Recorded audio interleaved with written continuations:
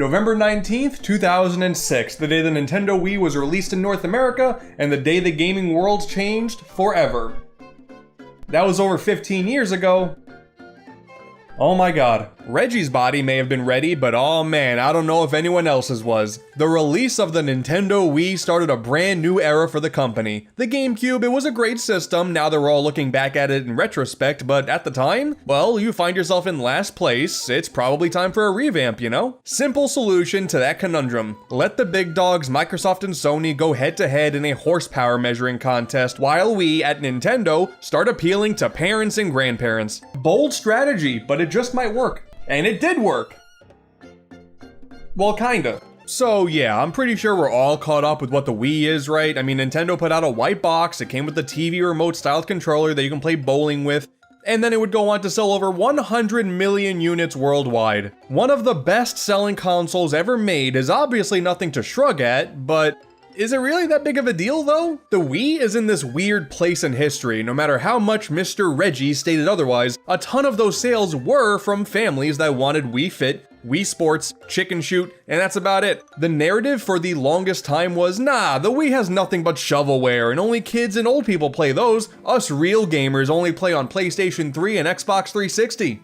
Yeah, you remember when Sony made like their own Nintendogs ripoff with their console, and then Microsoft said, hey, you know what? Controllers are stupid actually, here's the Kinect instead. The console wars are dumb. I've said this sporadically throughout my video making career, but the Wii may be my favorite console of all time. If the large collection didn't make that obvious. It used to be such an embarrassing thing to admit while that casual only narrative was all the rage, but you know what, man? 15 plus years later, nobody cares. I certainly don't care. The Wii is amazing. Nintendo officially unveiled the Wii at E3 2005 under the codename Revolution. We got a slick little black box here, there's a neat blue light around the disc slot, that's really cool. And not only did we see a logo that indicated the console would run Wii discs as well as the smaller GameCube discs, but the console was also somehow going to be able to run games from all the previous consoles too. A virtual console, if you will. The company may have been in last place at this point, but this was really the first time they were truly tapping into their legacy content, and that was really exciting. I mean, Iwata said that we'd be able to go back and play classics like Earthbound. You know, we wouldn't really get to that until 8 years later on the following console, but hey, it was the thought that counted. And then they also unveiled these weird controllers and the console's new name was the Wii, huh? I gotta say though, for as confusing as the controller was, this initial showcase was killer. They packed in so many different potential ideas for the Wii remote, it just sold so many people on it. Not just with the B-roll of players having more fun with video games than I ever have in my entire life before this, but with actual gameplay footage too. A Mario game, a Zelda game, a music game, the Wii did it all. This controller is real, and not only can you conduct an orchestra with it, but shoot down alien scum in Metroid too. That's crazy. Such a good trailer. And they were gonna sell the console with Wii Sports, and of course there's the We Would Like to Play commercials too. Iconic, absolutely iconic. I still go back and watch these every now and then because they just get me hyped for this era of gaming. It's so good. Still waiting on that green Wii to show up. Once it does, ooh, you'll all be sorry. But then, well, that's where things get a bit strange. That dumb narrative about the Wii being only for casual gamers, well, it's not like Nintendo really did much to silence them. They would go an entire press conference at E3 with games appealing to the mainstream, showing a few PNGs of some mature games also releasing on the console that year, and then Reggie would go, what do you mean? Of course we care about the hardcore gamers. Man, for a few years, Nintendo at E3 was just them talking about how much money they were making and then showing off games that people barely cared about. It was a weird time. It didn't help that the console also couldn't put out anything higher than 480p for its resolution. Now, I understand the reasoning behind this. At the time, not everybody had an HD TV, and Nintendo was trying to work with the lowest common denominator, but man, the lack of power really didn't do them any favors that entire generation when any game dared to go multi-platform. The online infrastructure was terrible too. Yeah, it was very laggy, and you know, sometimes you can get a good Mario Kart game going, but it was more often than not a total nightmare. But to be fair, to the Wii's benefit, since it was such a different vibe than the other consoles, that casual stuff was actually really fun. I used to spend hours making Miis, checking out other people's creations and trying to get random celebrities to play sports with me. I used to spin the globe in the news channel a bunch rather than actually caring about the news. I would flex my free speech muscle with the Everybody Votes channel with questions like cats versus dogs. Very important debate right there. I would spend dozens of hours browsing the Wii Shop channel, hearing that fantastic theme song while doing so. I would regularly tune in to the weekly Nintendo Week show on the Nintendo channel. It was like this weird half sitcom, half early Nintendo Direct thing that was very cheesy, but also fairly entertaining. There was the Internet channel, which you could also play Flash games on websites that were designed to have games that you could play with the Wii Remote. That stuff was really, really cool. Oh, and all of the unique banners Wii games would have also. I loved these so much. Get a game that you're super hyped for, you pop it into the console, you've been waiting so long to play it, and that little banner is like the doorway that you still have to open before getting to that great game. Now, one might assume that the dreaded Wii controller gimmicks were going to be the primary thing that prevented the possibility of, quote, hardcore games releasing on the console. And I get it, you know? A lot of people assume that playing the Wii is like this. But in reality, it's more like this. We're not out here doing cardio playing Donkey Kong, get over yourselves. And obviously, nobody understood how to best utilize this brand new controller setup than the company that made the thing, Nintendo. Man, Nintendo's lineup on this console, they weren't messing around here. There are so many great games. Introducing a brand new way to play games with Wii Sports, a series of games that almost everybody already knows how to play, made learning how this brand new console worked super seamless. And even to access the game in the first place, you use this fancy little sensor bar to point to the game on the channel menu with the TV remote looking controller. Oh, it's genius, genius. Come on now, the reckless Wii guy at the start of all of these Wii games has been trying to steer you all in the right direction since 2006. You should have listened to him. The virtual console feature was huge too. Downloading games directly to a console was a brand new thing back then, and clearly the shock and awe of such a thing was enough to justify selling NES Donkey Kong and Urban Champion for $5 each. Now on one hand, that is awfully money hungry, and I really don't condone that whatsoever, but on the other hand, I did buy them at the time. So I'm part of the problem. This resurgence of retro game hype is one of my favorite things from this generation. All of these brand new next-gen games are releasing, gaming was hitting the mainstream in a way that we had never seen before. But dude, did you know there was another 16-bit console that was right alongside the Super Nintendo and Sega Genesis called the TurboGrafx 16? Well here's Bonk's Adventure. Learn something new, kid. They would occasionally make a big deal of releasing some Japanese ROMs for purchase as well with a premium price tag. It's just a standard ROM that you didn't localize. Why are you charging extra for this? Although I have to say, shout out to the N64 Virtual Console, still to this day, the best emulation Nintendo has ever provided for this console. It's a pretty sad state of affairs, all things considered, but hey, here we are. Also, do you remember when the Genesis version of Super Street Fighter 2 had Nintendo Wi-Fi connection support? But when you really take a step back and look at all of the proper games the company would release in the years following, it's honestly ridiculous. Super Mario Galaxy 1 and 2, easily some of the best 3D platformers of all time. They made one of the best games in its genre, and then did it again. That's crazy. New Super Mario Bros. Wii, a really great 2D platformer before they started shoving the word new down our throats. Trust me, at the time, this was cool. And also, the disc art is a big reference to the Super Famicom controller.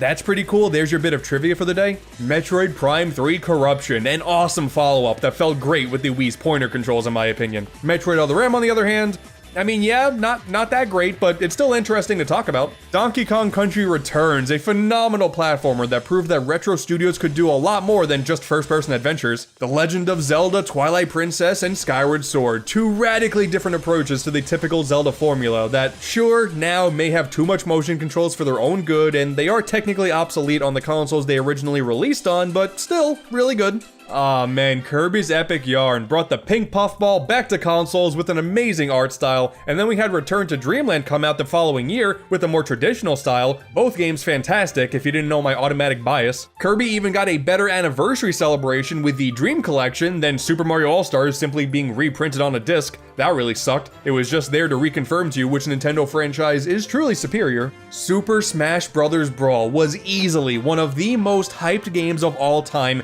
especially thanks to the Smash Dojo. And sure, the gameplay is definitely dated compared to Ultimate, but this is still packed to the brim with content. And It is also the harbinger for the Homebrew channel, but hey, we'll get to that later. Mario Kart Wii, Mario Party 8, not Mario Party 9, I'm sorry, that's just my opinion. Mario Strikers Charged, Poke Park 1 and 2, Super Paper Mario, Battalion Wars 2, Big Brain Academy Wii Degree, Excite Truck, and more importantly, Excite Bots Trick Racing. The reboot of Punch-Out, Rhythm Heaven Fever, Sin and Punishment got a sequel with Star Successor, which is one of the best action games of all time. Wii Play Motion, Wii Sports Resort, and even Wii Party are 3 genuinely great minigame collections, and I know everyone thinks the Wii series is just for casuals, but trust me, these games are really fun. I really liked the new Play Control initiative too. That was a really fun venture. Yeah, the Wii could already play GameCube discs, I know, but what if we took a select few of the games and gave them native ports to the console while also adding some quality of life improvements and most importantly, Wii controls? What's that? We have the definitive way to play Pikmin 1 and 2 at a budget price?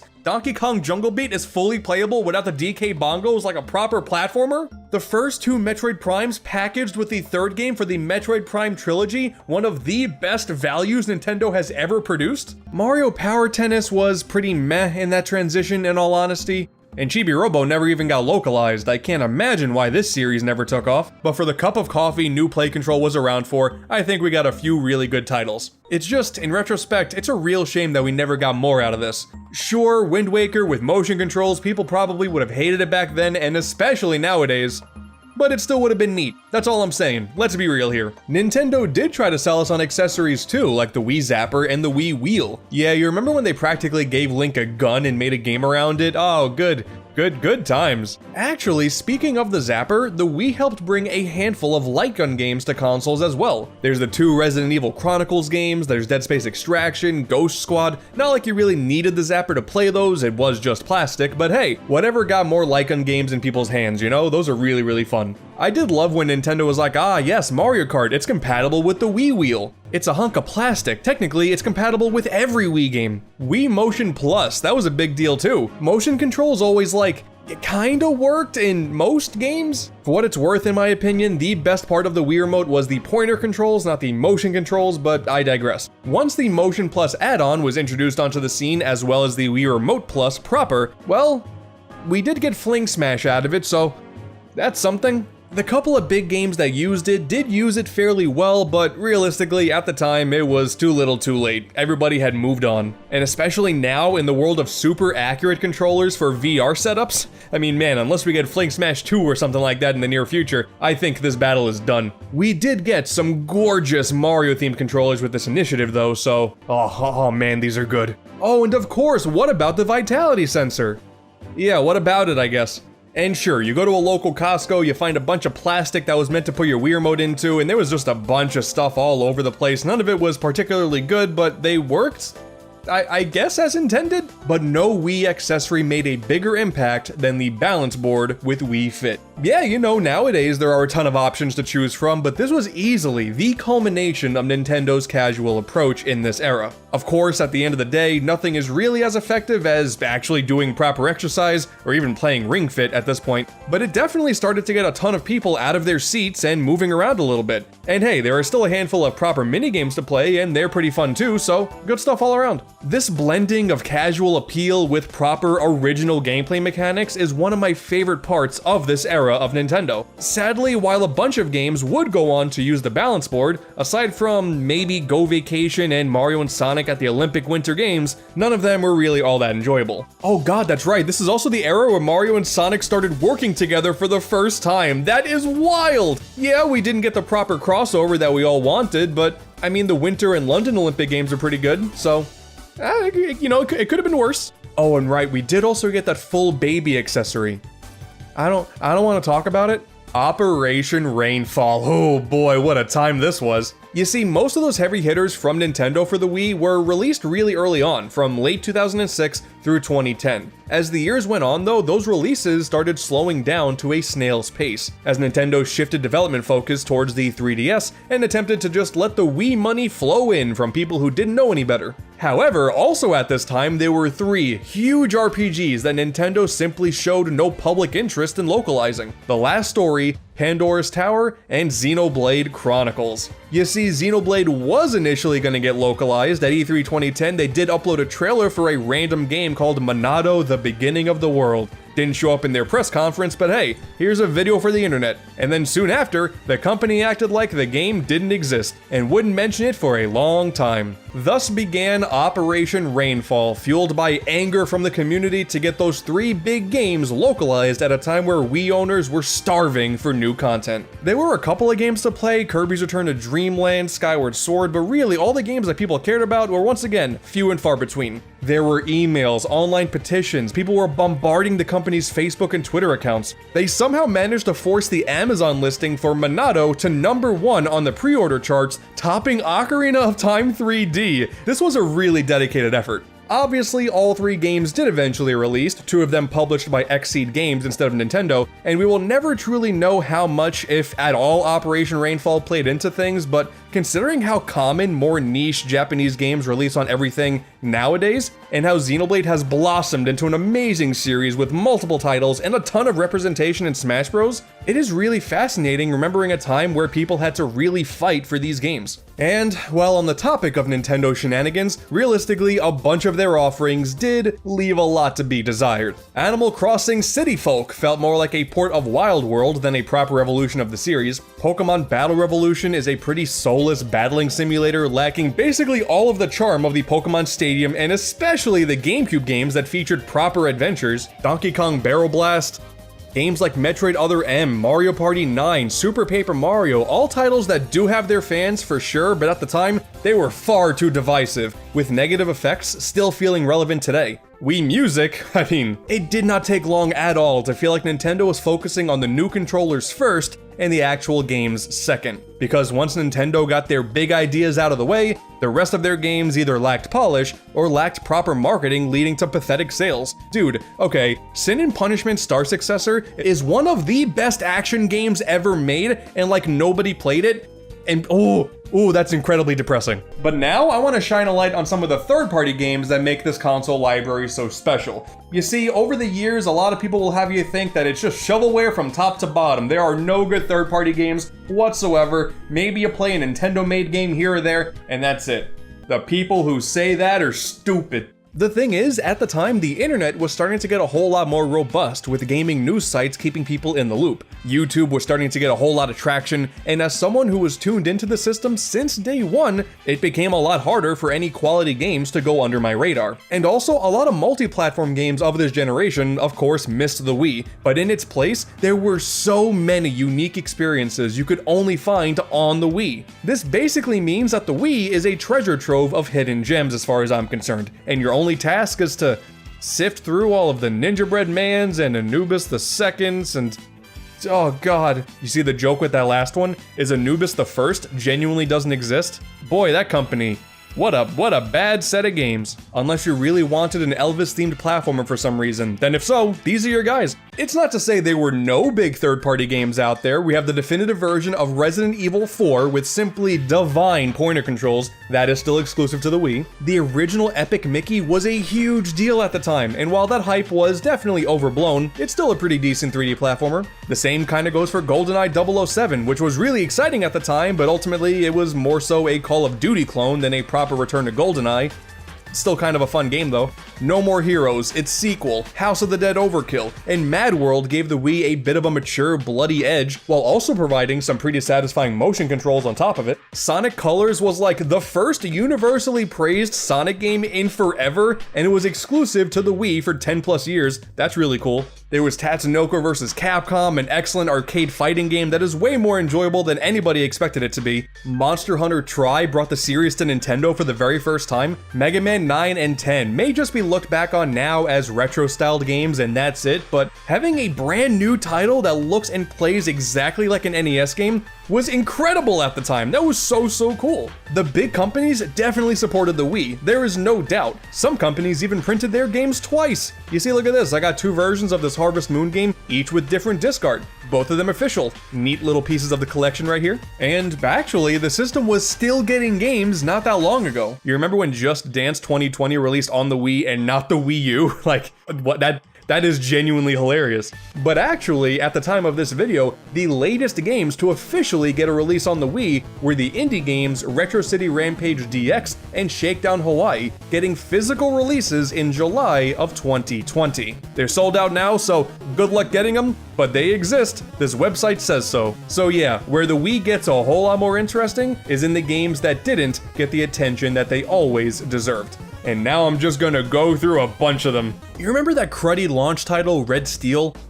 Yeah, most people try not to. Ubisoft are the undeniable kings of overhyping their own stuff, and this weird mishmash of FPS with sword combat is a neat idea at first, since it was a launch title, so that was kinda cool, but it is not good. Red Steel 2 though? Oh man, not only do we get a great art style now, but a combat system that actually blends the gunplay and the swordplay in an incredibly fun way, and it's like the only decent third-party use of the Wii Motion Plus accessory. This game is the comeback story of a generation. Muramasa the Demon Blade, excellent side-scrolling hack-and-slash adventure with a beautiful hand-drawn style. DeBlob 1 and 2 are great color-focused 3D platformers with the funkiest soundtracks ever conceived. Rayman Raving Rabbids may have been the thing that helped put our limbless hero in retirement for a while, but hey, we did get Rabbids Go Home out of it years later, a really fun and wacky adventure where you're Rabbids in a shopping cart causing chaos in the real world and collecting junk to build a tower to the moon. Oh, it's a great one. I know the Rabbids are annoying sometimes, but they randomly decided to make a good one here before going back to making dumb party games again. This one's good, I promise. Maybe you're wondering why Mario Golf never made it to the Wii, especially when Mario Tennis did. And while that does kinda suck, in actuality, We Love Golf was made by the same developers, and you know, some motion control shenanigans aside, it's actually pretty fun. It feels like a proper Mario Golf game, just without, you know, the Mario part, which is why most people care about these games. There's Deadly Creatures, a game where you do some platforming as a tarantula and close combat with finishing moves as a scorpion. It is so dumb and stupid, it's amazing. The Munchables tasks you with eating a bunch of rogue fruit, and at the end of a stage, the more you poop on your grandpa, the more points you get, or something. Who cares, man? The game is a lot of fun. If you're into 3D platformers with a great sense of scale, well, Mushroom Men The Spore Wars lets you jump around and slash enemies as a tiny little shroom in a big world. That's really cool. Dude, Little King Story. It's like this Pikmin clone, but the Pikmin have like a job system where you're building out your own little society and defeating these big scary bosses with remixes of classical music playing in the background. Dude, it's so cool. Little King Story is so good. Elebits is what happens when you give a kid a gravity gun and allows you to throw everything like an absolute maniac in an attempt to capture these little sparkling things. It's fantastic. Dewey's Adventure, made by the same developers, is an obnoxiously adorable platformer where you play as a water droplet with the power to manipulate weather to get past obstacles by becoming a cloud or a chunk of ice. That's pretty fun. Fortune Street, man. This one is technically third party, despite Mario being in it. This is a Square Enix title, and man, it is one of the best board game styled games ever made. Monopoly has nothing on this as far as I'm concerned, and considering the only Mario Party competition is 8 and 9, Fortune Street's better, I'll say it. Klonoa got a remake, A Boy and His Blob got a reboot, Sega revived Samba de Amigo, gave Knights a random sequel, Rodea the Sky Soldier is this really interesting case where it was sold as a Wii U game with a Wii version included, but the Wii game is actually a good one of the two, playing like a modern 3D Knights adventure, while the Wii U version is like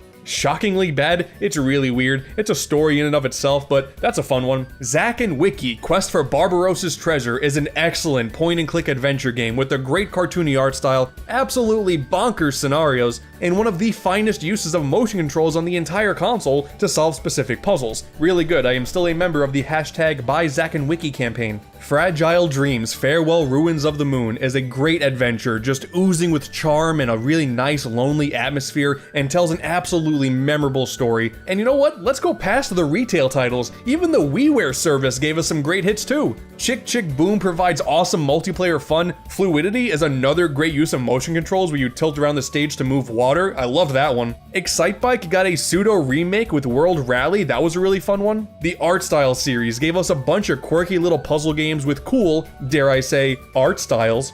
This is where the Bit Trip series debuted, a set of 6 awesome chiptune rhythm games with a modern retro art style, and it's also one of the couple digital Wii games that would go on to get a physical release with Bit Trip Complete. That's one to search out for. Final Fantasy Crystal Chronicles My Life as a King is way better than it had any right to be, considering WiiWare had a file size limit of 40 megabytes. How they got this whole game to fit into that, I have no idea. Muscle March, oh yeah. I have wanted to do that for a long time. The Wii's library is ridiculous. Like I said before, obviously a lot of the big third-party games didn't make it on the console, but that's fine, because what we did get, the originality is off the charts. And I didn't even talk about all of it. Now, with a good portion of those games like Little King Story, Da Blob, No More Heroes, Xenoblade Chronicles, a lot of those games have gotten ported, re-released, remade over the years, and that's all fine and dandy, but I'm just saying, the Wii is still the only place you can play Deadly Creatures, and I'm only slightly upset about that. But let's say hypothetically you've already played all of these games and you want something new and exciting. Well, I would be a fool to not mention this next part. One of my favorite parts about the Wii during its heyday was, of course, you knew I had to talk about this. Listen, alright, all I'm saying is there are multiple reasons why people were holding onto copies of Brawl all those years later, you know? Yes, modding a Wii was and still is a shockingly easy process, making emulation a breeze. And while I'm not about to be a big old advocate for piracy and stealing games, I will say the WiiWare service is no longer around. And while you can get some games on Steam or other consoles, so many titles that were released on that service are just unable to be purchased nowadays. And if you don't want to deal with PC emulation with Dolphin, I mean, hey, it's not impossible to play Contra and Castlevania Rebirth in this day and age, alright? You get it, you get it. If you are at all interested in the homebrew scene for the Wii, which is still fairly active, definitely check out WiiBrew.org, where people are still releasing software to this day. And for me, the most exciting bit of homebrew in the Wii scene, especially as of late, is the recent trend of fan translations for Japanese exclusives. Yeah, like I said before, with Operation Rainfall, some games did officially get localized, but now, thanks to some really dedicated fans, games like Captain Rainbow, Earthseeker, Fatal Frame 4, and Zengeki no Regenleave are fully playable in English, and they are awesome. Hey, did you know that there's actually a Pokemon Mystery Dungeon game that's exclusive to the Japanese WiiWare service? Well, guess what? That is in English now too. On top of that, a modded Wii lets you play games from other regions, so everyone in North America also owes it to themselves to check out Another Code R and Disaster Day of Crisis, the latter of which, by the way, was developed by Monolith Soft, the Xenoblade developers. That is so cool. It's also surprisingly easy to get access to mods and hacks, like newer Super Mario Bros. Wii, fantastic platformer, and CTGP Revolution, a Mario Kart Wii mod that you can actually still connect online with thanks to fan-run servers. And in fact, any Wii game can still be played online thanks to the same service. Listen, I understand, you know, most people will only look back at the official offerings when looking back at a console's life. Makes total sense. But why would I lie to you and pretend like the homebrew scene wasn't a big deal for the system for me when I'm talking about my nostalgia? A lot of the same praise can apply to the advancements of that emulator, Dolphin. It is an incredible way to experience everything this console had to offer, with hundreds of customization options, and you can play online with games there as well. And to be totally truthful here, man, until Dokapon Kingdom gets a proper port while it's still hovering around $200+ on eBay, this is your best chance to play it, so go and do that instead. The Wii is filled with nothing but shovelware and trash. I understand, I truly do. I have been a fan of this console since 2006. I have seen all of the internet discourse since then. I get it, you know? Though to be fair, I do kind of think a lot of the trash is part of the console's charm, you know? Like, I have all of these data design games, like Anubis II and Ninja Bread Man, only spend 99 cents on them. Oh, and then Trixie and Toyland here?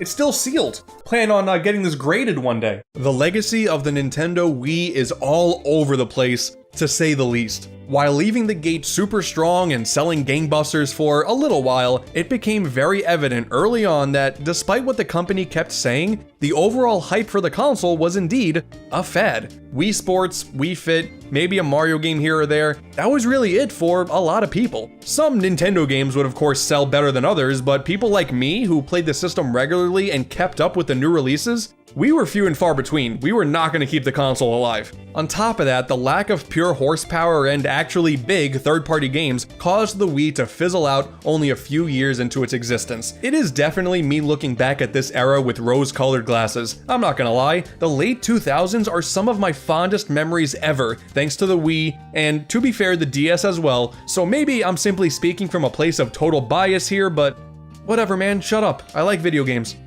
So, whenever I say that the Wii is one of, if not my absolute favorite console, I hope this retrospective gives a bit more insight as to why. There were a lot of things holding this console back, and there are definitely better ways to play a lot of the console's library, but looking at what this console gave us during its prime, from 2006 to like mid-2011 or so, it's incredible. It's incredible. What can I say? I love this Waggle-Fest machine to death. Late March 2011. By this point, the Nintendo 3DS is available worldwide. Decision-making at Nintendo as a whole company is going to change dramatically in the years following, and currently, we are rapidly approaching 15 years since its first release.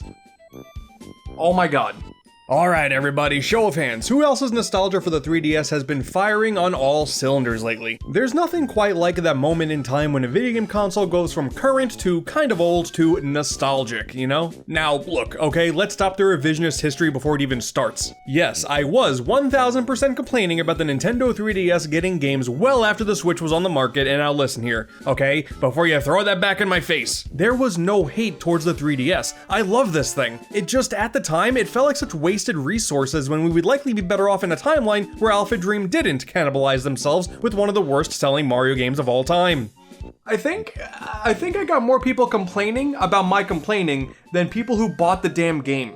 It's like the only good thing to come out of this game existing was the commercial where Bowser's in the hospital and he's diagnosed with Italians. But enough time has passed, and now I'm like, man, I really miss this thing. Nintendo Switch has games, I get it, I really do, but man, Nintendo 3DS just hits different, you know, no matter how much time has passed. The two-screen form factor, the more experimental titles, a lot of the hidden gems on the eShop, injecting some new life into it with things like the Virtual Boy emulator, Red Viper, I love that. I have been playing my 3DS more than any other console as of late, and it's been awesome.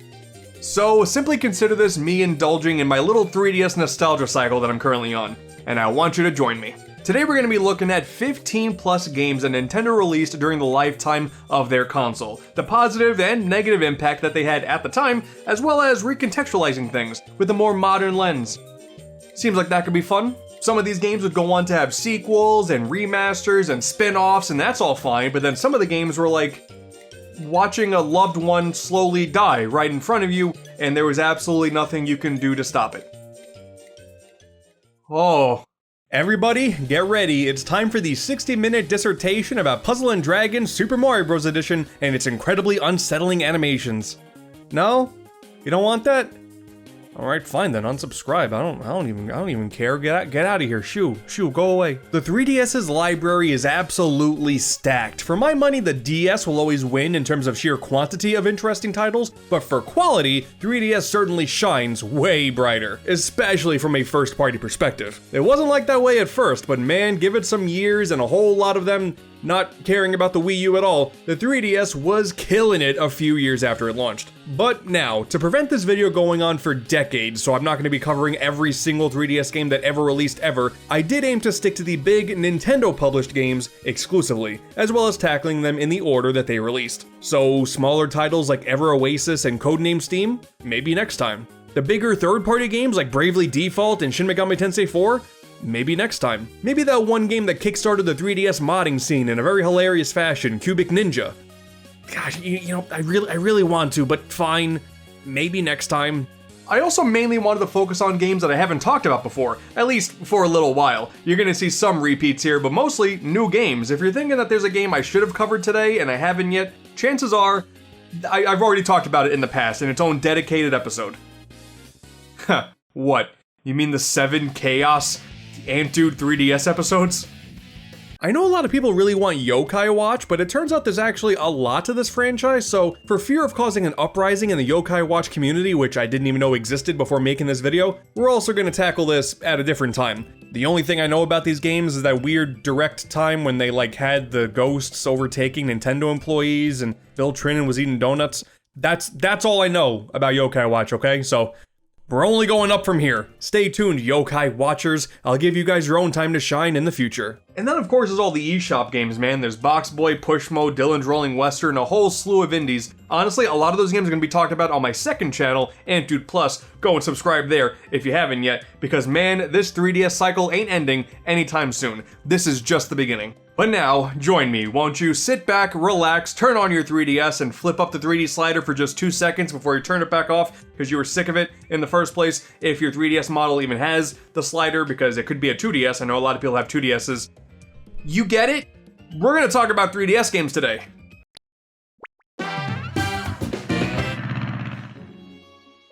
It really can't be understated just how rough the 3DS's launch was. Like, everybody talks about it, and I thought people were kind of over-exaggerating, but no. Nintendo alone gave us just Steel Diver, Nintendogs Plus Cats, and Pilot Wings Resort. That's it. Apparently the best game of the whole 3DS launch lineup was like a Ghost Recon game, and like, cool, but Nintendo, what are you doing? Steel Diver, a brand new IP? Well, maybe I'm just not that into submarine simulators, but this was incredibly boring. Sorry, after playing affordable space adventures on Wii U, it is really hard to look at this and this whole idea of you control a bunch of different mechanisms on the touchscreen like, this is nothing more than a tech demo in my opinion, and it's not even much of a 3DS tech demo. It's a submarine side-scroller. The only thing that kind of feels like a 3DS game is the periscope mode, since I uses the gyroscope. That was kinda neat, but Steel Diver is the 3DS's Titanic, a waterfaring adventure with great promise and kind of a fascinating legacy that does a really poor job breaking the ice. Which I guess makes the random sequel Sub-Wars like the 2023 Titan. We all knew it was doomed from the start, but the benefit of the doubt certainly kept things interesting for a little bit. I have even less to say about Nintendogs Plus Cats, man. Like, cool, we added cats, awesome. I guess I'll never get to see it because I'm pretty sure I soft-locked myself immediately. I picked a dog, I played with it for 2 minutes, and then I had to name it. It's like, okay, I'm gonna name it Sprinkles. Why not? I recognized the name at first, but refused to acknowledge it a second time. No matter how many times I said it. And I couldn't progress back to the main menu to just play with the dog. Fuck you, Sprinkles! I just wanted to see the stupid cats. Man, that's the whole point of this sequel. I want to see the cats. It's supposed to be the cats that respond less to having their name called, not the dogs. This dog is stupid. I don't like him. Guess I'll never get to experience that joy in my life. So all that was left was Pilot Wings Resort, a game that immediately became the best 3DS launch title just for taking place on Woohoo Island. This whole island is secretly one of the best Nintendo characters ever. I love this place so much. Nintendo should go to jail for not porting the Mario Kart 7 track to the Mario Kart 8 Deluxe Booster Course Pass downloadable content for the Mario Kart 8 Deluxe game. It's insane. The vibes of this game are immaculate, man. Just a barrage of relaxing sky-based missions around the island, from flying to paragliding, shooting balloons, riding a jetpack. It's fun, and the perfect amount of pick up and play, what a handheld game should be. I've never really been much of a Pilot Wings fan before this, like the Super Nintendo and N64 games. Quite frankly, I'm convinced the only thing keeping me playing this is just being on Woohoo Island. Like, that goes a long way. Though the original Pilot Wings did feature a bird suit, and that's not in Resort, so damn it if not bringing this back as a missed opportunity. Instead, they brought it back in like friggin' Wii Fit. Cool, man. The mission mode became a bit tedious the more I played it, but then I found the free flight mode, and it's just an upgraded version of the island flyover game from Wii Sports Resort. Yes! Just pick your vehicle of choice and find stuff. That's it. It's perfect! Each vehicle has unique objects to find. You unlock different times of day for different vibes. You only get 2 minutes per run. I kinda wish that wasn't the case, but hell, the original game in Wii Sports Resort was peak, and it's peak here too. There's just something so magical about flying around this island at your own free will and finding things behind every nook and cranny. It's great stuff. The soundtrack is really calming too, so pop on some headphones, turn down the lights, and you have been transported to a summer vacation. God, Woohoo Island, please come back from the war. I miss you. But as a launch title, yeah, it just wasn't hitting. We knew it back then, and that's certainly the case now. Honestly, going back, I think the best launch title on the 3DS was Face Raiders. I went back to it recently. It's pretty good.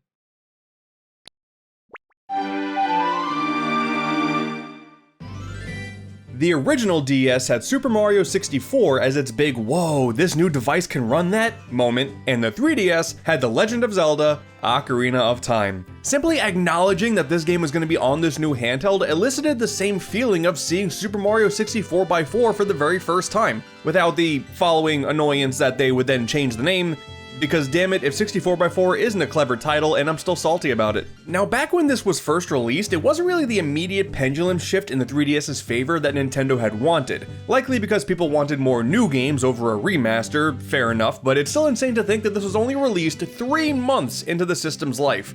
Why not just delay the whole system along with it? Sprinkles can only take the 3DS so far. Oh, but thank God they also shadow dropped 3D Classics Excitebike on us. So historically, definitely some odd decisions around this game's release, but with all of that context out of the way, it's Ocarina of Time with gyro aiming. So yeah, it's pretty good. Don't you just miss it in the original version when you would tilt the stick just a little bit and then the camera would just do an instant transmission 20 feet away? I do. Now, if you want to be snarky like I usually am, it's easy to point at the PC version, the Ship of Harkinian, maybe with an HD texture pack, as the, quote, best version of the game, but on an official capacity, aka me just desperately wanting to play 3DS games on 3DS hardware as of late, then yeah, this is the best version. Thanks to the 3D slider, it really feels like I'm there. Wanting King Zora dead for taking 1,000,000 years to weep over. Come on, I gotta get to Jabu Jabu, damn it! That initial fly-through in 3D does hit differently with that slider all the way up though, so I do see the vision. Now, truthfully, I am one of those guys who leans on the side of Ocarina of Time, not being the be-all and end-all of Zelda games. I guess you could say I'm a bit of a connoisseur of hot takes. Like here's my next one. Mario. It's pretty good. There's gonna be news stories about this everywhere. Oh my god, this is prime Kotaku bait. But honestly, going back to OOT has been extra refreshing. Off the heels of Breath of the Wild and Tears of the Kingdom and all of this conversation on people missing the more traditional linear 3D Zelda formula, it's nice to go back to the purest of the pure 3D Zelda experience. Overworld, town, dungeon, puzzles, item, more puzzles, boss with said item, rinse and repeat until the pig dies. I don't care what you think about this game, man. At the end of the day, this is a Zelda game through and through. It is total fresh air compared to the more recent philosophy of press the start button, and I don't know, man, you figure it out. The 3DS version plays flawlessly, it looks and sounds great, and if you're someone like me who doesn't have the entire game memorized like the back of my hand, these new Sheikah stones that give hints are really a godsend. Like, look, okay, it's not like this game is completely cryptic, but I would be lying if there weren't sometimes I flat out just wasn't sure what to do next. But with enough perseverance, I did find my way through. Though I did forget to nab Epona's song before becoming an adult, so I had to do a bulk of the game without my horse. That was fun. Listen, I may be dumb. There are also plenty of annoyances too, like here with Link just walking off of ledges when I want him to jump. Some bosses like Morpha are just annoying and tedious. Like look, okay, all I'm saying is I am more down for an Ocarina remake than I thought I would be. That tedium does kinda trickle down to the infamous Water Temple too. It's nowhere near as obnoxious as people make it out to be, but it is similarly as tedious as the bosses, even with the ability to use the touchscreen to pop on the boots whenever you want. Like that's really nice, but still the dungeon overall, eh. I may not be as huge into OOT as others are. Hell, I'd go as far as to say it is my least favorite of the 5 core 3D Zeldas. But it would be dumb to say that this 3DS version doesn't hold up to the test of time. There you go, we got one time pun in there. Especially with the Master Quest being included as an unlockable bonus, like that is certainly a whole lot more appealing than just a straight up hard mode. What is interesting though is that going forward, big sprawling 3D adventure games wouldn't really show up on the console throughout its lifetime. Some did exist, but really not that many. Just looking at Zelda alone, the only game similar is Majora's Mask 3D, so another remaster. And actually, Zelda didn't have much of an original identity on the 3DS at all. The more I think about it, Hyrule Warriors Legends, another port. Link Between Worlds is incredible, don't get me wrong, but it is technically just a follow-up to Link to the Past, even down to using the same world map. Twilight Princess Picross? Triforce Heroes is actually the big original Zelda 3DS game that was filled with new ideas. This one right here, that's it. And you know what? This game is actually pretty good too. I would go into a deep dive for it today, but you're gonna want to subscribe if you haven't yet, because this is coming very soon. Also, oh my god, the commercials? Are you mixing me up with the princess again? Hard to say, you're both pretty magical. Oh my god, my heart! I still love these, they're fantastic. Rest in peace, Robin Williams. Always will be one of the greats. As good as this game is, it's no surprise people wanted more. You can't hedge all your bets on just a basic remaster or remake. The people crave something new. Super Mario 3D Land! Now this was what finally made me want a 3DS, the first fully original Nintendo game for the console, Super Mario 3D Land. Dude, they brought back the raccoon suit. It's easy to undersell that impact nowadays, but for the longest time, it's not like Nintendo avoided fan service with Mario games, but this was the first time on a grand scale a 3D Mario game was built to celebrate the series' 2D roots. The aforementioned raccoon suit, the end-of-stage flagpoles, the infinite one-up trick in 1-2, the hand-drawn art during cutscenes reminiscent of classic Mario art, 3D Land in current discussion often gets sullied with its lack of wow factor in comparison to other 3D Marios, and it's not like it's a perfect platformer by any means, but this adventure, combining pure fun with the feeling of finally making the 3DS feel worth a damn, that first playthrough was downright magical. Yeah, like nowadays, sure, whatever, it's a no-frills Mario game, but 3D Land still signifies the turning of the tides that Nintendo had wanted for this console when it launched. It would begin a multi-year reign of greatness after this, and it only took like 7 or 8 months to get there. You know, not the best optics, but we're here now. The biggest issue with this game, in my opinion, is that there really isn't anything that interesting to talk about. Being the first 3D Mario that feels like a 2D Mario game is really cool, especially since it's on a handheld now, but level themes are nothing special, most of the soundtrack is filled with music from other games, the heavy bulk of the adventure is incredibly easy. There are some stages that are kinda cool, like there's one inside of a clock, or up in a purple bubbly sky. Those are nice, but they are few and far between. There were some new enemies introduced too, like the Bitty Buds. They're adorable. Many of the enemies also have Tanuki tails because damn it, you wanted that suit back for so long, it's gonna be on everything. There's even a piranha plant that shoots ink on the screen to block your vision.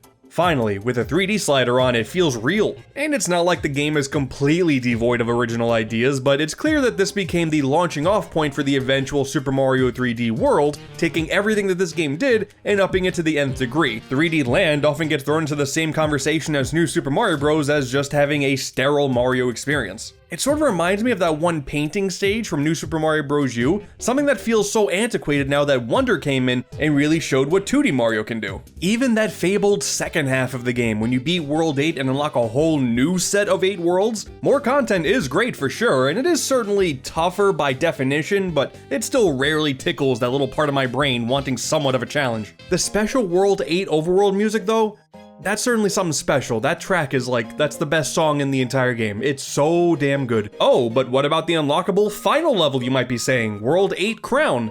I don't know, man. I think it goes down as the easiest final stage in a Mario game thus far. It's the hardest in this game, but that's where the bar is for this game. On top of that, you can only get to it by beating every single stage at least twice, once as both Mario and Green Mario, taking that annoying little nugget from Mario Galaxy 2's unlock criteria for the Grand Master Galaxy, where you gotta get 240 damn stars, and rather than improving it, they just kind of did it again. There's a lot of complaining going on, but at the end of the day, these are all nitpicks. In today's age, 3D Land it's fine. The impact for the 3DS as a console was immense, and it deserves its flowers for that alone, but it doesn't do much for me over a decade later.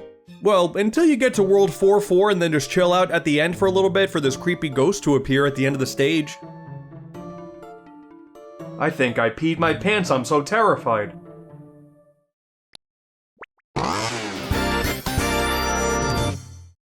Why the hell did they make the Honey Queen eraser in this game? Not enough people give Nintendo grief for this. It's so interesting to me. Similar to 3D Land, Mario Kart 7 reviewed super well. I think just by virtue of it being a really well-made game and an obvious upgrade to Mario Kart DS, it's like, yeah, of course it's great. It's Mario Kart. 16 new tracks, 16 old tracks, brand new customization options, underwater, and flying segments now. First-person view. You remember that one? Of course not, but it's there. But I was always in that camp of, yeah, it is good. It is more Mario Kart.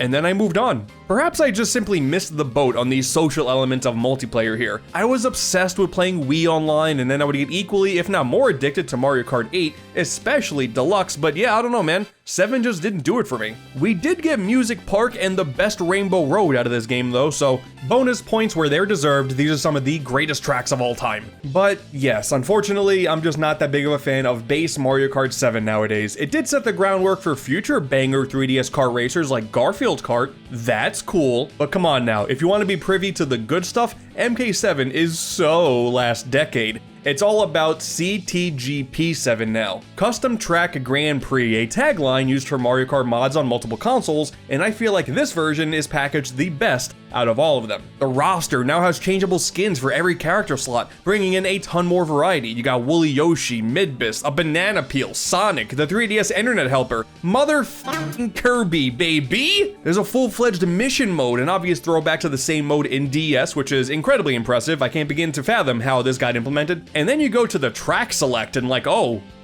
my god, it just keeps going. You got more retro tracks like Mario Raceway 64, original tracks like Concord Town, good stuff for sure, but there's also tracks pulled from or inspired from other franchises entirely. Bingo Highway from Sonic All-Star Racing, Cortex Castle from Crash Team Racing, Dino Jungle from Diddy Kong Racing, the Secret Slide from Mario 64, the RC car track from Odyssey, the Nasty Nork final stage from Spyro the Dragon. I am such a sucker for this fan service. Damn it, I want to smash Kart. I don't care, I'm one of those guys. Rainbow Road DX. Now this track is awesome. It melts together elements from every existing Rainbow Road all in one, which is so damn sick. The online even still works if you really want to get into the weeds of it. So yeah, I'm spoiled now. I don't care about base MK7 anymore, and if I never play it again, it's no big deal. CTGP7? This is something special.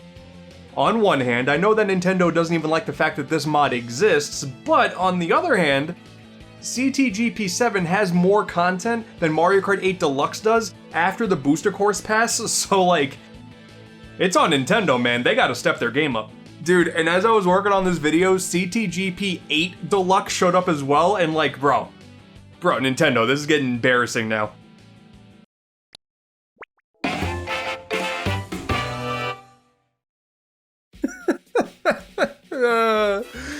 Oh, what a piece of shit. Oh, here we go now, man. Like I told you, we're gonna be taking a look at Nintendo games with an impact, for better or for worse. And I feel like Paper Mario Sticker Star irreversibly damaged every Nintendo fan's psyche with no signs of repairing anytime soon. You know, we did the best we could. It's terminal. Alright man, look, okay, Paper Mario Sticker Star is a massive punching bag. I've given my fair share of easy shots at it too, of course I did, but to be totally transparent, a lot of those sentiments come from latching on to the increasingly vocal community who were just mad about what this game represented, creating this massive divide between the Paper Mario that the fans wanted and the Paper Mario that Nintendo seemingly wanted. I will defend the follow-ups Color Splash and especially Origami King until I am dead and torn to shreds, but Sticker Star just did not give me that same feeling, to put it lightly. The thing is though, I remember even enjoying it when it first came out. I think I was just happy to be moving the circle pad on my 3DS and watching a character move on screen. Going back to it now, right after playing TTYD HD on the Switch, bro, child me could not be trusted. This game is dog water. I figured the easy way to try to get some enjoyment out of this game would be to not go into battles at all. Like, of course, I could just complain about, hey, the battles have no incentive to do them in the first place. I get it, you get it, we all get it. Instead, if I just bypass as many battles as possible and just plow through the level design and puzzles, maybe then there will be something good.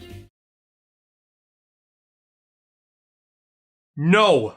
The environments are just so lifeless. The enemies have zero personality outside of these mariachi shy guys. I like them a whole lot. That is the best part of the entire game. The story sucks. It's just Bowser taking Peach again, and Bowser has no personality when that was like the whole thing that made Thousand Year Door and Super Paper Mario so cool was Bowser was fantastic in those games. I try to build up stronger stickers in my library for the important battles, but by avoiding so many battles, I keep running out of space. So I gotta pause the game. I gotta go into my library, find a sticker to get rid of, be sure to resort the collection because it doesn't do it on its own, and then get the new one, and then move on. It sucks. Even if you want to avoid the battles, it still sucks. But fine, you know, I would even be able to say the game is decent enough if you play the game in a way that Nintendo didn't fully intend you to do.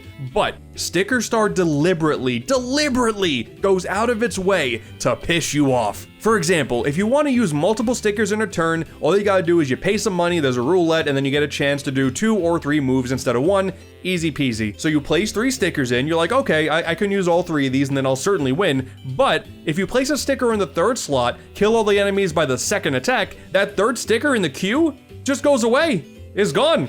Even though it hasn't been used. Wah! And the thing objects, oh my god, the thing objects, the audacity of the things. Real life objects turned into stickers that are basically essential for many of the game's environmental or battle-based puzzles, and I guess what the story directors thought would be very funny every time they showed up. They were wrong on that one. That part didn't land. The game doesn't really give you any good insight as to what you need for the upcoming battles, causing obnoxious back and forth between areas, which is insane because the game starts off pretending to be open world by having the first stage of 4 worlds available from the beginning, but you can't progress in any of them, so what's the point? But fine, okay, I go through the normal progression, I go through World 1, I try to make the best of things, and then I get to the end, and there's a boss fight against a King Goomba made of multiple other Goombas. I do some damage, I eventually use the thing for massive damage, win the fight, no problem. Only for Kirsty to tell me that I did it wrong? I took too many turns. I'm not speedrunning the game. Try a little harder next time. I hope you slip and fall into a paper shredder. And then what? I'm gonna do the typical YouTuber thing and then just plow through the game no matter what. For the sake of the video, I'm gonna keep going just so I have more stuff to complain about. Like, hey, the Wiggler, that guy sucks. I don't need to go much further into this game to know that I'm done. I got through World 2 and I just couldn't do it anymore, man. Sticker Star is garbage, and quite frankly, it is one of the worst games Nintendo has ever published. Yeah, the people who are talking about how bad this game is, they are correct. And it is a shame that this game's stink carried over into Color Splash, because it's not like it's incredible by any means, but they certainly made the best out of a bad situation. And then Origami King, that game just flat out slaps. Like, I don't even think the game needs the additional asterisk. Like, that's just a great game. I don't care what you say. As far as the 3DS is concerned, Mario and Luigi definitely got the better end of the stick. Even if the paper one is not that great, it's certainly better than Sticker Star. But just keep this game in mind. Whenever we get people saying that companies should be remaking more bad games instead of good games all the time, we could have been in a timeline where we got Sticker Star HD instead of Thousand Year Door HD. I like to think the multi-billion-dollar video game company finally knows what it's doing. It took long enough, but I think we're finally on the right track. And yeah, that's why I feel like it's important to still be able to criticize a video game company, even if you have like this massive loyalty to them. Like, does that make sense at all? Totally. And I'm just glad that even if we disagree about the quality of Hey Pikmin, we can still come together in our shared love of Nintendo. Oh, sorry. No, we're not talking about Hey Pikmin in this video. I'm referring to Paper Mario Sticker Star. Sticker...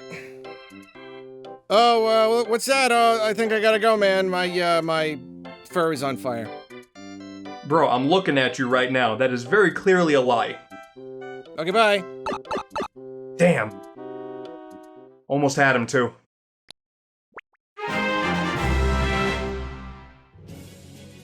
Fire Emblem Awakening will always go down as one of Nintendo's biggest success stories of all time. It's not like this franchise was dead, it had just been a few years since the last original title, Radiant Dawn, released on the Wii. There was also that remake, Shadow Dragon, on the DS, which... I don't know, man. I haven't played it, but this art style gives me big Windows 98 screensaver vibes. I don't like it. But for all of the time and effort that goes into these grand-scale tactical RPGs, for Radiant Dawn to sell less than 500,000 copies, it's no surprise Intelligent Systems was told that if this new entry didn't do well, this franchise would be dead. And you know, this whole series is about like permadeath and stuff, and you don't want that. This is a practice that Nintendo would attempt later on with... Well, we'll get to that. Plus, this is 2012, 2013, we're only a few years removed from Operation Rainfall. How much more of these Japanese-esque titles is Nintendo gonna trust? What we ended up getting was an adventure that greatly expanded on the series' medieval roots, while also emphasizing character relationships, rewarding the player for pairing characters together for not only gameplay benefits, but also these quirky little social link-like cutscenes. I mean, hell, if it works for Persona, Why not here? This feature would be the linchpin that would secure a brand new fan base for this franchise. It would go so far as to have a time travel plotline that brings the children that your couples would eventually make into the current battlefield. This left people all over to be excited about children they didn't know they were gonna have going into it. These are my daughters, Cynthia and Morgan. I will defend them with my life, and if you make any comments about them, I'll have you pick a god and pray. Awakening would be such a crazy shot in the arm for the Fire Emblem franchise. Like, in the years following, we got multiple sequels, we got multiple Warriors games, we have a weird spin-off with Tokyo Mirage Sessions, we have the most supported Nintendo mobile game of all time. They went back and localized the NES game for the very first time. It was a timed release during 2020, the same time they did for like Mario 3D All-Stars. That was very weird, but they did it. And all that effort that this franchise got put into it now just resulted in a bunch of people complaining about there being too many Fire Emblem characters in Smash Brothers. Like, this is why we can't have anything nice. Like many others, Awakening was my very first ever Fire Emblem game, thanks to the demo that was cleverly released on the eShop. That was a really smart idea, and immediately, I was blown away. The cutscenes were so beautifully animated, the characters were so endearing, the graphics were pretty damn impressive for an early 3DS title, the music was ear-meltingly good at times, and the gameplay was straightforward. There were a lot of quality of life things that were introduced to this franchise, and it went a long way. Simply being able to pick a guy and then go, hey, I want you to attack that guy, and then you figure it out, goes a long way. There's a lot less menus than in previous titles. And sure, sometimes it does just boil down to, hey, my attack number is bigger than yours, so put this guy on this guy and then you're gonna kill him in one shot, easy peasy. But the game does a good job introducing different mechanics to consider with all of your moves, weapons that you can forge back on the menu, terrain that alters your ability to evade attacks, pairing up with units by simply standing next to them as opposed to attaching them at the hip, eventually being able to upgrade your unit's classes between a few different options. There's a lot here, but these things are introduced so steadily that it never becomes overwhelming, which is important because once again, this was the first Fire Emblem game for so many people. And when it comes to the wide cast of characters, for the first few hours, new units just keep forcing their way into your guild every single chapter. You have no choice but to learn how James Pokemon here works with his bow and arrow. And I am no tactics expert by any means, quite the opposite actually. My characters are dying all the damn time, and this is the easiest difficulty. I'm bad, okay? That's it, I'm bad. Awakening introduced a casual mode that disables the series staple permadeath, which before would be if your character died, you would just not have them for the rest of the game. No thank you. While some hardcore fans believe this is a sin against the franchise, quite frankly, I don't think I would have the patience to see this game through to completion without some of these quality of life changes, and besides, you don't have to play with it anyway, so it's a win-win for everybody. With this easier and simpler gameplay loop, I was able to complete this game with relative ease. Lost a lot of characters, but hey, we brought them back to life, no big deal, and I loved it. I had clearly missed out on never giving Fire Emblem a chance before Awakening, and I'm positive that that is the exact vibe Nintendo wanted. But fast forward to this video, this was my first time playing Awakening since it first launched, and I have played all of the other modern Fire Emblems as they've released after this, going back to this one with a whole new wealth of knowledge on how these games work. I don't know, Awakening is fine, I guess. Like, outside of this one really big plot point about a third of the way in, most of the game is just you guys walking around and then, oh no, it's the evil goop monsters. That's not good. It's kind of just that ad nauseum. Like, it's not just that, but it's mostly that. Quite frankly, the best part about this game is the fact that Kellum is consistently unnoticed by everybody else, even down to being the only character who is Mike Wazowski'd on the box art. I feel like the best way to categorize Awakening is that it is the perfect series entry point. It doesn't do anything wrong necessarily, but you can pinpoint different specific things that subsequent games do a lot better. Fates has more engaging and intricate gameplay. Echoes has a better cast of characters with more class flexibility. Three Houses has much stronger world building with the monastery. And hell, for as weak engages in a lot of areas, I feel it did a better job with its fan service and its pair-up mechanic by combining the two instead of having them separate. You can recruit Marth in Awakening's DLC, but it's like a card of Marth? That's weird, man. Obviously, it all boils down to what you find important in these games, because people keep telling me that the gameplay in Fates is fantastic, and I guess that's kind of true, but damn it, if I can't get past the horrendous characters and story and being told to blow on your partners in order to wake them up, what the fuck? And for some of you out there, it's not going to matter, because Awakening introduced the world to Tharja, and that is important for a lot of people. What are we talking about?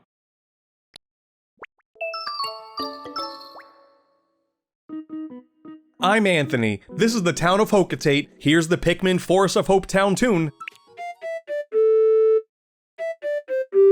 And this is my story. Going back to Animal Crossing New Leaf in the current year really taught me two big lessons when it comes to this franchise. For one, it is incredibly easy to belittle the quality of life improvements that New Horizons brought to the table. You had in-game achievements, it's less time consuming to sell items in bulk and purchase items through your phone. Obviously there's all the customization options too. I didn't realize just how much New Leaf was built upon with that sequel, so going back to the simpler approach of fewer things to do on a daily basis in a town that you can't really mess with for a while until you get access to the project system. It was interesting for sure, but that leads to the second lesson of, man, Animal Crossing is actually a bit rough to get back into when there's no community element of knowing hundreds and thousands and millions of people are playing alongside you. So there I was, starting a brand new town in New Leaf in my own little bubble, ready to rave about all the nostalgia that I would be feeling, and instead, I do still love having gyroids in my tiny little house though. One of the major arguments to be had in New Leaf's favor is that New Horizons simply dropped the ball when it comes to a variety of things to do.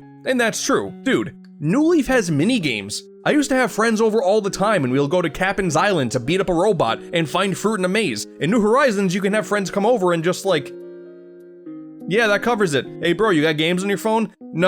No, actually, you got no games on your phone in New Horizons. What the hell? The Welcome Amiibo update brought in a campground that introduces new items purchasable with a new currency, the Meow coupons, and also brand new themed villagers like the Squid Sisters in the form of squirrels, Wolf Link in the form of a wolf, Philly in the form of a 7-Eleven sponsored horse.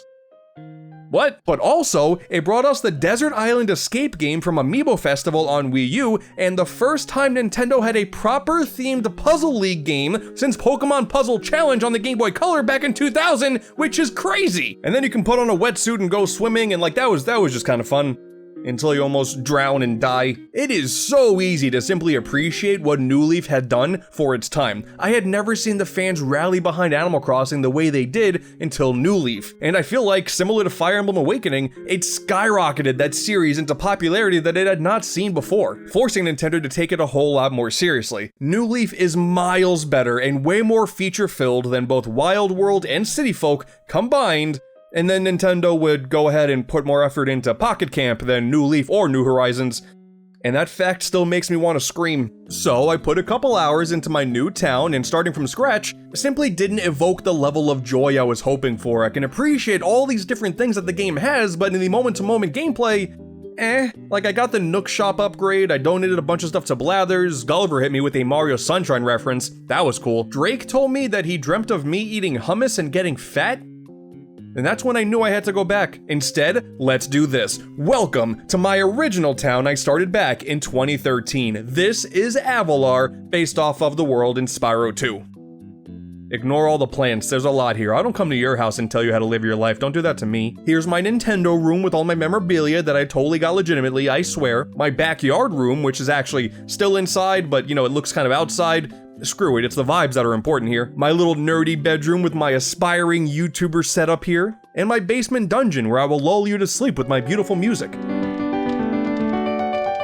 Eat your heart out, friggin', I don't know, France list. You're back to stay forever, right? Never leave us again. I just don't have the heart to tell him.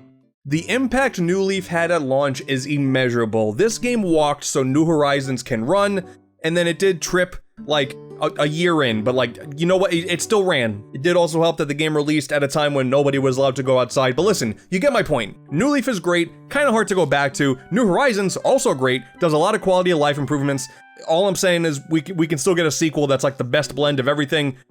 Right now, this is all we're dealing with. It is a shame though that the online servers for the 3DS are dead because I wanted to go into the dream world and see random people's creations, but I can't do that anymore. Well, at least local play still works. I did manage to force myself into Miss Fushi's town of Potato Town. Why not? I gotta see someone else's work here now. Ah, yeah, okay. This is nice here, getting to see the town of someone who clearly knows what they're doing. This is definitely, man, I didn't know what I was doing, clearly. This definitely fills me with joy as someone who ran my town into the ground. I'm surprised they missed me. So many plants and trees outside. Epona is here as a resident. I love that. The main house is filled to the brim with absolute goodies here and a nice constant theme throughout each room. Bamboo and bushes in the water. Wait a second, is this one of those hacked towns I keep hearing about? Aren't there ways to like hack this game to remove all the restrictions on your items and you can just place whatever, wherever you want? I don't know how I feel about this. This goes against the authenticity of what Animal Crossing stands for. I don't know, man. It just sounds like you're bad at the game.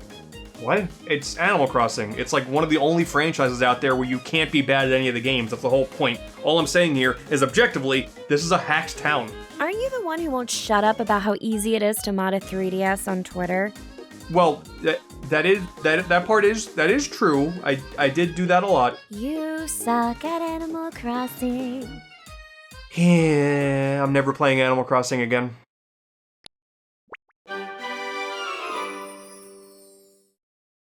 Oh god, it's the Pokemon part. Okay, well, somebody's gonna be mad.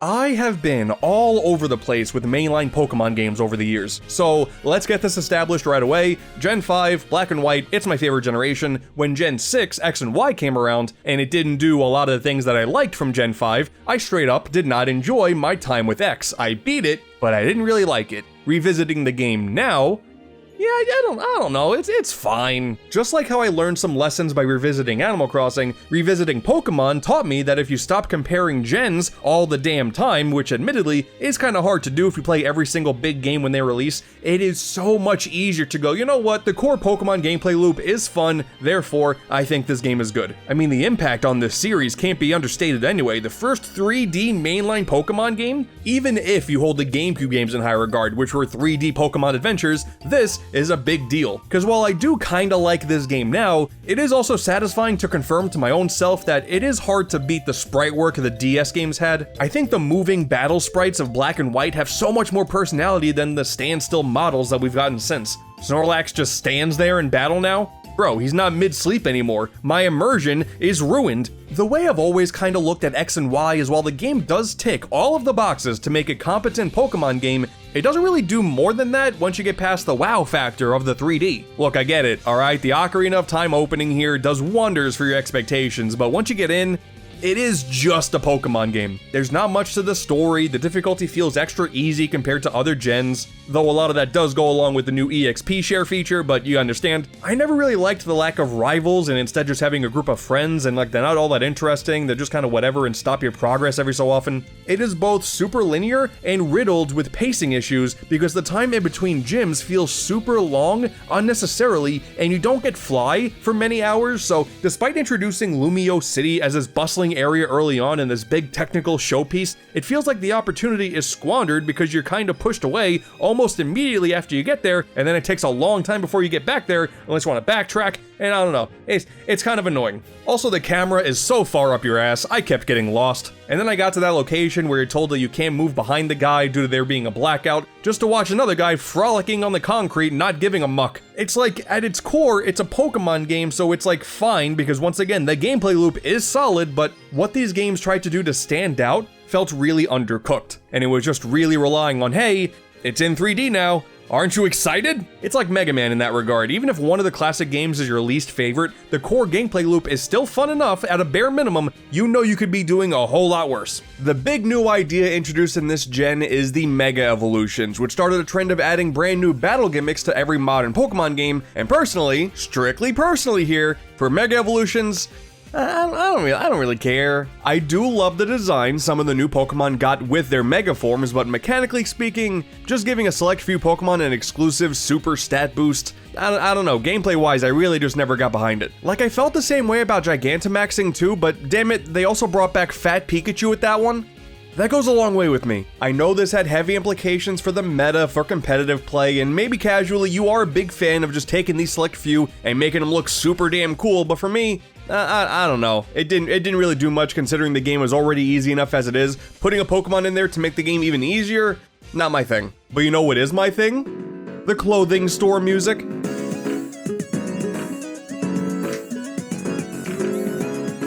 I love supporting small businesses. Pokemon Ami was kinda cute though. Certainly nice to finally have a pet that actually listens to me for once. I never drop the balls! So like, bro, do you need like a doctor or something? Or, dude, what? This guy wanted my love disc in exchange for a Steelix. This is theft, I think? And why do so many characters ask for a tip? I already deal with that in my day-to-day life. I don't want to deal with that in Pokemon too. And some parts of this level design, man, like, the sign here is telling me about Rock Smash, and you can only get to it by using Rock Smash. Again, like, I'm not even mad, I'm not complaining about this, it's just kind of funny, because, like, what were we accomplishing here? At its worst, X and Y feels a bit unpolished and boring, and at its best, damn it, this is a Pokemon game. I feel like the biggest takeaway from these games anyway is the "it's been 3,000 years" meme. It's also the only gen so far that has received no direct sequel or DLC, and I think that says a lot. But it is also worth talking about the Pokemon legacy on the 3DS in general, because that is kind of wild. We got the long-awaited Horn concert with Omega Ruby and Alpha Sapphire, another gen that I've always thought was just kind of fine but certainly a whole lot more original, Sun and Moon, its odd sequels with Ultra Sun and Ultra Moon, and then like a million spin-offs. We got Rumble and Mystery Dungeon and Detective and Picross and Troze and Dream Radar, a stupid Pokédex app that they asked money for. There is so much Pokemon here. You guys can argue all you want about specific generations and comparing everything all the time. Pokemon fans were eating like crazy for this console. Even Pokemon Art Academy, finally one step closer to making my own fan Pokemon real. It is just a shame that we ultimately never got a Pokemon Typing Adventure sequel, because now we may never get that. Whatever, there'll probably still be some disagreeing and arguments in the comments, that's fine. At the end of the day, these games sold stupidly high numbers, so whatever, Game Freak, good for you. As far as my own personal Pokemon journey is concerned, okay, I want to show off my team real quick. Okay, so this is my Delphox, named Robin, like the mage in Fire Emblem. That's what we call a throwback. Here's my Panpour, Moist. That's just a funny name. Evergreen, the Venusaur, because using other green words is just far too easy. Quacklin, a Farfetch'd that I traded for. I just wanted a Farfetch'd. My Tyrant, Apocalypse, because he will be a badass one day. The ultimate eater of worlds here, watch out. And Clubba, the Krokorok, part of my favorite Pokemon line of all time. God, Sandile, I love you. Look at him, he's perfect. I was also using a Floette for a little bit, and I named it Undertale, because like my first thought was Flowey, but that was also far too easy, and just yelling, "Go get him, Undertale," was just a lot funnier. But sadly, I had to start prioritizing Moist instead. I'm sorry. But I got a team here that I'm happy with. I'm still kind of upset at the comments that Miss Fushi gave me. I say, we battle. Wow, I guess you're bad at Pokemon too. Looks like you can suck at games and still be a YouTuber, huh? Alright, okay, I'm officially getting cyberbullied by an anime character now. Can we move on, please?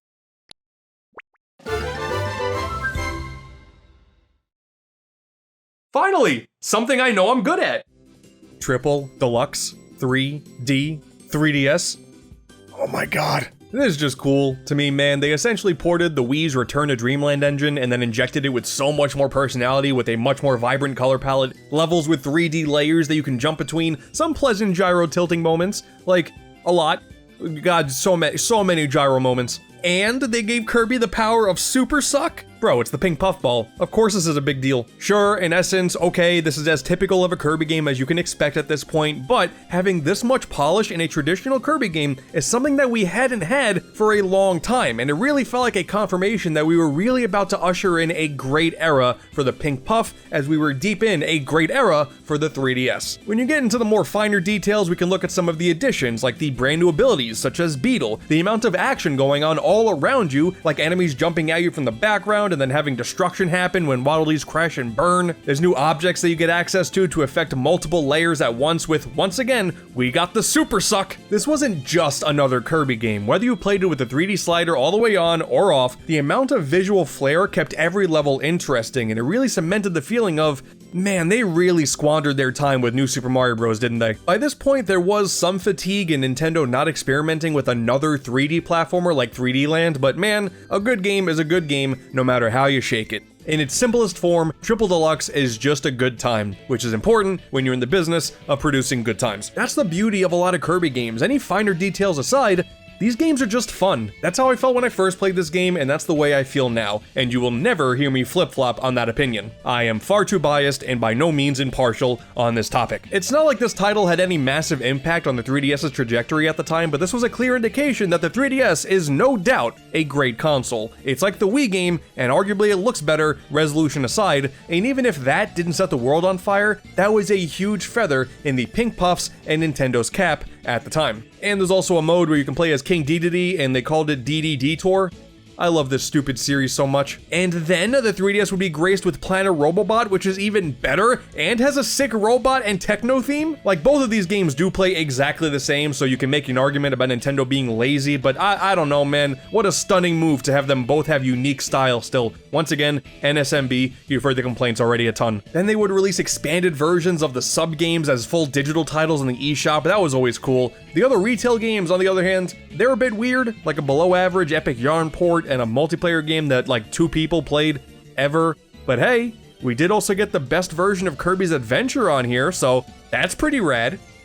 Kirby, without a shadow of a doubt, got the best 2D platformer treatment out of any other Nintendo franchises. Better than Mario, better than Yoshi, better than Donkey Kong, better than... Your time's coming. Just give it a minute. Your time's coming.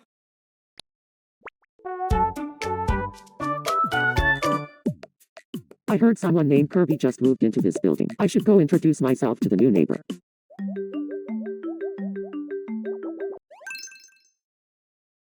And that's how my YouTube career started.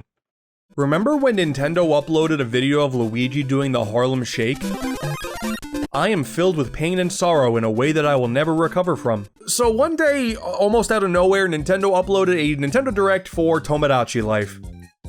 And nothing was ever the same since. We have officially entered Nintendo's meme era. Console sales are in the toilet, so screw it. Let's feed Bill Trinan some donuts. I can't believe this game actually got localized. It's a sequel to Tomodachi Collection on the DS, which never left Japan, and its existence was barely never talked about outside of Japan. But they were willing to give the sequel a shot? The willingness for Nintendo to localize Japanese as hell games in the West is such a stark difference from Operation Rainfall, man. Like, Fire Emblem was a tipping point, and this was the next big shot in the arm. And then we would get Miitopia, this insane creator-based RPG, and like, how did they stop making Mii games after these? I don't understand.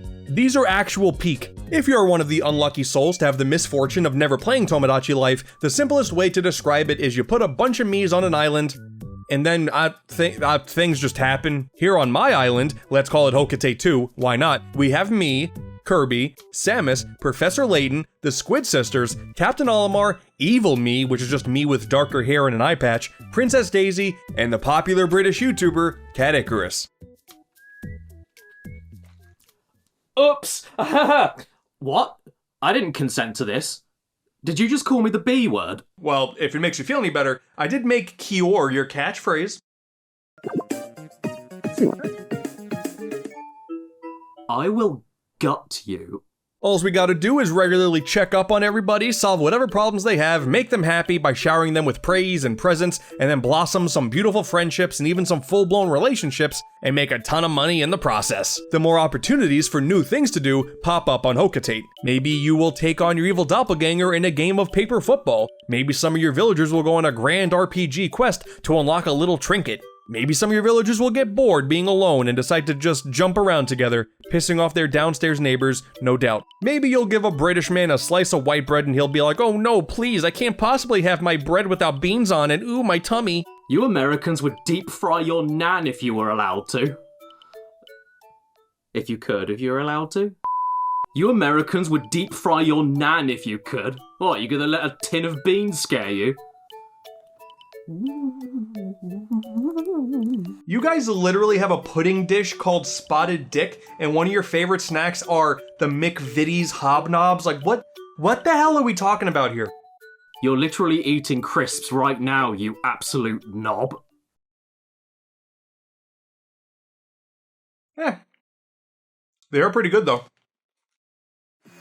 Ladies and gentlemen, please rise for Callie Splatoon and Kirby as they introduce their debut single, Chicken Tenders. Chicken tenders, with some fries, and fix me. Yeah, you know that it's true, baby. Driving up the sauce. I never complain again. Until I get your tenders. Why didn't you just wait until I Yo, let's be real here. When they're spitting facts, they're spitting facts. Layton and Samus are in love. Oh my god, I'm so happy for them. Seeing a love form due to me putting them together, oh man, this is downright magical. Alright, some time has passed. Samus is in Layton's apartment. Ooh, things are getting spicy. Let's see what's going on. Oh, yeah, man, it's going great. If we're gonna take a step back and look at Tomodachi Life in any sort of critical, objective level, the game sold great, and the amount of people still talking about it a decade later really shows that Nintendo struck gold and gave the world something special here, which makes it all the more alarming that in that decade, Nintendo decided to remake Miitopia first. Miitopia is fun and all, and the Switch version is great, added a ton of new things, don't get me wrong, fun time, but Miitopia doesn't have impromptu rap battles in the middle of a park, now does it? I'm a wise old wizard. You're just a little type. I didn't think so! For the love of all that is holy, I need more Tomodachi Life. Everybody needs more Tomodachi Life. We will all be happier as a result. You know that to be true. And here, you know what, Caddy, as an appreciation for showing up in my video, I got you a giant oscillating fan. Why? Because I'm your biggest fan. Did you know on the back of my t-shirt it says, "The firstborn is dead"?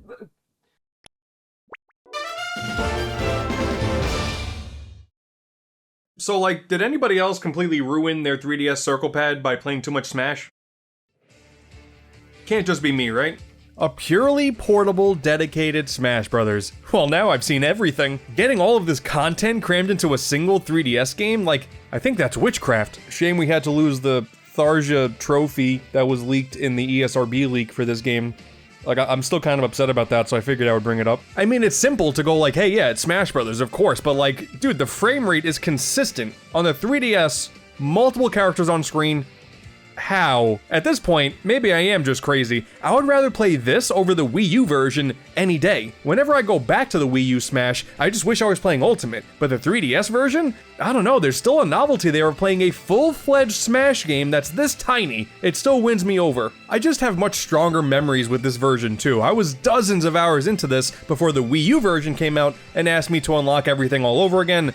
That was annoying. And the best part? It is just Smash, just on a 3DS. It's not some groundbreaking conceptual thing here, like it fixed a lot of the mechanical and aesthetical anomalies that Brawl had and gave us a bunch of new modes, kept the gameplay the same, and it's incredibly impressive that it works on a 2012 handheld. But considering that Masahiro Sakurai was still at the helm here, and he worked on Kid Icarus Uprising, which was another technological feat, it really isn't a surprise.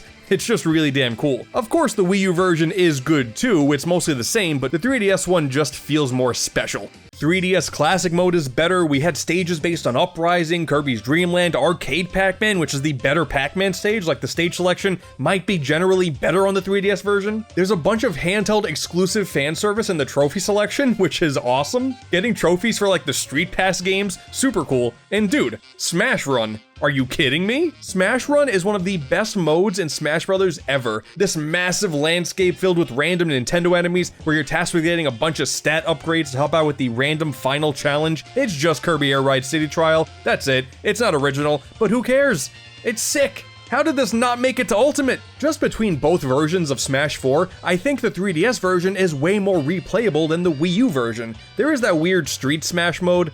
Like that was pretty dumb. No game's perfect. But otherwise, I think the 3DS version wins by a landslide. The Wii U version had like the Smash Tour mode, a worse classic mode. There was Smash Orders. That was kind of strange. I was hoping for better cross-console compatibility other than the Mii's. That was kind of disappointing, but ultimately not a big deal. I will just always want something that's on the level of Mario Golf and Tennis Game Boy Color to N64 compatibility. That's never gonna happen again. I've made peace with it. It sucks, but I've made peace with it. And even though the online servers for the 3DS are dead, local is the only way to settle it in Smash nowadays, I can find people to play no problem. But it's shockingly laggy though.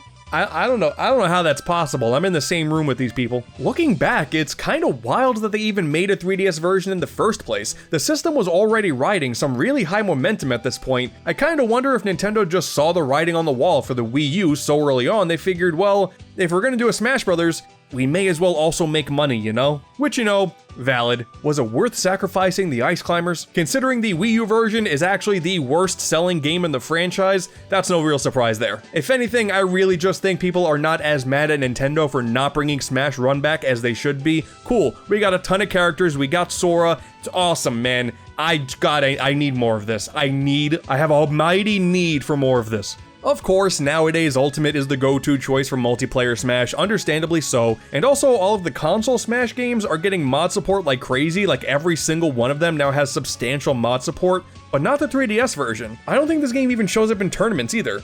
It's like, Smash 3DS just exists in its own little bubble. There's no drama, there's no controversy, there's no crazy traumatic effects that's gonna be happening where the Nintendo fanbase is gonna be feeling it for years to come. Okay, fine, now it's your turn. I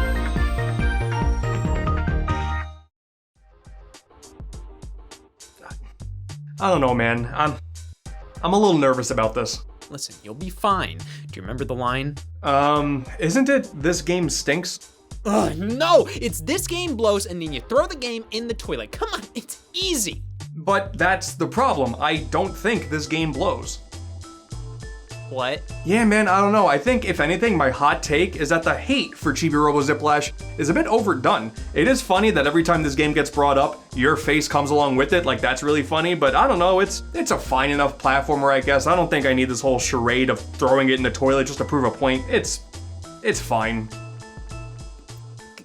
Get the fuck out of my house. It's understandable, it really is. Chibi-Robo is a franchise that Nintendo never treated well. You're never gonna hear me say otherwise. Did you expect much better from the franchise that had the second game be a Walmart exclusive? At that point, it'd be better off having this exclusive to Home Depot. But the first game over the years built up such a nice cult following. The fact that the only other game to come close is the third game that never left Japan is insane. Photo Finder for the 3DS eShop kinda played similarly, but it was pretty much lacking in everything else. So when Nintendo announced a brand new, full-fledged retail game that forgoes all of the charming world building, the cleaning mechanics, the quest solving for a 2D platformer with levels that are literally built from boring building blocks, yeah, I see why people were mad. I'm honestly convinced the only reason why the Chibi-Robo Amiibo exists is solely because Nintendo thought that it would get more sales during peak Amiibo hype. Like, buy the Amiibo, get a free game. But no, the game still sold pretty poorly, and while it did review okay, the fans could not see past their sheer anger to look at this game as anything other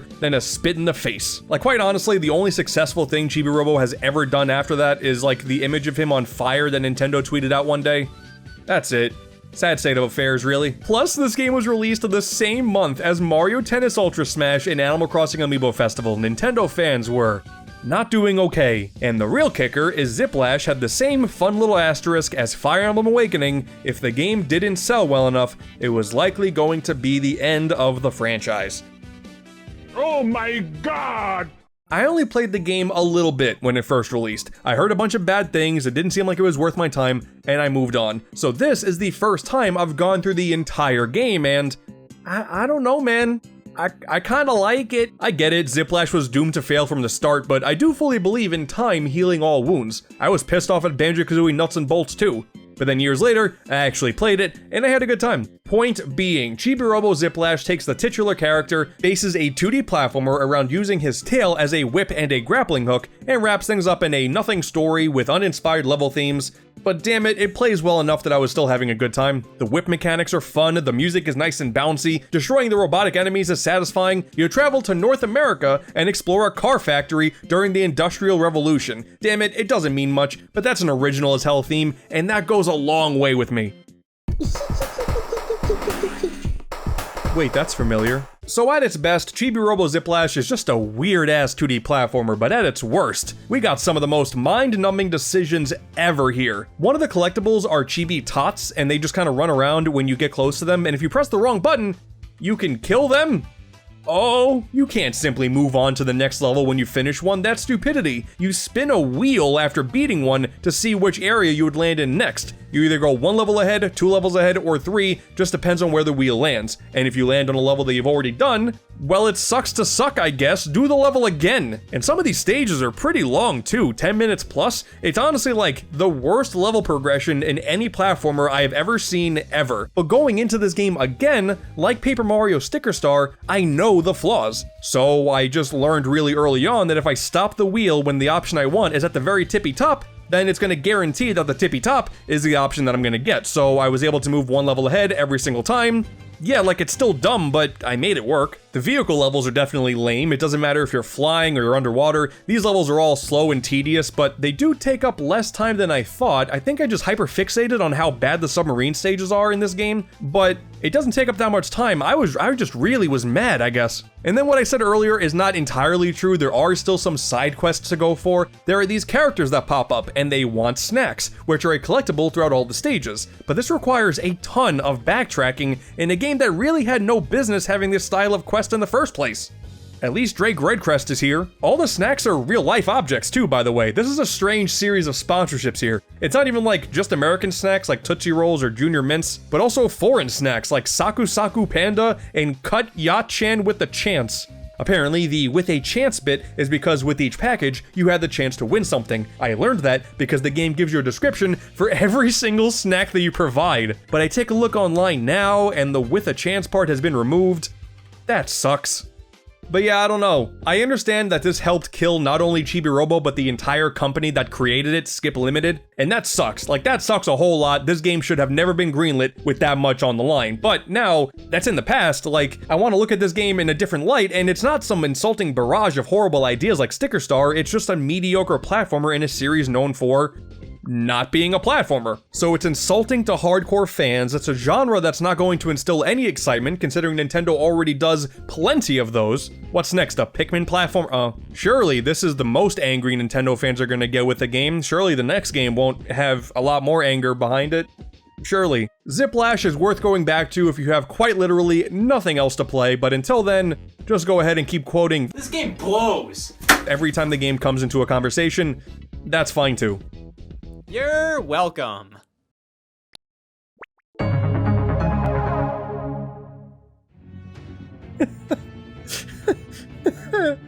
Oh man, what the hell was Nintendo thinking here? The absolute balls of this company to reveal some Blast Ball game at E3 2015's Nintendo World Championships, only to later that week say, oh, actually, you know what?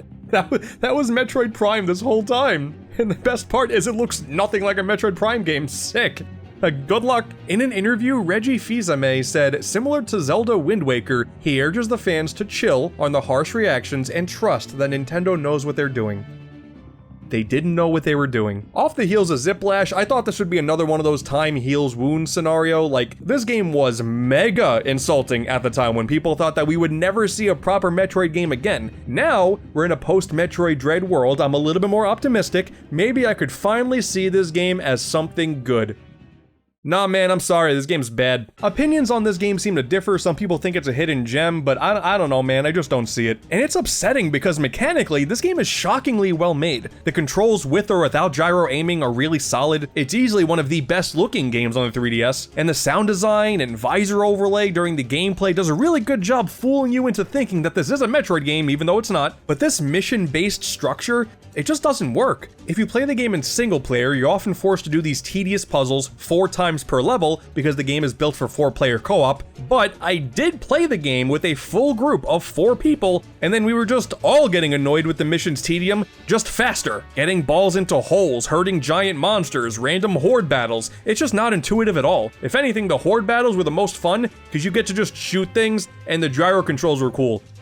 That was all we got out of this. Around the same time, we also got The Legend of Zelda Triforce Heroes, and this game is built kinda similarly, focusing primarily on multiplayer and sacrificing single player as a result. But the in-game puzzles do a much better job there, requiring each member of the team to work with each other versus Federation Force, simply putting 4 players in the room at the same time and then figure it out. Like, there's nothing intuitive there. Like, just go, have fun. Plus, at least Triforce Heroes feels like a Zelda game at the end of the day. Outside of Samus having a few interesting plot points in the story, I'll say that much, this is just a generic sci-fi FPS. Why not have this be the war that took down all the soldiers at the start of Metroid Prime 2? Like, at least then, it would make sense in the canon.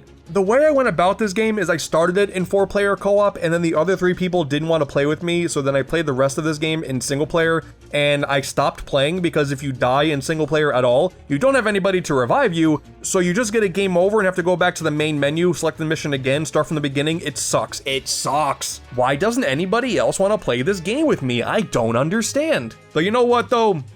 Blast Ball is pretty fun. They were cooking with this. Blast Ball is good. 2016 was dire for Nintendo fans. You want to talk about console impact with some of these titles? Talk about an impact to overall morale. Federation Force, Ultra Smash, Paper Jam, Star Fox Zero, Color Splash, Star Rush. However you feel about these games now, there is no doubt that the roller coaster of emotions going on here, that wasn't happening. It was just all pain and desperation the entire time, with Kirby Planet Robobot sprinkled in there to remind us, you know what, there is still a reason to wake up in the morning. This was a peak filler year to just wait, sit back, the Switch is going to release soon in 2017, just deal with this in the meantime. It is widely considered to be one of the worst years in Nintendo history, and while a lot of that is on the Wii U shoulders for sure, the stark difference, even for the 3DS, from the mighty highs of Fire Emblem Awakening and Animal Crossing New Leaf to this? Yeah, it was bad. I have given Metroid Prime Federation Force multiple shots over the years. This isn't a one and done thing. I didn't come into this with a negative mindset. I really tried. I really truly did. And if you like the game, cool. Personally, I think this is my least favorite Metroid game of all time. Oh gosh, if only there was some bright light at the end of this very dark tunnel.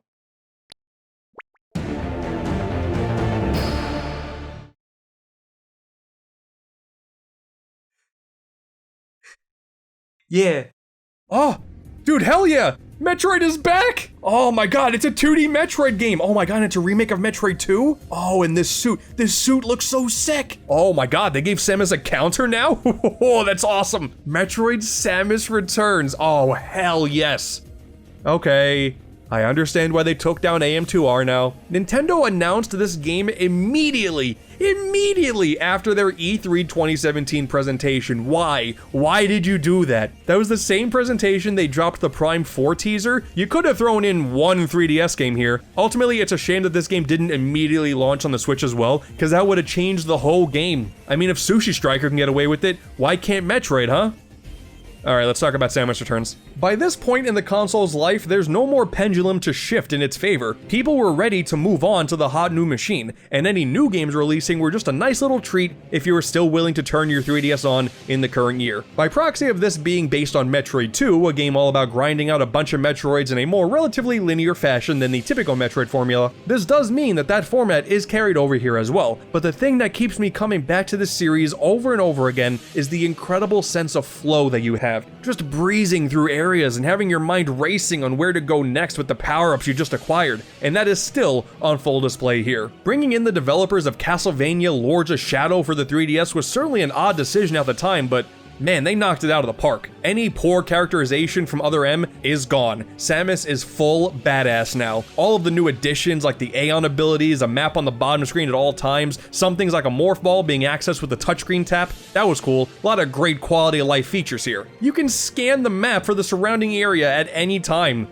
That was so awesome, and as the very first 2D Metroid game with 3D graphics, it is a constant joy to look at. This is a very late 3DS release, so we are far too early to call this game anything close to being old, but it really has not aged a single day, even with Dread now being a thing. Samus Returns is so damn good. If anything, that just means enough time has passed to have more legitimate conversations about comparing this with AM2R. Instead of just relishing in the hype of having two brand new Metroid games to play, we can take a step back and talk about, hey, both these games are really good, just for different reasons. It's crazy to think that a fan remake of Metroid 2 is happening at the same time as an official one. And it's not even like it was some secret either. It was in development for years, and it was well known about too. I almost feel like Nintendo waited to take down this project until after it was already released. That way people still had a chance to easily access it. It's a conspiracy theory for sure, but it just makes sense to me. And what we got with that fan game is a vastly different take on the same formula. The destroying Metroid thing is the same, but the landscapes are different. We get to stick to a more zero-mission art style. And in general, AM2R tries out a whole lot more new things, feeling a lot less like a remake and a lot more like a reimagining. When it comes to Samus Returns, the official game, I think it wins in the pacing department. You do get to Metroids a whole lot faster, the landscapes are smaller, it does a lot of less original things. But once again, the flow for Metroid is very important to me, so ultimately, I do like it more, but AM2R is still a damn strong achievement that belongs in the conversation for best Metroid games. There was only a little bit of time in between Federation Force and Samus Returns, but man, we went from It's So Over to We're So Back in a glorious way. I know we're primarily discussing the impact that official 3DS games had on Nintendo and the community, no fan projects, but damn it, this was the first sign of life Metroid fans had in years. That's important to me. God, and Dread was so good too, dude. Like, man,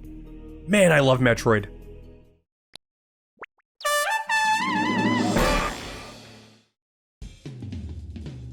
Yeah, it's pretty good.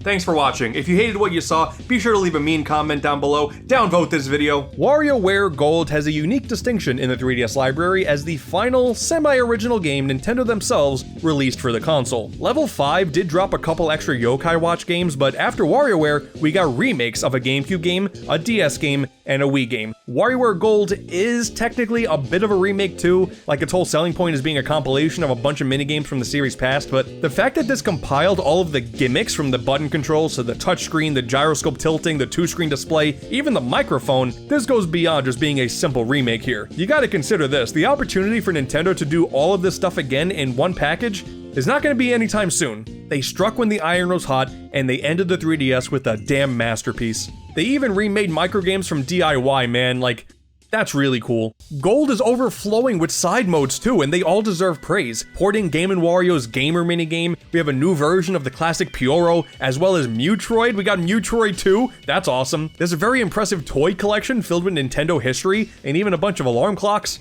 For some reason, if you ever wake me up and expect me to play WarioWare as soon as I get up as a way to get my brain active, I'm punching you in the throat. Wario Distracts is a funny little way to challenge your muscle memory there by blocking the screen every so often. Split Screen keeps up the pace in a way that the series hadn't seen yet. There is just so much to this game. They pulled out all the stops, and all of this is wrapped around a brand new art style for Wario and the Diamond City crew, which was clearly a big deal, as this would be how the world would look going forward into those Switch iterations, get it together, and move it. But even then, both of those games went for something kinda different. A whole generation later, Gold still ends up being the ultimate classic WarioWare experience. And outside of Nintendo giving up on the 3D slider a long time ago at this point, this is a great way to cap off the legacy of the seemingly final dedicated portable console Nintendo will ever make. No, the modern Game & Watches don't count. 15 plus games in, and we are really only scratching the surface here. The Nintendo 3DS has one of the most compelling first-party lineups of all time, combining a very clear effort to go as hard as they can to undo the bad launch with the typical Nintendo creativity and experimentation we had previously seen on the GameCube and Wii. Not everything landed the way they had hoped, and maybe if I do a follow-up, we can talk about more of those weird experiments, but that's why it's fun to go back to a console in retrospect after having lived through it as it happened. Surprisingly enough, I came out of this retrospective enjoying Fire Emblem Awakening less and Chibi-Robo Ziplash more. I think, yeah, I'm definitely an insane person. But whether or not you sit there with a massive wealth of nostalgia for this console, take some time out of your day to go back and play some 3DS games. Modern gaming is great. Arguably, there is no better time to be a gamer. There are so many options there, but nothing hits quite the same as some high quality, two differently sized screen gaming goodness with potentially eye-melting 3D effect. So at the end of the day, the Nintendo 3DS, the Nintendo Switch, if you really start to think about it, has brought us so many incredible things now that we're able to kinda look at the console in retrospect. Very clearly, Nintendo wanted to put the gimmicky controllers and interfaces in the past and let the games do the talking, and I think we can all agree the results? Pretty damn outstanding. Just in the last few years, we got a 2D Metroid, we got a 3D Kirby, we got a Paper Mario Thousand Year Door remake. I could go on for so long about how many great things Nintendo did for this console. Sushi Striker? But to just set the stage here, if we go back in the time machine a little bit, 10 months into the Switch's life cycle, everyone's still playing Breath of the Wild, Mario Odyssey, Xenoblade 2. Nintendo stops for a second and goes, you know what? We're gonna start selling you cardboard, damn it, and you're gonna like it. I have always loved that bizarre part of Nintendo. It's part of the reason why the Wii and DS era will likely always be a favorite of mine. Sure, the overall game quality may have improved in some cases dramatically ever since, but it's thanks to Nintendo's obsession with fitness during this time with the balance board that still allows me to play Tetris with my body to this day, and you can't do that on Xbox, therefore I love Nintendo. Now obviously that level of attempting to cater to everybody really shot themselves in the foot during the Wii U days, we all know that, but it's still exciting to see a little part of that was still going to exist on the Switch with Nintendo Labo. Labo. I guess you can just kind of throw O at the end of anything that Nintendo does now and it makes sense. Like Alarmo, sure, whatever, man. But okay, I can kind of see the vision here. If you played the sandwich eating game in 1-2 Switch and you had really hoped to see more of that IR camera in action, well boy howdy. Why? Probably really sucked when you found out the Switch 2 is not gonna have that, huh? When I made my original Nintendo Labo video a few years ago, only the first 2 kits had launched, and if I remember correctly, I was saying things along the lines of, I like what they're going for, there's a lot of potential, and I'm very excited for the future. Not much came out of that future, but hey, here we are. And if you're wondering how I've been able to take care of all these cardboard creations after all these years, I have moved a good bit since then. It's been in multiple closets, all of it just kind of sitting in one giant garbage bag. It's just been sitting in a garbage bag for years in one closet, and then I moved it to another closet, and everything's still good. I don't know what else they expected me to do with them. But now, in this current year, I think it's safe to say the Nintendo Labo experiment is done, and Reggie Fils-Aimé himself has come out and said that Labo was a bit of a failure. It didn't meet Nintendo's expectations. What? Dude, how is that even possible? Did you not see the glowing praise John Carpenter gave it? Frankly, this thing sucks. You ever think about how ominous the Labo reveal trailer is if you just repeat those first few piano notes throughout the entire thing?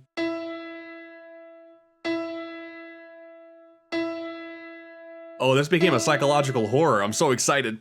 So now on to the main event. I have every single Nintendo Labo Toy-Con kit. I have played, basically, from what I can tell, every single game that dared to have Labo compatibility. We're gonna rank every single creation in terms of how fun they are and how versatile they are. And at the end of the day, we're also gonna be taking a look at Game Builder Garage, just to round out the details, you know? I wanna cover everything here, because I don't wanna come back to it. First and foremost, the question on everybody's mind, what even is Nintendo Labo? What you're initially presented with is this nice big old box that says it right there in the center, Nintendo Labo. These are called Toy-Cons. I like to imagine the person at Nintendo who thought of that name, because you know the controllers are Joy-Cons. I'm sure they were so excited with themselves. It's very clear that this is all a child's product, and you can argue that someone who is not a child critiquing this doesn't make a whole lot of sense because I'm clearly not the demographic. I agree, but I'm gonna do it anyway. You crack this sucker open and you're presented with so much stuff. For one, the software, of course.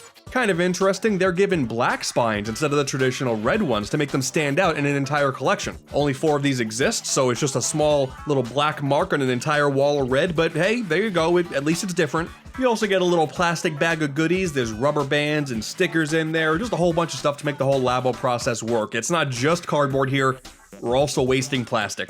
But then yeah, under that plastic bag, it's an entire forest's worth of cardboard, man. The premise is simple. Each of these cardboard sheets has a symbol and a letter in the top corner. The software goes, okay, you're gonna wanna get this piece out of A, and these perfectly perforated edges, you can pop them out. The sound effect that you have in real life when you pop them out is very satisfying, so I can appreciate that. And you just go through these entire processes, popping things out of these cardboards and sticking them together. It goes on for like an hour or 2, depending on the project you're working on. And I mean, yeah, it's definitely a kid thing, but if you're a fan of like Lego or Gunpla, anything that you just have to build yourself, there is still some satisfaction here, I'm not gonna lie. It's especially fun when you have a cat that really enjoys cardboard. It's his life or a Nintendo accessories life. You're putting me in a tough position here. Now, as for why Nintendo would do this in the first place, well, I can kind of see it. Like, it's just cardboard here, then I'm making a whole bunch of crazy molded plastic, so they're cheaper accessories. And if you think about it, what's really gonna happen if one breaks and then you ask for a replacement from your parents? Like, your mom's gonna be like, what, you think these things grow on trees? And then you can be like, well, actually. There was a whole selling point about being able to customize your creation too. There was an official sticker kit that you can get, and obviously it's cardboard, so you can color it however you want, but if you're not gonna use it for more than 1 or 2 things, it just kind of feels like a waste. The whole idea was, okay, you would buy this thing, you would make these creations, and then you would use those creations in multiple games for each accessory. And then who knows, this could be supported for years and years. That didn't happen. A majority of the creations that you're gonna see today only work in the Nintendo Labo software it initially comes with. Add 1, maybe 2 games in there for good measure. Okay. So yeah, safe to say Reggie Fils-Aimé was correct on this one. It did not land anywhere near how Nintendo had wanted it to, and you can tell they feel bad about it because if you look on the YouTube channel, they have since removed all of the dedicated Labo trailers for the public. Yeah, you can find them on other people's channels for sure, but Nintendo themselves, they don't want to talk about it. They do want to say that, hey, if you have the VR headset, you can play it in Smash Brothers, cool, but as for what exactly the vehicle kit's all about, I don't know what you're talking about, man. Nintendo has no idea. Dude, I can barely even find anything on the official website for it too. Like the YouTube channel is one thing, but outside of a couple Q&As in the support section of the website, there is nothing here. This is a bit of an embarrassment, I take it. I guess that makes the official Nintendo Labo trailers off the official Nintendo YouTube channel lost media. Which really is a shame because when you pop the game in, you can see that there was a lot of passion and thought put into this. And the online Nintendo community really tried to work with it too, because one of the basic creations here is a Joy-Con man. It's in the original reveal trailer, and the whole idea is you can vibrate it and then he falls over, cool, but some people were like, oh man, put him in Smash. Like, okay, man, sure, that's something. That went nowhere, but okay. Man, it even felt bad when Yoshi's Crafted World of all games didn't really get a lot of Labo support. The whole game is made out of arts and crafts, and all they have is you can put Yoshi in a little box that says Nintendo Labo. Dude, sick. Before we really dive into the weeds here and talk about every creation individually, I do want to say that as a whole, I think Nintendo Labo is brilliant. Sure, on the surface, it's kind of a joke now because we know how little this thing got used, but when you really go in there and see how these creations are made, how rubber bands fit into the equation, with these reflective stickers, how the Joy-Con sensor can detect them and that's how everything moves, some things are just there to make cool little noises to add to an immersive factor for these things. Like, there's a lot of super cool things in here. And then the software is so well made too. I was using the Zelda Skyward Sword one, so there you go, look at that, a blue and purple Joy-Con. I just think that's neat. And here we have the three main attractions: make, play, discover. The make part, self-explanatory, I've already explained it. Step-by-step processes showing you how to make the piano of your dreams. You can interact with this process with one of the Joy-Con analog sticks so you can speed up and slow down as you see fit. There's very catchy music that builds the further on in the process you get. There's quirky dialogue there too if you focus on reading it, like when you finish this pedal here and it goes, step on me as much as you like. Yo, Nintendo is freaky for this. You got play, and this is where all the main games are. This is where you can use those creations you made for the one or two things they built it for, and have fun, maybe. I don't know, but you're playing it. Whether or not it's fun is up to you. And then you have Discover. This is where you can really learn how every single Toy-Con works, as well as get a behind-the-scenes look at how the Joy-Cons work. This is all thanks to three brand new characters: Professor Jerry Riggs, Learn a Lot, and Plays All the Time. Oh my god, these are Ace Attorney-ass names here. Learn a Lot is definitely going on the witness stand. Again, there's a lot of intricacies that go into these creations, like especially the giant robot kit. You kind of want to know just what exactly you're doing, and hey, this is the place for you. In some of the software, you even have a studio that you can dive into, and you can make your own possibilities come to life, like telling the Joy-Cons when to react to certain inputs, and that's basically what the Joy-Con man falling down is all about. You can make that happen. That's not a built-in thing. You can make it happen. It's no WarioWare DIY, but it's cool. I'm sure someone got creative with it. Interesting little nugget though is that technically speaking, Switch OLEDs are not compatible with the Nintendo Labo kits. And it all comes down to the OLED model being just slightly bigger than the original model. You see, a bunch of these creations have these areas where you can put the Switch into, and obviously if it's too big, you're gonna have a tough time. But luckily, this is just cardboard at the end of the day, so it's gonna break down at some point. Shove the OLED in there, it'll be fine. It's another one of those reasons why the Switch 2 is not gonna be compatible with this. What a shame. What else is there? I found out that there are these Pokemon kits that were released in Japan, and like no one has like ever talked about this. This blew my mind. It's cool. I mean, you can get like a vibrating Pikachu and Eevee if you want. And then looks like there was even like this whole tilting toy thing. Like, this is pretty cool. Why didn't they do more of this? And Nintendo gave the fans exactly one opportunity to strut their stuff at the Nintendo Labo Creator Contest back in 2018. Essentially, people would make whatever craziness that they want using the studio. There were categories for Best Toy-Con Mod, Best Original Invention. At the end of the day, there were 6 creations that went home with a victory. And just what exactly did these victors win? Well, an entire Nintendo Labo themed console. Not just a fancy little sticker kit for the Joy-Cons, okay? Like, the entire thing is themed around cardboard. The Joy-Cons, the dock, even the Switch itself, all decked with cardboard aesthetics. Oh my goodness, this thing is so stupid rare. At the time of this video, I can only find information on one of these consoles changing hands. The user console variants, and I guess if anybody, they deserve to have it, bought one from one of the winners with the price that is undisclosed. So we still don't know the value of these things. I'm just gonna assume a lot of money. And is it worth it? I don't know, it is kind of sick. The very first creation in the entire Nintendo Labo suite is the RC car. and it's pretty lame. It's clearly the most beginner of all the beginner creations. You can just put the two Joy-Cons on the side of it, and then on the touchscreen, you can change the frequency of the vibrations to tell this thing how to move forward and backward and to turn, and you can look through the lens of the camera if you want. That's kind of neat. No, it's not. This is a D.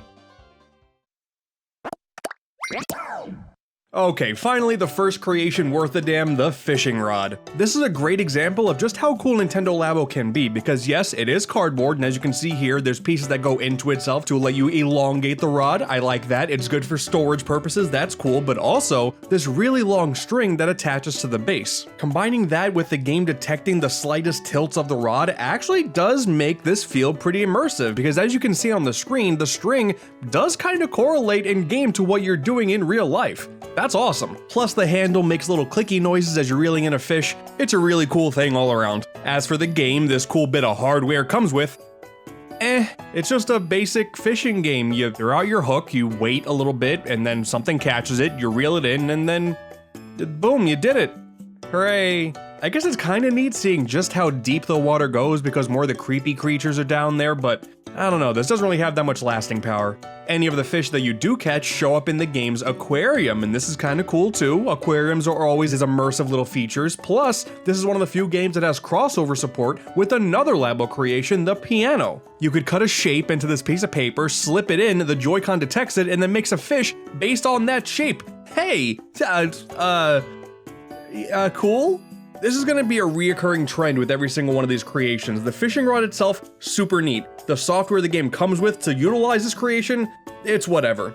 But this is also an example of a third-party game having Nintendo Labo functionality, introducing Fishing Star World Tour. It's the fishing game with the character that looks straight out of Pokemon Let's Go, not to be confused with Ace Angler, the fishing game with character designs clearly based on Animal Crossing. Two totally different games here.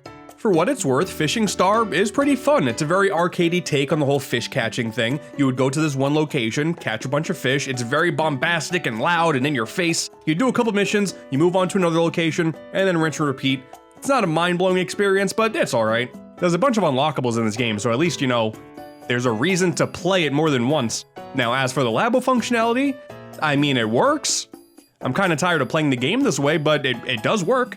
And that's it. That is the only third-party game I could find that uses the fishing rod, so yay. Fishing Star World Tour exceeded my expectations, but the fishing rod itself and everything you can do with it, that's gonna get a C. More like a C+.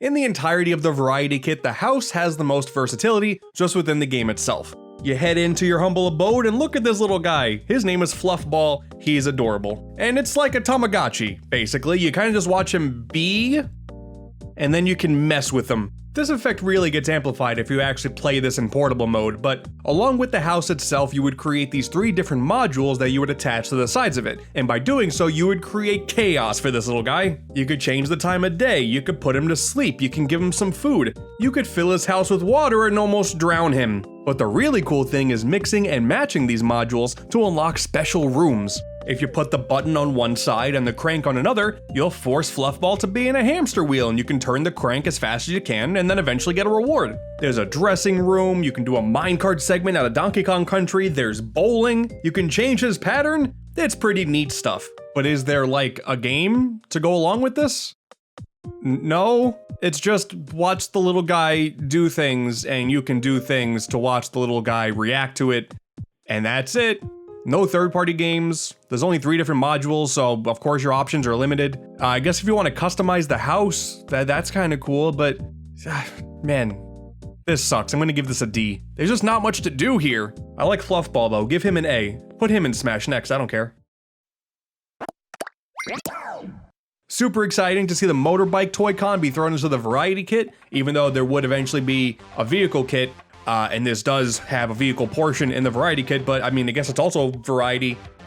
Something seems off, I don't know about you. But okay, finally, there's an actual game here. It's a racing game. You race on motorcycles and a bunch of tracks in circuit mode. Very much like a motorcycle, you will tilt the right handle to accelerate. There's a couple extra buttons there too if you want to mess with those on your racing adventures. And yeah, there's a handful of tracks you can go on. You can race against a bunch of CPU characters. it's a racing game. I will say though, I'm not a huge fan of how this thing feels. Once again, not a small child, so take this opinion with a grain of salt. The cardboard just starts to dig into my hands, and then there's this big center bit that sort of goes into your stomach, and I don't really like how that all feels. It's functional, but in terms of it just feeling good, not a big fan. It's a shame though, because the content here is actually pretty decent. There's actually a course creator. You drive a path and then the course creates itself under your wheels. Kinda similar to Mod Nation Racers, kinda, maybe. There's a stadium mode too, where you can compete to get more sparkly items than everyone else. And there's even an IR gun creation that you can make, just for the sole purpose of making whatever obscene things you want to show up, and then boom, that's your new stadium you can play with. Sick. But it's the Motorbike kit, and exclusively the Motorbike kit from this first set, where they said, oh yeah, we should actually make this function with the proper Nintendo game. Mario Kart 8 Deluxe has functionality with a Motorbike kit. How many people out there do you know who have used the Motorbike Labo kit on the Mario Kart 8 Deluxe Booster Course Pass downloadable content for the Mario Kart 8 Deluxe game? Probably not many. I may be one of the only people in the entire world to experience this. It's so funny to me too, because like Mario Kart 8 Deluxe got all this extra content. People have been staring at this menu for years now, and that Nintendo Labo button has been there the whole time. No one has asked any questions about it. It's just there. We don't talk about it. I'm talking about it. It's just kind of whatever. But hey, believe it or not, there's actually a second game that uses the Motorbike kit, Moto Rush GT. The premise is straightforward. You're a motorcycle rider who don't give a damn about the rules. You're gonna lane split your way into an early grave. Damn it, no one's gonna stop you. Except, you know, the other cars. When I first booted this up, it drove me insane because, like, if you look at the road, you have the double lines, which indicate that that's when the other cars are supposed to be going in the other direction, but everyone's going one way, and I'm like, what the hell are we doing here? There are so many rules being broken now, I'm going crazy. Eventually the difficulty ramps up, and then cars actually start to go the other direction across the line, so like, okay, finally, realism. But if you don't think about it, it's a fine enough score attack game, and if you have the Motorbike kit, then you can just tilt with that instead of using an analog stick. Because it's a motorcycle game, it does make sense. The immersive quality is there. If I'm going to choose one of the two games to play on the Motorbike kit, it's actually going to be this one. Moto Rush GT is better than Mario Kart 8 Deluxe in one thing and one thing exclusively. So that's going to bump it up a little bit of a notch. I think at the end of the day, I'm going to say the Motorbike kit gets a C. Solid potential, a little bit painful to control in my hands. And hey, I found another third-party game that's not the worst thing in the world.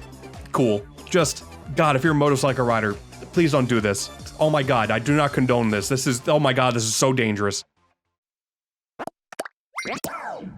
Listen, alright, I'm gonna say one thing here that's gonna be a bit of a hot take, but I don't think John Carpenter knows what he's talking about. On the surface, the piano, yeah, it's whatever. The software that comes in the Labo kit, it's not that great. It's just you can play a bunch of basic songs and you can manipulate the pitch by these things on the side of the piano. You can put in these other modules to change the instruments into cats and singing guys and grandpas. They really gave us a Peter Griffin instrument, huh? How is John Carpenter not impressed? The coolest one though is a module that changes the instruments to nothing in-game. The game is actually silent, but it makes notes come out of the Joy-Con via vibrations.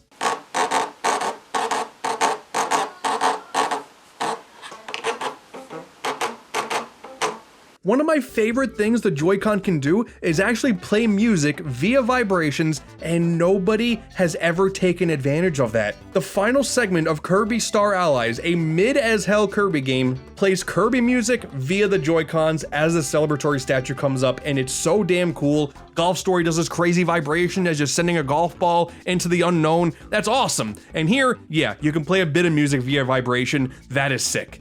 I acknowledge I'm totally overhyping the hell out of this. I think it's really cool. But outside of that, there's a studio where you can make multi-instrument tracks, and with the use of another tool with another Joy-Con, you can set the tempo for it, so maybe there's something there, but I don't know, it's not for me. People were able to make music out of electroplankton too, so there's a market for it. It's just not me. But there's no game here, and that's what really sucks, but thankfully, once again, a third-party game has come through to show this potential to its fullest.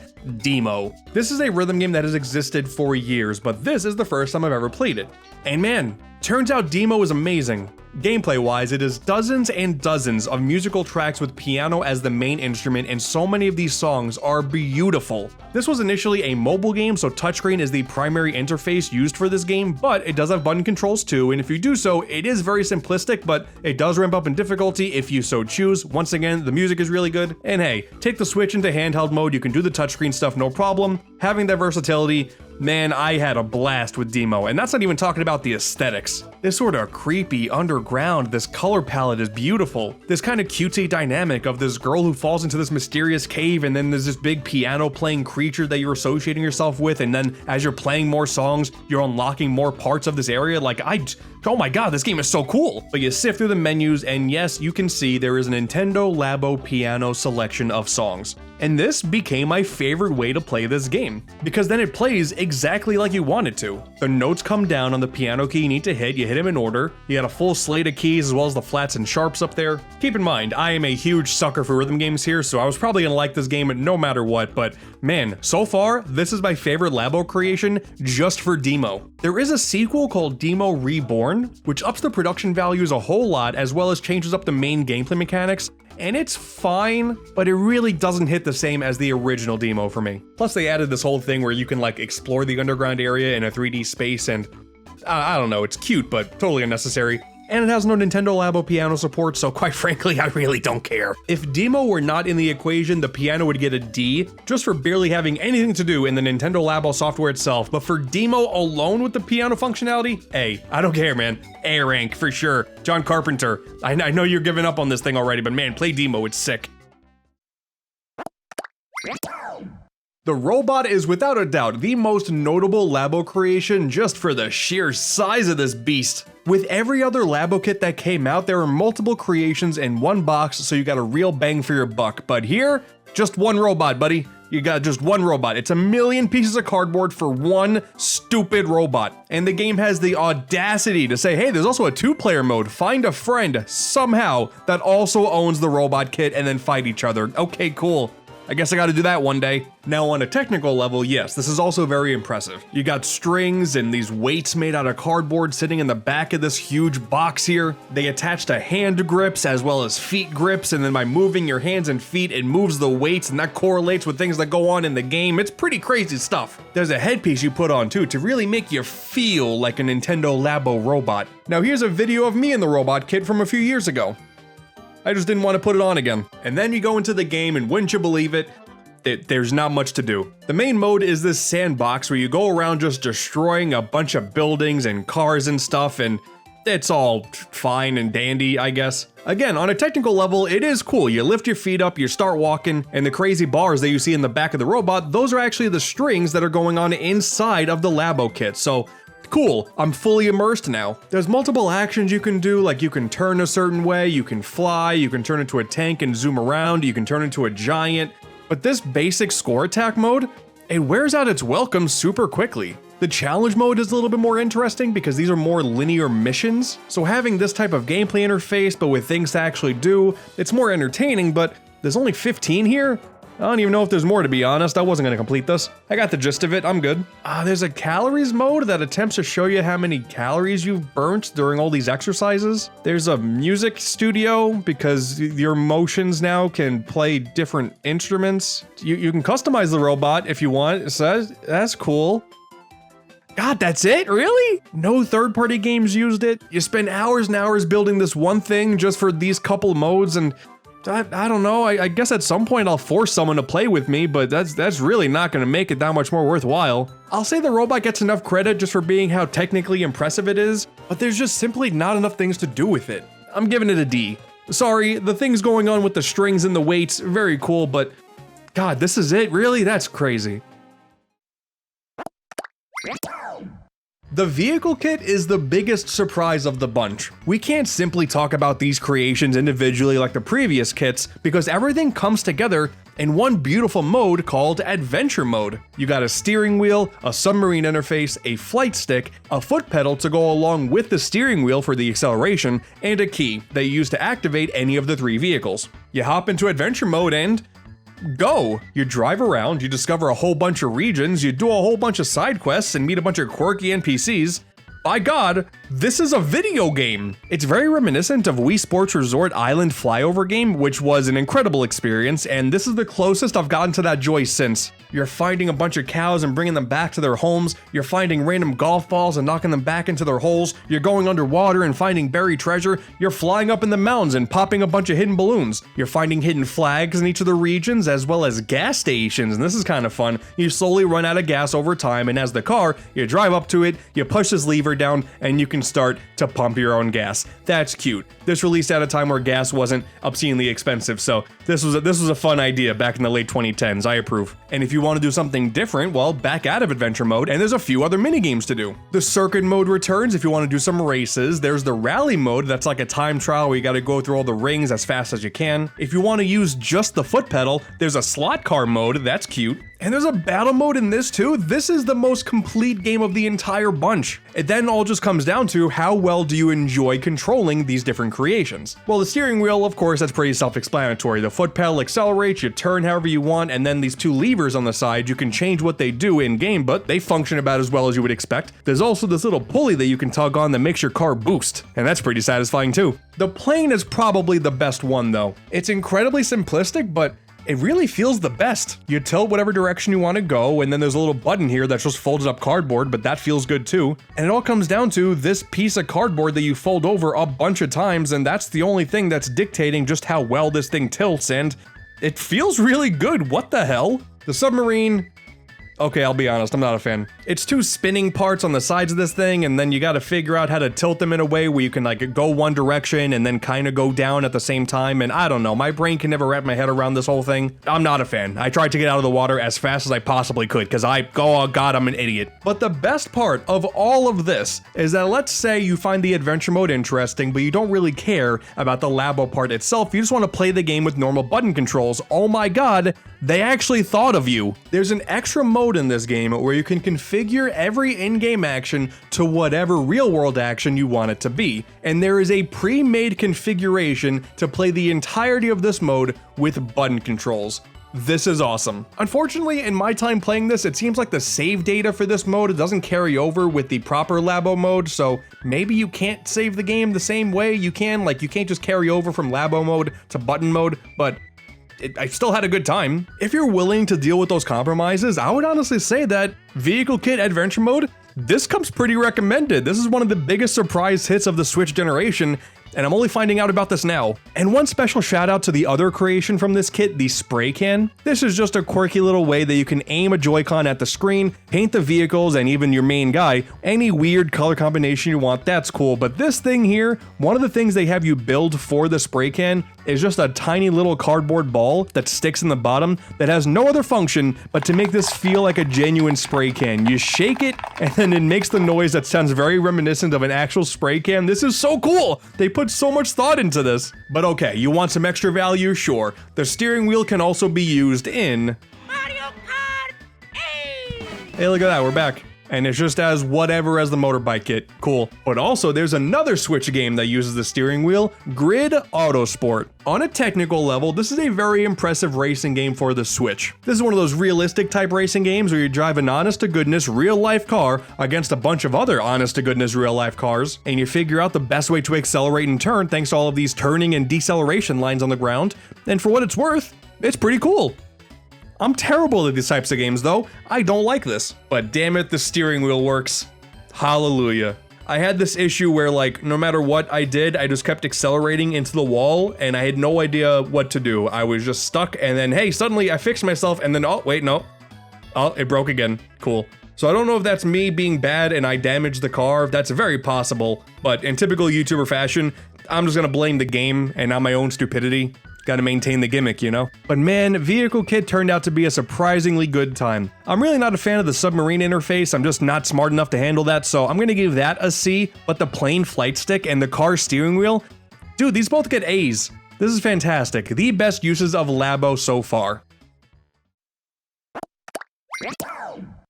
But now we move on to the fourth and final Nintendo Labo kit, the VR kit. It's an interesting situation because you would primarily build this and then the rest of the kit includes a bunch of other creations that would go alongside this. However, this thing right here also has the most compatibility with a wide variety of Switch games, so there's a lot to talk about here. We're going to talk about the entirety of the Labo VR kit first, all the weird creations that come in there, and then we'll talk about all the games that, damn it, they have VR support whether you like it or not. So, yeah, let's get this started.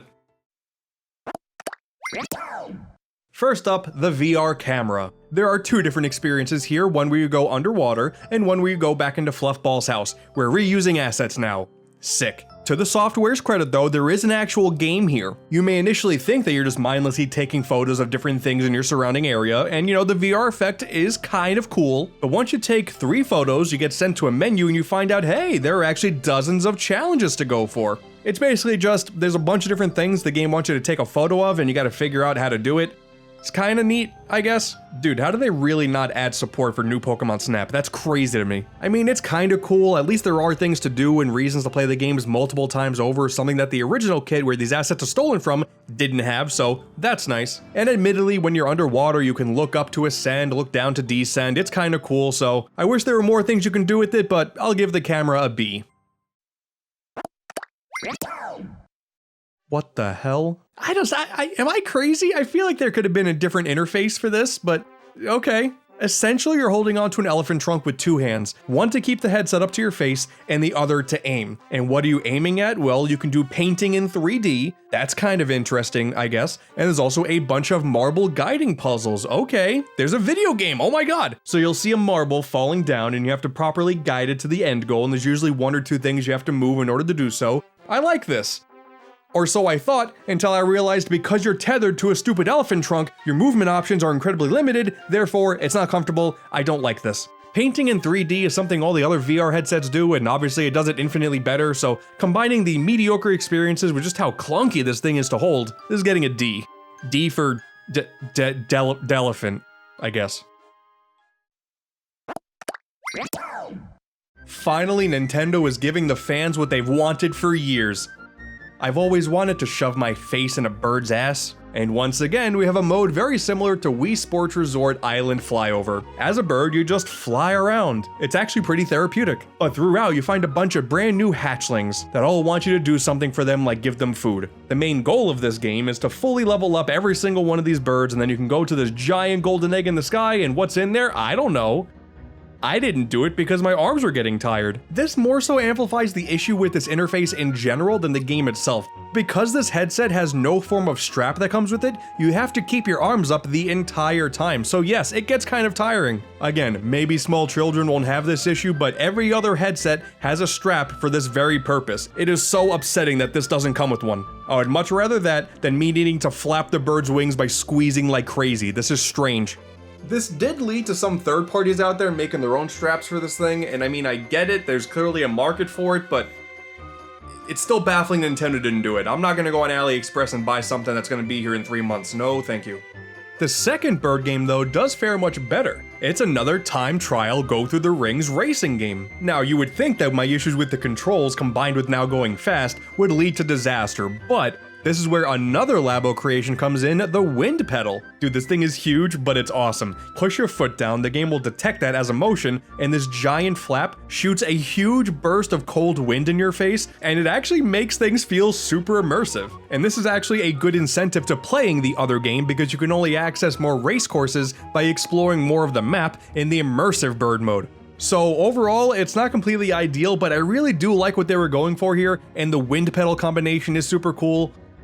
And there's officially a thing from Nintendo that you can put your face in a bird's ass. So while I do have my issues, I'm still gonna give the bird a B. My arms are kinda sore, but still had a good time. They knew they were onto something with the wind pedal though, because there's actually a single game dedicated just for the wind pedal. It's this simple game where you're a frog, this circus bear is throwing a bunch of circus balls at you, and you gotta jump over them. As easy as that. But once again, the immersive quality of a huge burst of cold wind hitting your face every time you jump, It's pretty sick, actually. A problem I had though is that my camera kept slowly drifting as I was playing. It could be because I was playing with an OLED and you're not supposed to do that, but I kept slowly tilting to the left, and that kind of made this less of an enjoyable experience, but I'm assuming if this works, as intended, it's a much better time. There's really nothing else to do with the wind pedal, but just for how neat this whole idea of having a burst of wind in your face and having the game feel like it's making sense with that burst of wind, I love that combination a lot. This is also getting a B. Turns out the gaming world just needs more wind-based peripherals. I like this. We had the Zapper, we had the Super Scope, we had the Wii Zapper, and now we have the Labo Blaster. Nintendo loves their quirky Second Amendment. This is another positive of the entire VR kit, man, I'm telling you. The gameplay itself, it's kinda whatever. It's an on-rail shooting game against a bunch of aliens that are barely intimidating whatsoever. If anything, it looks like they're just living a peaceful life and you're there to stop it. You're the villain here. Reminded me of the stupid on-rails missions from the Raving Rabbids games. But dude, the blaster's kinda sick. It'd be one thing if you were just pointing at the screen and pressing a trigger and then that's it, but no. You have to cock the gun too, and it makes a sick clicky noise. Maybe I am a small child at the end of the day. This is really cool. It's giving me a kind of similar vibe to the haptic feedback triggers on the PS5 DualSense controller. Like, yeah, of course, it's one thing to aim at the screen and shoot, and it feels like you're actually shooting at where you're aiming at that school, but to have this tactile feedback at all times, it's pretty fun, not gonna lie. There's a 2-player mode with this blaster as well, and it involves hippos. Finally. By cocking the gun, you suction a fruit of your choice, you aim at this entire pile of them just ready to eat something, and if you successfully get a fruit in one of their mouths, they'll come to your home base and drag anyone else along with them. And don't worry, you don't need a second blaster to enjoy this game in 2-player, it's turn-based, so you'll just hand the blaster to your friend when you're done, and vice versa, until hey, one of you wins. They turn Hungry Hippos into a turn-based RPG, this is awesome. The main issue though is as cool as the blaster is, there is once again not enough to do with it. I don't feel the incentive to play every single mission of the blaster single-player mode just for the sake of it. There's nothing to unlock, nothing of the sort, and the opportunities for me to have a friend over and go, hey, you wanna play the Labo Hippo game? And for that battle to actually take place are slim to none, so I'm conflicted, but I think I'm gonna give it a B. Like, for the majority of my time with the Labo VR kit outside of the Elephant kit, didn't like that whatsoever. I felt like a lot of the technology that went into this and how everything with the cardboard and the rubber bands and the clicking noises come together, it's so sick, and there's a lot more thought put into these games than any other individual game in the first 2 Labo kits. But once that impressiveness wears off, there's still not that much to do here. You could argue I'm ranking these things too high, but that's just where I'm at.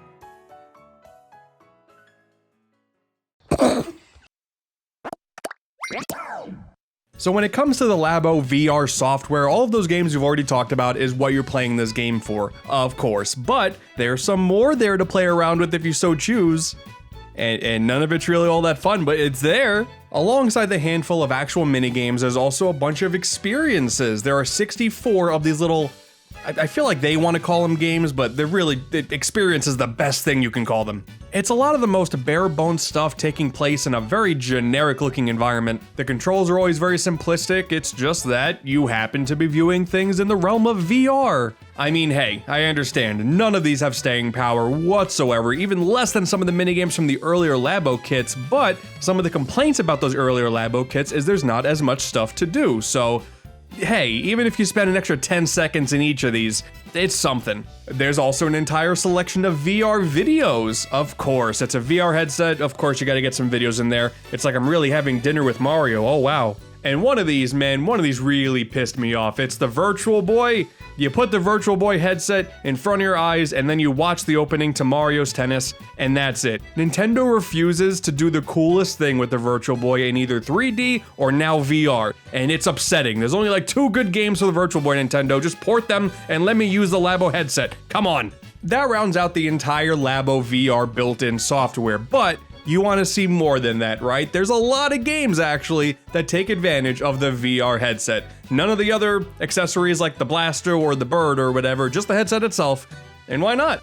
Let's talk about all of them, because I think I found all of them. Even a few crappy eShop games. I covered all my bases. Super Smash Bros. Ultimate. You can watch battles happen in VR. So everything's really close, and then you can tilt your head to look at the other side of the stage. Oh man, that's exciting. Super Mario Odyssey! Hell yeah. For these, there are a few brand new micro levels, and you are stationary in one spot as you play as Mario, and you can just run around and get a few collectibles. That's it. Okay, this kind of sucks too, not gonna lie. Astrobot Rescue Mission, this is not. Captain Toad Treasure Tracker. Okay, this one makes all the sense in the world to me. That game already had these 360-degree dioramas that you're rotating the camera around, so sure, having a little bit of functionality here makes sense. It's not the whole game though, and I don't know why that's the case. You got a snazzy little course selection screen, you got the first stage that you can play now in VR, cool. There's a first-person minecart segment, considering that was something in the Wii U version of this game that was taken out of the Switch version. You know, it's a cool little bit of fan service, I'm digging that. Would have really appreciated if the entire game were VR though. That actually would make total sense for this game, unlike The Legend of Zelda Breath of the Wild, where you can play the entire game in VR. What are we doing here? Segments of levels in Odyssey, different instances of levels in Captain Toad. You can play the entirety of Breath of the Wild with this stupid headset on. It's not even like anything's a VR mode, it's just the normal game, but you can tilt your head for the camera. What are we doing here? I mean, statistically, that means that at least one person out there has beaten the entirety of this game with the VR headset on, right? Well, I hope you have a really strong eyeglasses prescription because that sounds deadly. As far as first-party games though, that's it. Those are the only other first-party games that have VR support.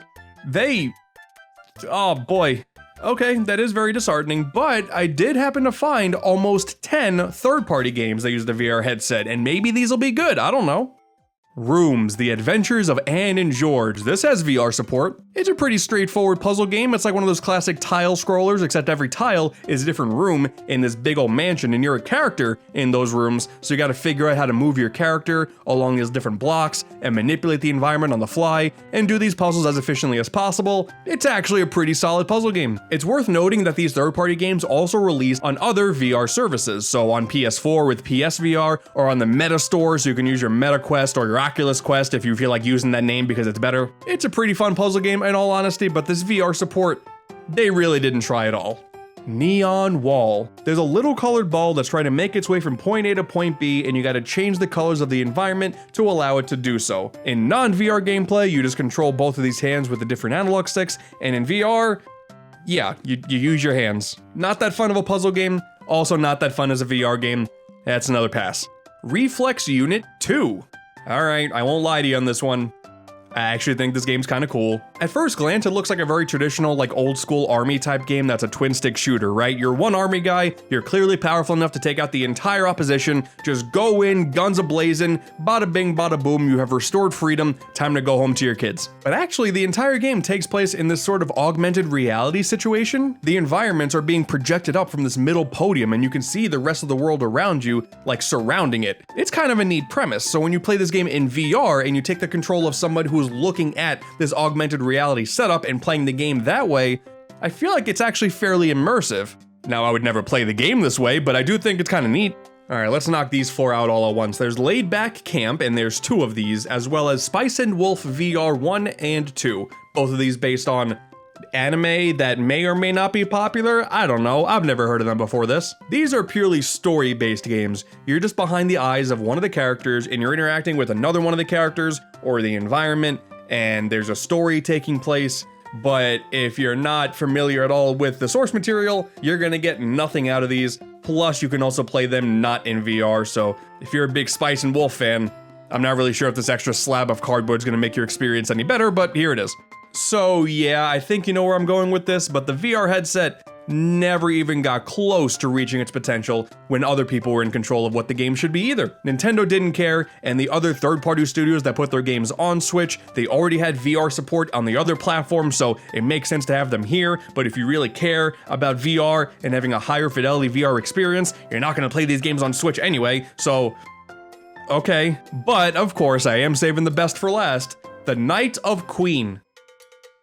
Oh my god, I'm gonna vomit. Oh, this is bad. Oh, this is so bad. Why is the frame rate like this? I think it's trying to replicate like an old school NES Famicom era RPG where you moved tile by tile, and that's why it moves this jankily, but oh my god, it's so annoying, my eyes hurt. God, why does it all look so ugly? Everything is weird and blocky. It looks like it was made by a 5-year-old. I don't like this. Oh, this is bad. So many people experience motion sickness with VR games, and I understand that, but this is just gonna make it worse. If you get VR sickness and you start to play this, I'm sorry, it's gonna become terminal. I do gotta say though, these developers are actually working on a second game called The Night of Nefiart, and it actually looks way better. Like everything has a texture and a character model now, and it's another VR RPG. So, okay, they're sticking to their guns, making something decent, but man, those growing pains are crazy. So the Labo VR headset definitely brought some fun experiences to the table, I won't deny that, but no one really cared to make something really worthwhile with this. Nintendo simply didn't want VR to be something they truly had to focus on and put a lot of money into, and I guess when you look at how much Sony dropped the ball with PSVR 2, probably the best conclusion. I've still not seen one of those things in real life. I still don't think they're real. But oh, we're not done yet. What is secretly almost kinda the 5th Nintendo Labo set, introducing Game Builder Garage. This was announced completely out of the blue one day, and it was totally making sense immediately why this game existed. One fun-ish idea of the VR set was if you take a look at those 64 experiences and you see that they weren't all that hot, doesn't really matter because in-game you were able to build your own experiences with the Labo VR Garage, and I'm convinced nobody took advantage of it. So what Nintendo said was, okay, we made these tools to make your own games, let's add a little more polish to it and then give it its own software. And they really tried, you know, they really want to make this little pointy-nosed dude like a main character and make it be like, oh man, that's the Labo guy. They want some name value with this thing. There's also a whole bunch of brand new things called nodes, and these are all the different statements that you can be doing in the coding process of the game development here. Okay, you got characters that are teaching you a little bit of the ins and outs of how basic, very, very basic programming works. I like what they were going for here. I will sing the praises of WarioWare DIY until the day I die, and if we never get a proper sequel to that, at least they tried again here.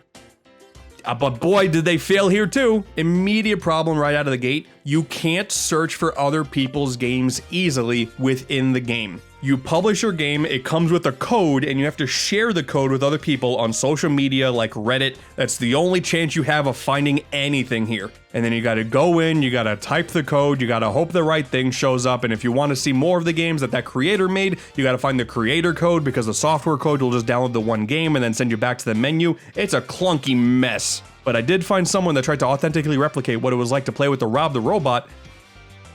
Oh, and it doesn't look fun at all, man. It's not that nothing interesting came out of Game Builder Garage. I found a whole bunch of different Sonic games, some that are side-scrolling, some that are from behind the back. I found some recreations of mini-games from Kirby's Adventure. That's an easy way to my heart for sure. I found one creator that was recreating a bunch of Mario Kart tracks. I thought that was pretty interesting. This is technically the only way to have Luigi's Mansion DS playable on the Nintendo Switch. That's depressing, but here we are. I found some 3D platformers here too, and I understand that game development is obviously very difficult, but it really feels like the tools that Nintendo gave, it really ain't cutting it. The ceiling of what's possible here is just far too low, as opposed to something like Dreams on PlayStation, where the ceiling is arguably way too high, but as a result, you have a select few people out there making some absolutely mind-blowing stuff. Here, I had to do a whole lot of heavy digging just to find a few codes out there. This very clearly was just meant to get a little bit more money out of the engine these developers created, and that was it, because, man, I appreciate taking a really advanced looking game and then looking at the coding and being like, wow, this looks absolutely insane. I can't wrap my head around this whatsoever. And then I try to play the game and I'm like, is this fun? Not really. It's not, not really. Although in my research, I did find one YouTube channel that was actually making some of the coolest things I had ever seen from this engine whatsoever, using real life objects with Joy-Cons attached to them and then making games out of that. Like, this stuff is super cool, like genuinely incredible stuff, but obviously that's the vast minority. Just make WarioWare DIY too, Nintendo. I'm no longer asking. So, yeah, that covers the entirety of Nintendo Labo and Game Builder Garage, and at the end of the day, once again, some people did do some really cool things with Game Builder Garage, and I'm sure some kids out there are gonna have massive nostalgia over the Toy-Con piano or doing Toy-Con robot 1v1 battles with their friends in preschool. That's possibly gonna be a thing, but I think for the vast majority of us out there, very easy to say that this was a total flop. Though I did also find that there was one guy out there who tried to recreate Doom Eternal, in the Labo VR kit. This is why the world is still pretty cool sometimes. Nintendo created software tools and hardware ideas with the cardboard, all meant to inspire people, and dropped the ball by not doing a stronger job getting that inspiration flowing. Compare this to, say, Mario Maker. We can all agree that they dropped the ball with ongoing support for Mario Maker 2 specifically, but still, by having a whole load of single-player levels and campaigns right there built in, you can immediately play one level and go, oh sick, an idea, and then pop in, make the level of your dreams, and then you're off to the races. It's a good time. But when you have just a mechanism that goes, hey, the Joy-Con can see stickers now, and then go, you set yourself up for failure, Nintendo, and it's a damn shame. I stuck my face in a bird's ass for nothing. So I guess it's not all-encompassing. I still didn't do the two-player stuff, so I guess my opinion isn't totally final yet. Maybe at some point I'll get to it, but more importantly, what the hell am I gonna do with all this cardboard? So, what have you spent far too much money on? Let's get one thing straight before we get into the bulk of this video, alright? The plural of Amiibo is just Amiibo. I know it makes me the annoying guy to correct you on this, but it's not Amiibos, it's just Amiibo. The same way it's not Legos, it's Lego. There you go. Saved a bunch of you a comment. Thank you very much. Amiibo! God, I've spent so much. I have spent so much on plastic. 2024 is a monumental year in the giant Amiibo timeline. Finally, with the release of Sora, this means every single playable fighter from Super Smash Bros. Ultimate, outside of specific skins like the Koopalings, have had their Amiibo released to the public. And the true insanity of all of that is that the whole Amiibo thing started off with Smash, specifically the Wii U version, which came out in late 2014. They've been selling us this stupid plastic for 10 years now. I'm gonna pass out. And then that very Christmas, I got myself Mario, the very first one. I got Pac-Man soon after. I got Toad. I was a big fan of that one because it worked with Captain Toad, had to get that one. And I told myself, you know what? I'm only gonna get the characters that I really like. Turns out I like a lot of these guys. Honestly, this is one of the proudest spots of my entire collection, of basically everything I own ever. It's not every single Amiibo that ever released, but it's as complete as I want it to be. The Monster Hunter and Skylanders ones never really appealed to me, with the former being way too expensive now to even consider. Plus, Amiibo started to come in forms of theme park wristbands and trading cards, and listen, I've already dedicated too much of my life to plastic. I wasn't about to do the same with cardboard, alright? I already supported big cardboard enough by buying all the Labo kits, I don't need to do it more. Amiibo are not done, far from it more than likely. If Nintendo can figure out a way to squeeze out a lot more money from idiots like me, they're gonna do it, even if it's just stupid plastic. But with the Super Smash Bros. Line finally complete and it coinciding with the 10-year anniversary of Amiibo's existence, I figured now is as good a time as any to talk about the entire history of all this stupid plastic. There's some there too, if you didn't see it. There's like, I'm surrounded by it. I bought way too much of the stuff.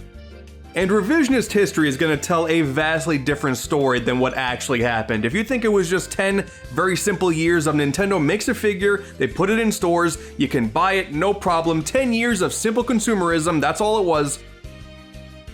No, okay? That's not how this was. Part 1, settle it in Pokemon. Settle it in Pokemon. Like many long-running stories in our lives, everything begins with Pocket Monsters. Pokemon Rumble is a very fascinating sub-series in the greater Pokemon franchise. Initially starting on WiiWare, Rumble takes all the Pokemon that you know, love, and potentially hate, shrinks them down into adorable little toys, and as your Mon of choice, you just push forward and mash the attack button to disintegrate any opposition in your way. It's super mindless, honestly. If you think the Warriors games are already mindless hack and slashes, well imagine that, but also linear. It's not completely devoid of thought. The typical type advantages and disadvantages are here, so it is a bit important to plan out your team before heading out, but there's no real getting around it. This is the most brain-dead Pokemon games in the whole franchise. Though, that being said, it is still kinda fun. Something about the pure simplicity meshing well with the joy of capturing some of the monsters you come across and eventually taking on the bigger bosses. I didn't hate my time with this. This does succeed as the first game in a brand new series with plenty of potential for future entries. Plus, I mean, it was on WiiWare. It's not like the competition was that strong on that platform anyway. Rumble would eventually get 2 new entries on 3DS, with Blast and World. Blast was one of the 3DS's first games actually, and gameplay-wise, it is identical. So it's super simple. The Pokemon roster has now expanded to include Gen 5, that's kind of cool. That is my favorite gen after all. But the basic button mashing gameplay is just as simplistic as always. There is actually a bit of a story now. Not much, but they've actually given a bunch of the characters a bit of a personality. And there are some rival Pokemon you occasionally run into. A little bit more thought goes into who you throw into the levels, which are also a lot more visually appealing than last time. It's not groundbreaking by any means, but Rumble Blast is a fun time. A solid 6 out of 10. And it's a very similar story with Rumble World. There are Pokemon from Gen 6 now, that's kinda cool, but once again, gameplay, exactly the same. Except I did save myself 2 minutes in. That was fun. What's more interesting though is this was actually a free-to-play game at first, with your playtime being limited until your air balloon fully charges back up or whatever obligatory excuse they come up with, so you just can't play the same level twice in a row. That's stupid. Luckily, soon after, they made a physical version that just allows you a ton of crystals early on so you can play to your heart's content until your thousands of crystals run out, I guess. I don't know, I didn't play the game long enough. I got to experience enough of the game's fantastic story about fighting against a wizard or something. Oh no, that's as far as I got. If you're so desperate that you want to get into the Rumble series, then Rumble Blast is the one for you, with World being second best if you are so inclined to find a physical copy. The WiiWare one is lost to the ether when the Wii Shop channel closed, and I don't think Nintendo ever cares to bring it back. There was a mobile game as well with Rumble Rush, but that's also been delisted, so who cares? This miniature retrospective has only really been a long drawn out means to bring up Pokemon Rumble U, the worst game in this series. The arenas that once only played a part of the other games, well, that's the entire game now. Gross. There are no more linear levels to go through, just a series of differently themed arenas where you and some computer-controlled toys, because you likely can't convince your real friends to play this with you, just wreck a bunch of enemy Pokemon for minutes on end in this little box. And that's it. I'm pretty sure you just do that for the entire game. But hey, it's on Wii U now, it's HD. Damn it, look how shiny the coins are. Alongside the release of Rumble U were a lineup of low-poly Pokemon figurines that essentially were just early Amiibo, acting as the first use of the Wii U gamepad's built-in NFC technology that previously was only known about due to a leaked Rayman Legends trailer. Of all things, only 23 figures were ever released, most of them through retailers like GameStop for only a few dollars, and you would actually buy them as a random Pokeball and you wouldn't know what was in them until you bought them and then opened them up. Power to the players, baby! And then in-game you can scan it and you would be able to enhance your specific Pokemon with improved strength or different moves, which for a game like this, it's pretty worthless. But in real life, yeah, they're pretty worthless. I spent $20 on just this one figure alone. Probably not the grossest use of my money, but still. 18 of the figures were standard Pokemon, and a few of them were promotional Kyurems, and even some shinies. Ooh, everyone loves a good shiny Pokemon. I wonder how expensive one like the shiny Eevee is gonna cost now. Oh, I'm gonna vomit. Part 2, the never-ending toy story. The year is now 2014. Skylanders and Disney Infinity are taking the world by storm. Okay, well, mostly just Skylanders, but you got my point. LEGO Dimensions is a few years off, and that doesn't last too long anyway, and then, like, Starlink tried to do the same thing way too late. Like, the whole Toys to Life thing is a very strange pocket of time, you know? In May of 2014, after rejecting a deal to partner with Activision for exclusive Skylanders content, Nintendo revealed plans to produce their own near-field communication figurines, aka NFC figures, to investors, with an official reveal later at that year's E3, courtesy of the late great Satoru Iwata using the first one ever to kill Reggie Fils-Aimé, and later, Bill Trinan is acting out his favorite roleplay. Looks like you caught me playing with my toys. You're a funny man, Mr. Trinan. Amiibo, huh? That's a very strange name. I mean, I guess it's kinda fun to say, like it has the me in it. The Wii brand doesn't really mean a whole lot nowadays, so we're gonna attach the Me brand to this one, but okay, sure, why not? The mid-2010s, so, you know, filled with a bunch of great Nintendo ideas. At the time, honestly, I didn't know if it was ever gonna take off. Well, God, this was the same presentation where Nintendo partnered with the team behind Robot Chicken for segments in between trailers. The Wii U era was bizarre. We knew this was inevitably gonna happen too. A leaked Rayman Legends trailer revealed some functionality like this was possible with the Wii U gamepad, so it was just a matter of time. Even though a Rabbit figure never materialized and Legends never got Amiibo support, What were you planning, Ubisoft, you French prick? 3 things were revealed at this time. Many figurines were going to be made across many different characters. They will unlock a wide range of content across many different games, with Super Smash Bros. For Wii U being the primary driving force for Amiibo hype. And we're even gonna make you buy a little white hockey puck if you want to use them on your 3DS. Never stop giving us money. Oh boy, I can't wait to see how Amiibo are gonna work in Mario Party 10. Surely that won't make me mad. And boy, did we ever get one of the Nintendo commercials of all time right here. This kid is trying to impress a girl by buying a Mario Amiibo, subsequently losing and then training with said girl to strengthen Mario up and eventually kick the bullies' asses. A real Rocky story, honestly. A new challenger approaches. Pikachu. I hope you trip and fall on your Amiibo. One day I want to talk more about the commercials during the Wii U time because, like, God, they were so bad. Do you remember the Yoshi's Woolly World one where they just kept rhyming Yoshi with words and we got Yoshi Exploshi? Woshi. It's a double Yoshi Exploshi. God, oh man, being a Nintendo fan was hard during this time. And a few months later in 2014, in the same Nintendo Direct that contained a grim reminder that Codename Steam does in fact exist, we got some more details on the perks that Amiibo are going to give you in some of your games, as well as a release window for more figures, and after that, it was off to the races. And you know what? They never really explained why they went with yellow for Link's balancing pole. Like, I get why you couldn't make it a super thin piece of plastic, like in the pre-release stuff, it would tip over, but like, this just looks like a solid line of urine now.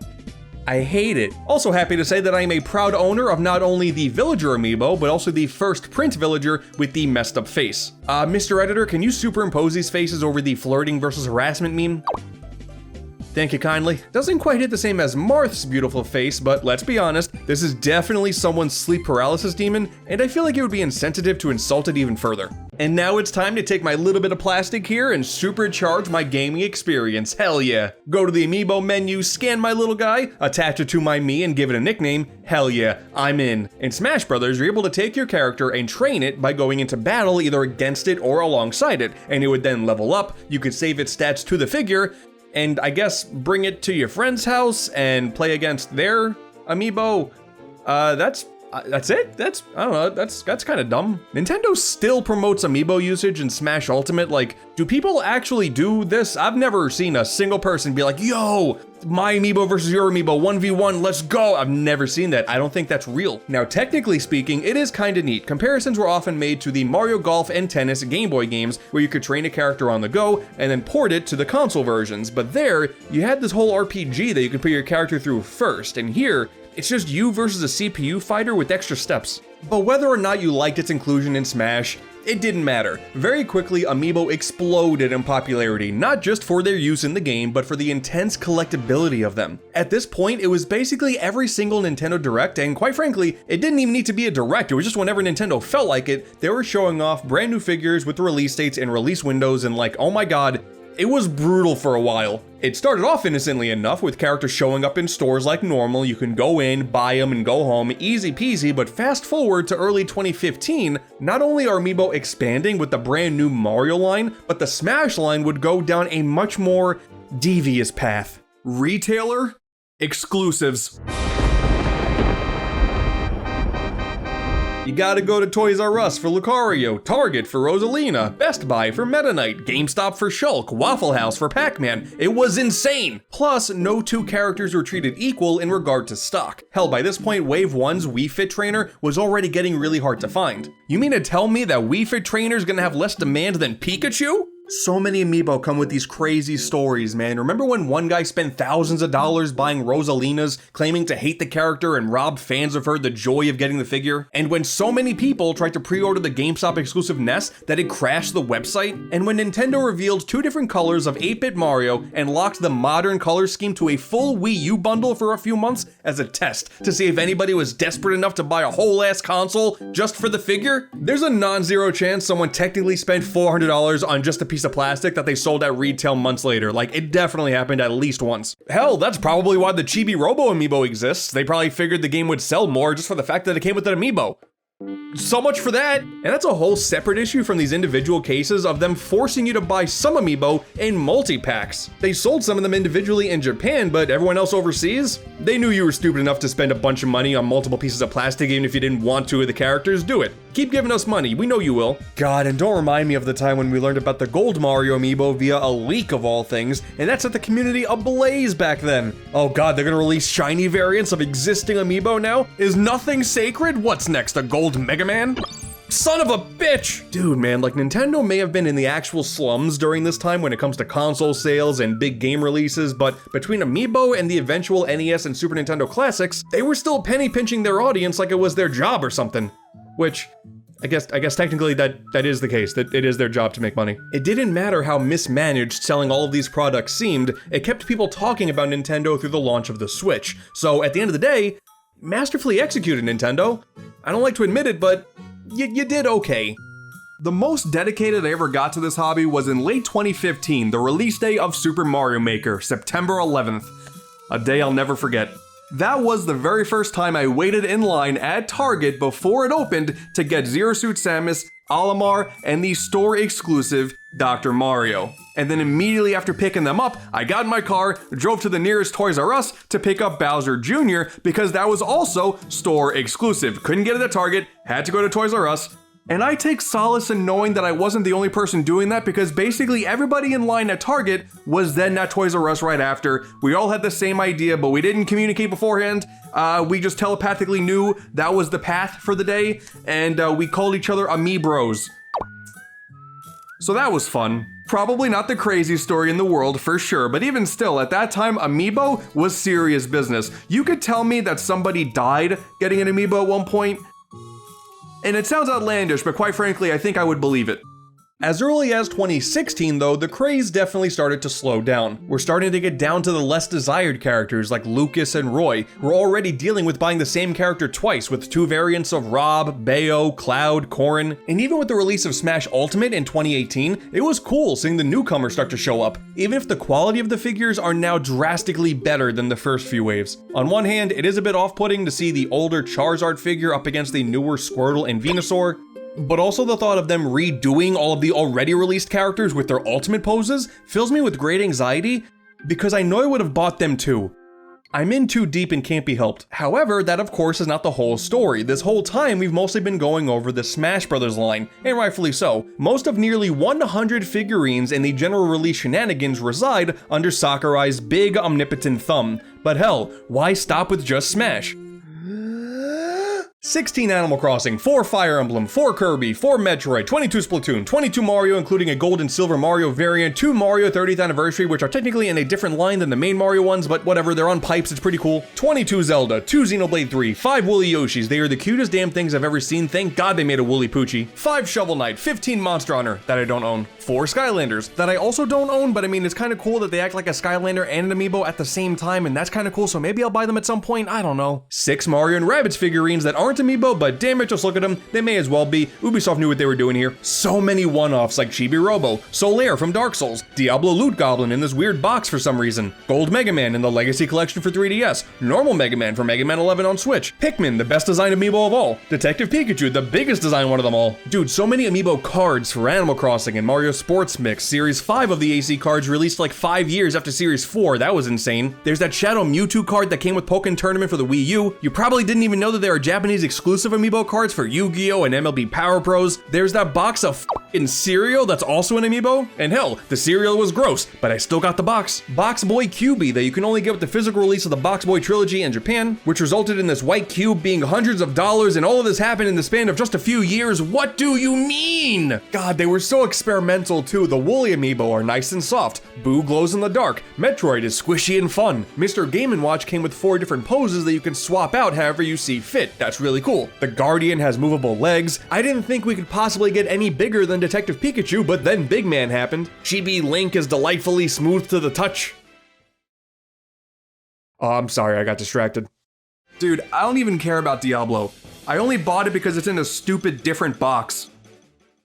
From the release of Smash Bros. Mario in November 2014 to Smash Bros. Sora in February 2024, there have been a total of 230 figures, 614 cards, Throw in 9 power-up bands for the Nintendo World theme park in Japan, and we have a grand total of 853 individual amiibo. Bro, the GBA e-reader didn't even come remotely close to that. Nowadays and going forward, your mileage will always vary in terms of general availability for each figure. Some have been out of print for years, some get occasional reprints alongside game releases. It's led to a very volatile collector market, to put it lightly. Female Corrin used to be pretty rare and expensive until it got reprinted out of nowhere, so I mean, that's nice for Corrin Player 2 fans, but Mega Yarn Yoshi fans? Nintendo hates you. You only had one shot. If you didn't get it, well, that just sucks for you. Look at this.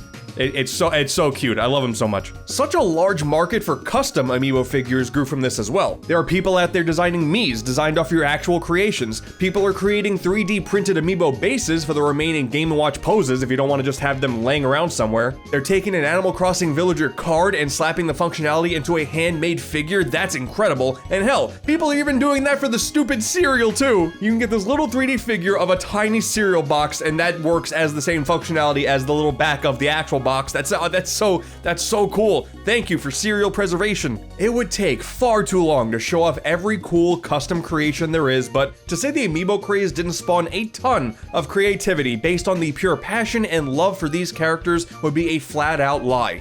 But believe it or not, amiibo are a lot more than just these quirky little things to collect. They actually work with video games too. Oh yeah, they do, don't they? Part 3. Using them as they were originally Nintended. I'm sorry. Almost a pure afterthought at this point outside of Smash, yes, amiibo do, in fact, have functionality across many games on the Wii U, 3DS, and Switch. Many in places that you're familiar with for sure, but many I'm assuming you've never heard before until this very video. I'm excited to show you just how stupid this whole thing is. And despite what you may think, Nintendo does in fact care if you take these little figures out of their boxes to scan them. They went out of their way to put this little piece of shiny plastic in the boxes to prevent you from scanning them while keeping it sealed. Damn it, if you want Pixel Toad and Captain Toad Treasure Tracker for the Wii U, you're gonna have to free him from his prison. There are dozens of games that have amiibo support, but for the bulk majority of them, their implementation is so minor that you would hardly ever think to use them. Some games are technically functional with like every single amiibo, but all it really means is getting a handful of generic items. The Kirby games on Switch, health items. Mega Man 11, health items. Hyrule and Fire Emblem Warriors, random materials, hoo boy. Now typically you do get better items if you use a series appropriate amiibo instead, but at the end of the day, you're still just scanning plastic to get stuff you could already get in the game by playing it.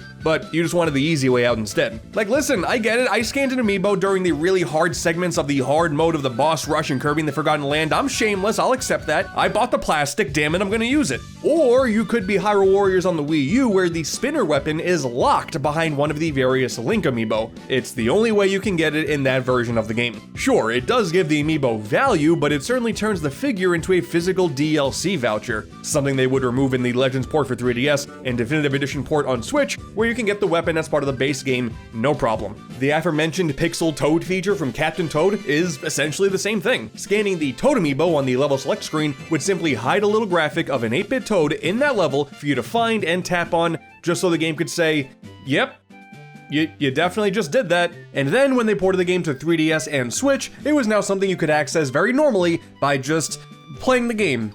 That's it.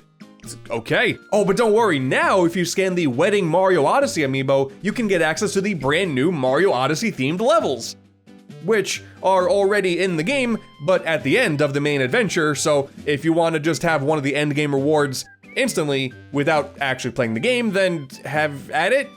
Cool. But the bright side on the entire concept of amiibo is that even if some of these were pretty meaningless in their own bubble, maybe that figure could be useful in another game. Let's take a look at Luigi for example. He would give you a chance to revive yourself in the 3DS port of Luigi's Mansion. He would get you coins in Mario Party the Top 100. There's a little cosmetic and style savvy. Whatever. You'll look nice, but whatever. But you could also get the actual figure to collect in Hey Pikmin. You would get a Luigi themed outfit in Mario Kart 8. You would get this funny little Ouija drawing in Warioware Gold. You can unlock Luigi and Mini Mario and Friends and play those levels, and get Luigi skins in Super Mario Maker, Yoshi's Woolly World, and Yoshi's Crafted World. Depending on your figure, you could actually get a lot out of it. It wasn't so much buy this figure, get this stuff, it was since you already have the figure, you can also get this stuff. Did you notice that when they wrapped up the booster course pass for the Mario Kart 8 Deluxe game on Switch, they included a Daisy outfit that's unlockable with her amiibo? They added a bunch of costumes in that final update, but the Daisy one you can only get by scanning the amiibo, and like, that's kinda cool? It's weird, it was so many years after the fact, but hell, I already have the figure. Why not? And honestly, I know I'm not the only one who thinks this, but the unlockable skins are the best functionality Amiibo have ever provided. Like getting 8-bit characters in Super Mario Maker, God, that's so cool. Yeah, it was exclusive to the SMB1 style, so you were pretty limited in what you can actually play, but it unlocked a level of creativity that added a surprising amount of charm to the shared levels. Even if the Sonic sprite that they used was horrible, there was an 8-bit Sonic sprite right there. Why did you MS Paint shrink the Genesis? Okay. Dozens of amiibo were usable in this game, and they even made dozens of more outfits on top of that, just because they could. You got Starfy, there's Mallow from Pushmo, Shaun the Sheep, the Japanese heavy metal band Baby Metal. What the fuck? All this feature really needed was some extra movement options that a sequel could easily implement, and Nintendo decided to scrap it entirely instead, except for Mario 2 and Zelda. Time heals all wounds, but this pain is eternal. The costumes in Yoshi's Crafted World were pretty cute. Mario characters can get you some decent outfits to play around in, but Woolly World's skins are still unmatched. In a game already filled with a ton of unlockable color schemes, like every single level got you a new color for Yoshi. Now you have skins for all these other Nintendo characters from the Kirby universe, Fire Emblem, even third-party characters like Pac-Man and Sonic got in on the action. I love this so much. Unfortunately, they never updated the game when all of the DLC characters started showing up in Smash, but when we did get the 3DS version, Poochie in Yoshi's Woolly World, not only did some of those DLC characters finally show up, but there was even a skin creator this time around. I messed with this a whole lot, actually. Phoenix Wright, Sly Cooper, Hatsune Miku, Biggity Buck Bumble, of course, Bump to the Boom. Minecraft Steve never got an official Yoshi skin, but hell, you know what? That ain't gonna stop me. I mean, during this time of the Amiibo's popularity, like, why not have more Nintendo games that are just these big celebrations, you know? Not like these features are messing with the core integrity of what these games are about. They're great little bonuses that let you play as other characters in some platformers. Mario Odyssey and Miitopia had similar costume support. That was cool. Wario gets to show off his magnificent art skills regardless of what it was. Anybody who wasn't Wario or somebody who is Wario. He would treat everybody equally with his artistic talents, and that's beautiful. Well, except for the Pokemon Company was not playing nice for some reason. Did you want a skin of Pikachu in Woolly World?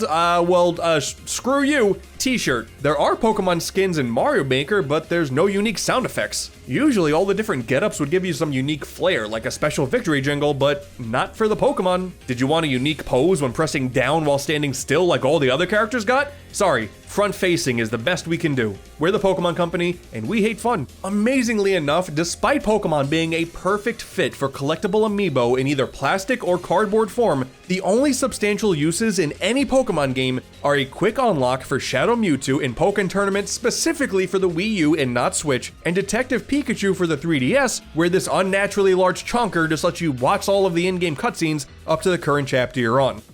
That's it. Why did I buy this? The fact that Pokemon supported the e-reader more than Amiibo is insane. It's not like the actual Amiibo cards that we did get were handled gracefully, to be fair. The big ones are the Animal Crossing ones, which were just a means to invite the villager of your choosing to your game, instead of the usual practice of hoping and praying. It's sensible to have the card for your favorite villager, that makes sense, but is it sensible to collect and stick in your oddly expensive Animal Crossing Amiibo-themed card binders just for collector's sake? Probably not so much. But if you do have that, congratulations, your collection is now worth a lot. Besides, these cards are only really a thing for Animal Crossing Amiibo Festival, and I think I would rather get a root canal than care about getting access to Pietro in that game. No offense if you like Pietro. I take it back, that guy's the worst. Once again, the Animal Crossing e-reader cards clear the Amiibo cards. And that is wild! You probably didn't even know that Animal Crossing had e-reader cards. They were Japan exclusive, but you can get like exclusive stuff in it, like Town Tunes and NES games. Like that's so much cooler than this stupid thing. They dabbled with sports cards with the Mario Sports Mix line. That makes sense. Collectible cards for sports athletes. That's a thing in real life. Why can't that be a thing for Mario? All you get access to is this stupid Amiibo mode in that game, and it's terrible. Plus, they didn't want to make any original artwork, so we're getting stuff that's like, oh, it's just Bowser's art from the stupid DDR Mario mix, and we just slap that. in front of a goal, like, oh god, they didn't care, so why should I? And then those elusive Japanese exclusive Power Pro and Yu-Gi-Oh cards? You may be asking what the deal is about that. You didn't know about them until now. They just give you items in their respective games. That's it. On paper, Amiibo cards are genius. In practice, Pietro sucks. It was made very clear immediately that whenever a game was announced to have Amiibo support, it was going to be a total crapshoot as to whether or not that functionality was going to be useful at all. In Samus Returns for the 3DS, the Metroid Amiibo would unlock the fusion difficulty with the fusion suit, and that's pretty cool. But then you have a game like Word Puzzles by Paugi, and that just has a simple puzzle with the nickname that you gave your Amiibo, and that's it. And I don't know, maybe it's just me, but that functionality could be good if they changed everything about it.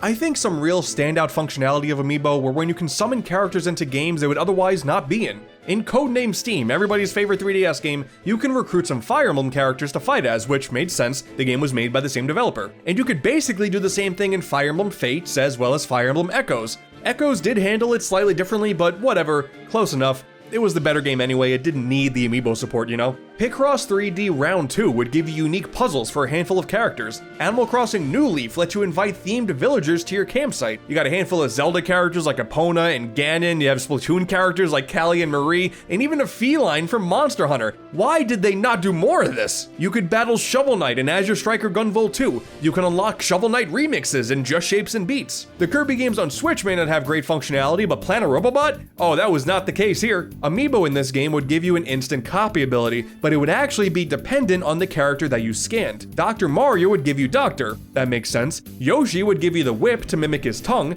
Mr. Game & Watch would give you the circus one since he could juggle, and different figures from the Kirby Amiibo line would give you some standard abilities with skins, like Meta Knight and King Dedede, and even easy access to both the UFO and Smash abilities. This game does not get enough credit for how cool the Amiibo line is. Like, you don't need this at all to play the game. From start to finish, it is not necessary whatsoever, but the fact that all the characters actually did something specific in this game, that's so cool. Future Kirby games eliminating that functionality altogether?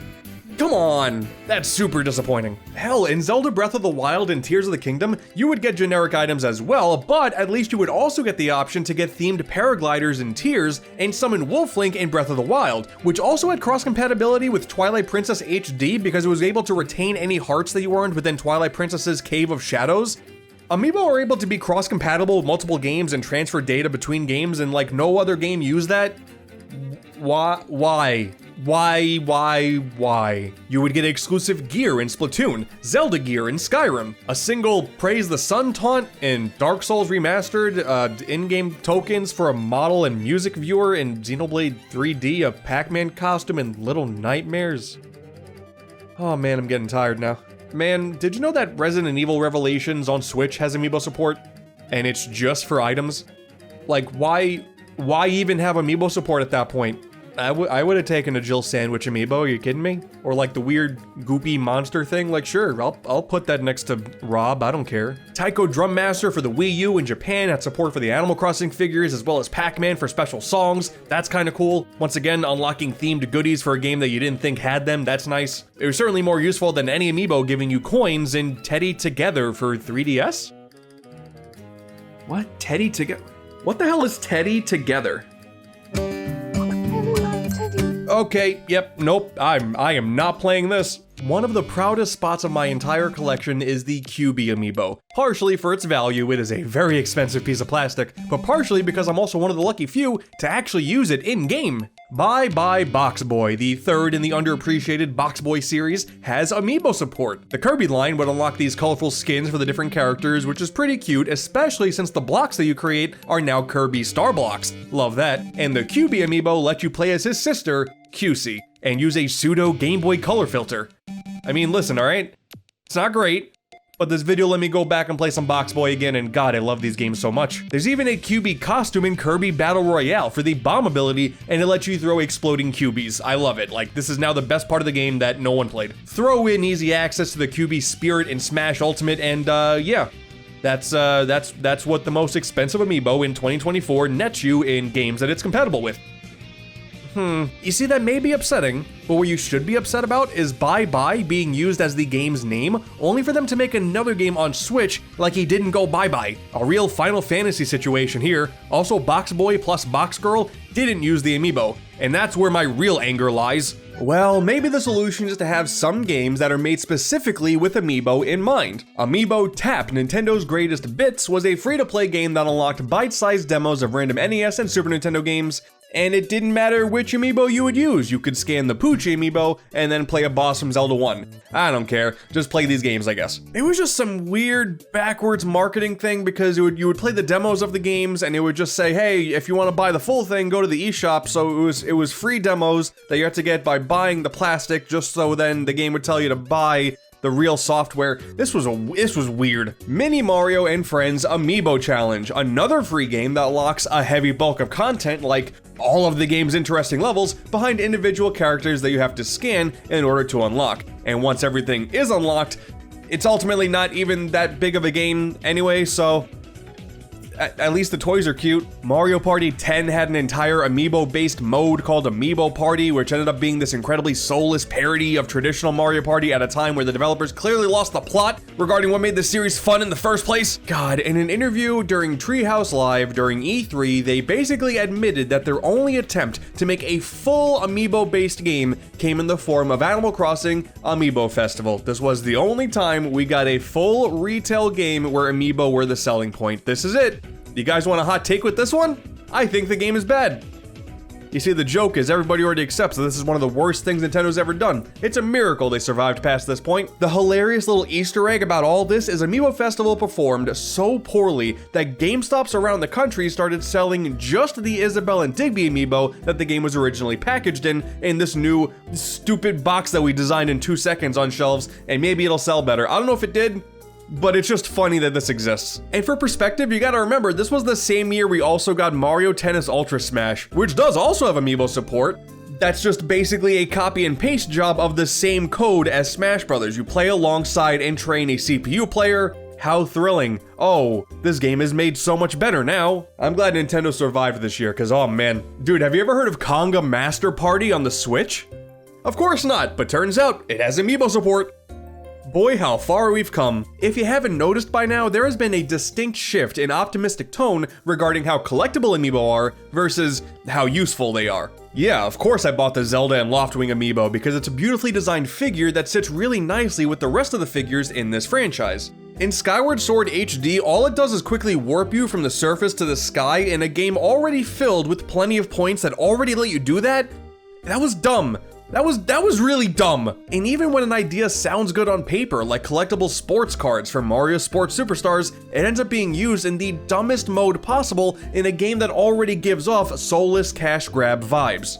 The ultimate dilemma with Amiibo has been the same since its inception. If you make them too useful, then you're locking really useful functions behind a paywall that's just a plastic toy that may or may not get uses in the future. That doesn't sound great, but on the other hand, if you make them useless, then what's the point? I mean, the point is to get money out of idiots like me. I know the answer for that question is that, but you get what I'm saying. And you see, the thing is, from my perspective, I have no idea what the solution to that problem is. But also, Nintendo clearly didn't either.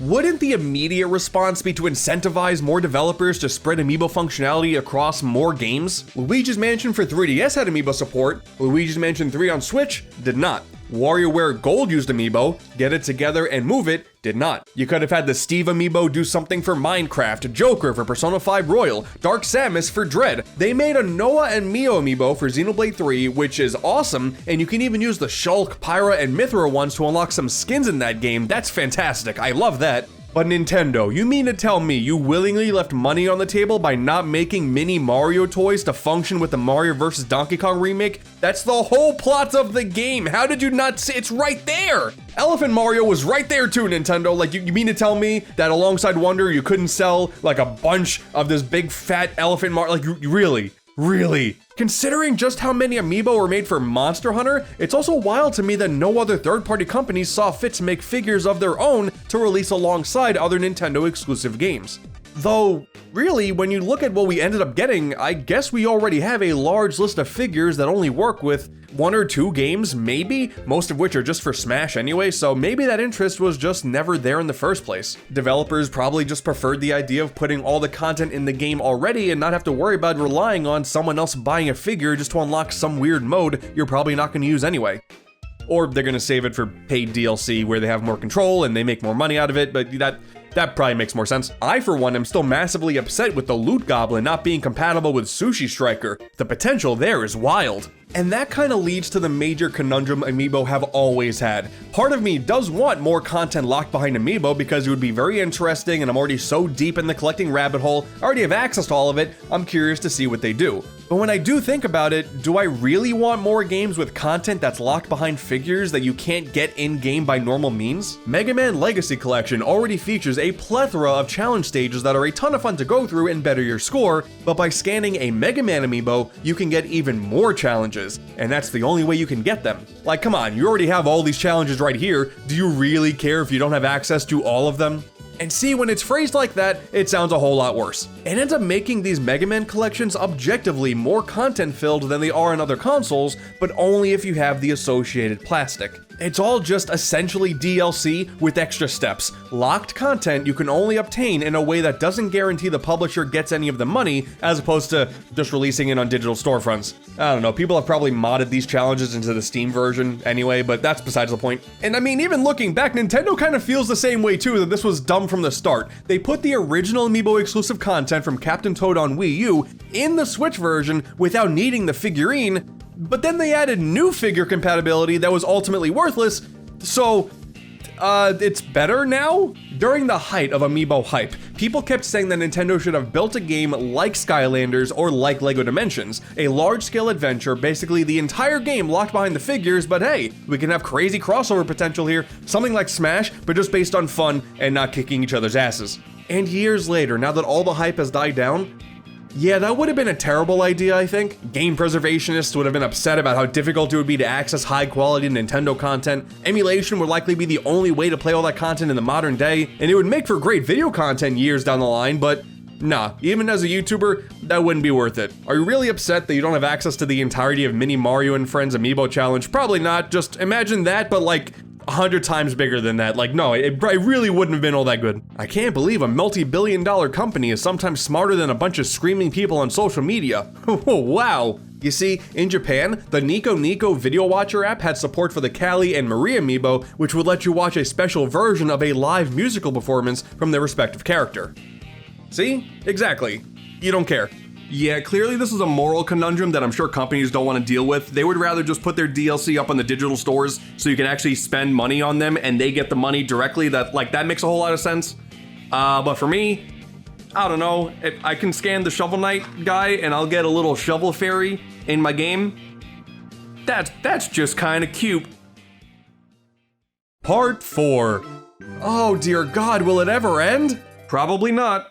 When the Sora Amiibo finally released, it became this unique period of time where there were 0 Amiibo on the horizon to look forward to. That is unheard of. However, they did also make multiple figures for Tears of the Kingdom, Splatoon 3, Xenoblade 3, and then they made the DK and Diddy Kong Super Nintendo World power-up bands that will end up doubling as Amiibo, and like, God, I don't know, man. Amiibo act in mysterious ways. General interest in Amiibo is certainly hitting an all-time low with the Smash line finally complete, and Smash Ultimate theoretically being the last time so many of these characters will appear in the same game ever again. But listen, it's Nintendo. If they find out more ways to squeeze more money out of diehard fans, they'll do it. Don't doubt them. It'll be no different than how hardcore fans used to buy strategy guides, additional resources for a game that you love that double as both something cool on your shelf and something that may or may not be useful in the game in question. Or, who knows, with the Switch's time as Nintendo's latest and greatest console eventually coming to an end, maybe this is the last we'll ever see a brand new plastic figure from them ever again.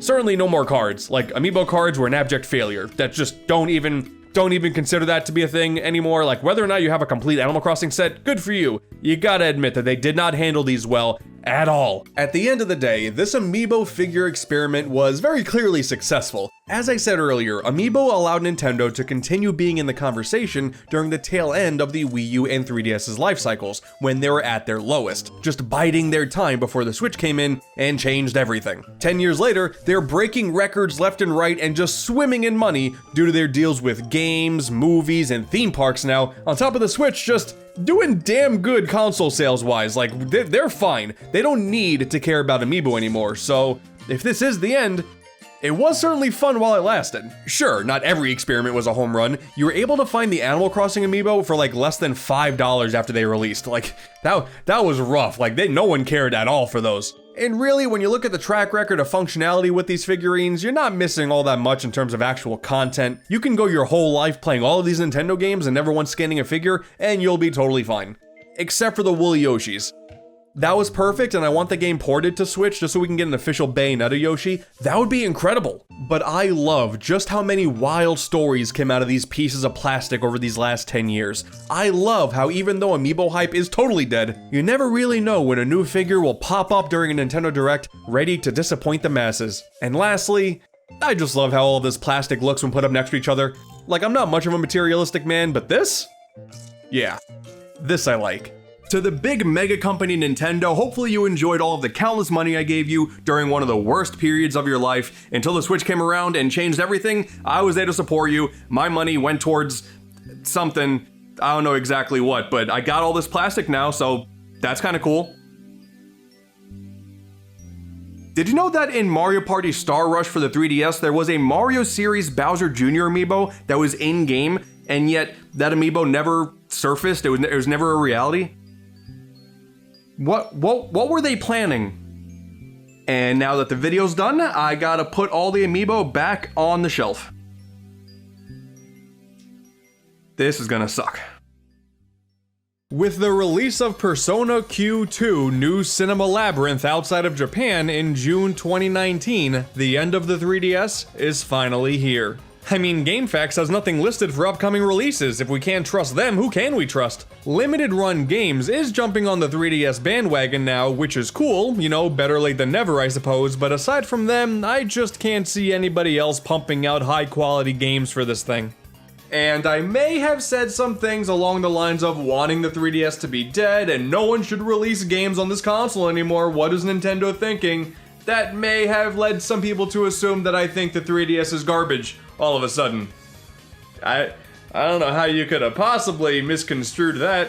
But no, in all actuality, that couldn't be any further from the truth. The fact of the matter is the Switch is doing incredibly well and the Switch Lite is looking to capitalize on the purely portable market that the 3DS had for years. So to me, it just doesn't make any sense anymore to release big titles on the 3DS. Every console's time comes where it needs to ride off into the sunset, and for this little bad boy, that time is now. It just makes sense, every console goes through this. That's why when they release Just Dance on the Wii and not the Wii U, everyone is super confused. Now I know Nintendo said that the Switch Lite isn't going to replace the 3DS, but you gotta remember this is the same company that said the DS wasn't going to replace the Game Boy Advance.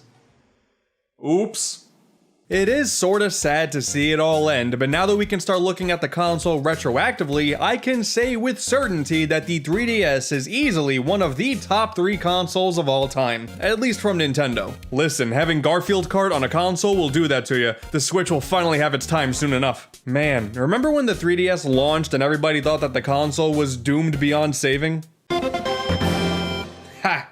Nice. Admittedly, considering the launch was as poor as it was, the 3DS was the first Nintendo console that I actively chose to not get when it first released. Nintendogs plus Cats, Steel Diver, a poor version of Super Monkey Ball, the millionth port of Rayman 2. Apparently Super Street Fighter 4 and Ghost Recon Shadow Wars are pretty good and considered hidden gems, but they're just not my thing. I did eventually go back and pick up Pilot Wings Resort, another one of the launch titles, a few years after it released, and yeah, no amount of Squirrel Suit would have made getting this at launch that much more exciting. Sure, the whole glasses-free 3D thing is cool, but if the games themselves aren't all that compelling, being able to see things pop out at the screen at you is only going to be interesting for so long. That 3D test when you boot up the console for the first time was like the most exciting thing that it provided for months. It also came with those AR cards that I'm pretty sure that we all used just once and then forgot about until this very moment. Things were so bad, only a few months in, Nintendo announced a massive price drop, making the console a whopping $80 cheaper. That's a pretty big deal, especially when you consider how poor the Wii U did and they only dropped the price of that by 50. But if you were an early adopter, or in Nintendo's words, a 3DS ambassador, and had one before the price drop, well then no worries, you now have access to 10 free NES games. And 10 free Game Boy Advance games. Alright, now that's good, I'm totally on board. Metroid Fusion, WarioWare Inc., Zelda Minish Cap, Fire Emblem Sacred Stones, holy cow, what a lineup! Now don't get me wrong, I'm dying to play NES Open Tournament Golf as much as the next guy, but I'm actually pretty upset that I never had an ambassador console to have those Game Boy Advance titles with me. Nintendo did promise that these games were going to be exclusive to early adopters, and I'll be damned. The console has one foot out the door and they've stuck to it. Man, you guys got that cute little certificate too? Man, it's so not cool, but I want it anyway. By the end of 2011 and heading into 2012 though, that's when the console started picking up steam, and that's when I finally got mine, along with a Canadian version of Kid Icarus Uprising. I really don't know how I ended up with the Canadian version, but it was because of this that I learned that there's an extra little French label on a bunch of the 3DS games over there. So, you learn something new every day. The urge to play the brand new Kid Icarus game was just too strong for me, man. I could not believe that a game that looked like this was running on a portable system. There's a reason why this was the game that Nintendo highlighted when they first unveiled the 3DS. And it's not like that game was just a whole bunch of wow factor and that's it. Playing it nowadays, yeah, the game is still fantastic. It's just a bit painful on the hands. Holding the entire system with one hand to keep the other hand free to use the touchscreen wasn't one of Nintendo's best ideas, but if you're able to get through that, the game still comes highly recommended. To silence potential criticism, they did release the game with that stand thing that I'm pretty sure like nobody used. Everybody I know who played the game just preferred to deal with the actual pain. Super Mario 3D Land, Mario Kart 7, Star Fox 64 3D, Ocarina of Time 3D. Nintendo was certainly bringing out some big guns here that helped make the system more enticing, and having a large-scale Zelda game in the palm of your hands, that is super cool. Those other Nintendo games are fun, and if you did have the console, they were basically must-have purchases, but the reality was those games were coming out few and far between, and third-party offerings were pretty slim. Resident Evil Revelations, that was the huge one, and still, looking back, having a full Resident Evil experience on a handheld is incredibly impressive. After a few years and many 3DS games later, Revelations is still one of the best looking games on the console. I don't know how they made it look that good. I'm surprised they never took the time to use that engine to port Resident Evil 4 over to it too. They released that game on everything. Also, remember when they screwed up the side of the box and it said Resident Evil Revelations for a while? That was a pretty good time. But even though there weren't a ton of options in terms of retail games, the eShop. Oh, the eShop. I have been wanting to talk about this for years. I absolutely adored the 3DS eShop. Yeah, the DSi had an online shop as well, and of course, I was always super hyped to re-experience Mario Clock. But the amount of quality, smaller titles that released on 3DS was a source of consistent excitement. There are just so many great games and hidden gems for cheap on the service. I gotta talk about a few of them. Pushmo was an excellent puzzle game about pushing and pulling blocks, and it spurred a whole series of games. Dylan's Rolling Western is a super fun action tower defense game where you play as this sick-looking armadillo trying to protect a town from evil rock monsters. This also started a new series. Mighty Switch Force 1 and 2 are great run-and-gun platformers with amazing soundtracks. Mutant Mudds made great use of the system's 3D functionality, and the sequel, Super Challenge, made me want to snap my 3DS in half. That was fun. You got awesome ports of existing indie games like VVV, and Ika-chan, a game by the guy who made Cave Story. Gunman Clive literally appeared like out of nowhere one day and then just said, hey, I'm a fun Mega Man clone for like only $2. And then it outsold the mobile versions of the game, which was a great slap in the face to the journalists that were saying that mobile games are gonna kill the 3DS. Oh, how the tables have turned. Curse Sploosh happened. Alright, now listen here, the rock falling down a well genre is going to be the greatest thing ever that's going to take the world by storm, I promise you this. A lot of my time in the 3DS's early years were spent exclusively with content from the eShop. And not just for the original games, which, again, there were plenty of, but for the Virtual Console as well. Even though the service was losing some appeal on the Wii, now Nintendo started re-releasing some Game Boy games for the first time ever, and it was so refreshing. Any console that has Donkey Kong 94 on it gets an okay in my book. With this new exposure to Game Boy games, I got to experience some hidden gems that I probably wouldn't have played otherwise. Avenging Spirit was pretty cool, Balloon Kid was neat. I remember when Shantae got re-released on it, that was a pretty big deal. It definitely beats spending... Yeah, no. They did release Game Gear and NES games on top of that, which was kinda cool. This means that they got to re-release Sonic Blast again. That shouldn't have happened, but I was all in on the Game Boy games. I always loved the little border that you can throw on them too. Made the games look a whole lot sharper, and they even had a 3D effect that pushes the screen into the Game Boy itself and makes the battery light pop up a bit. That's pretty damn neat. Eventually, Super Nintendo joined the fray as well. It sucked that Nintendo didn't have the foresight to make the original 3DS model powerful enough to play them, but hey, with a new model, I can play the original version of Donkey Kong Country 2, one of the best games of all time, on the go, and that is awesome. I enjoyed when companies 3Dified some of their classic games too. We got the best version of Kirby's Adventure and the worst version of Urban Champion, truly the yin and yang of gaming. I'm also genuinely stunned that they never ported Virtual Boy games to the service as well. With the whole multi-layer setup that the entire console provided, they would have been perfect here. More people need to play Virtual Boy Wario Land. This would have been the chance to finally bring that back.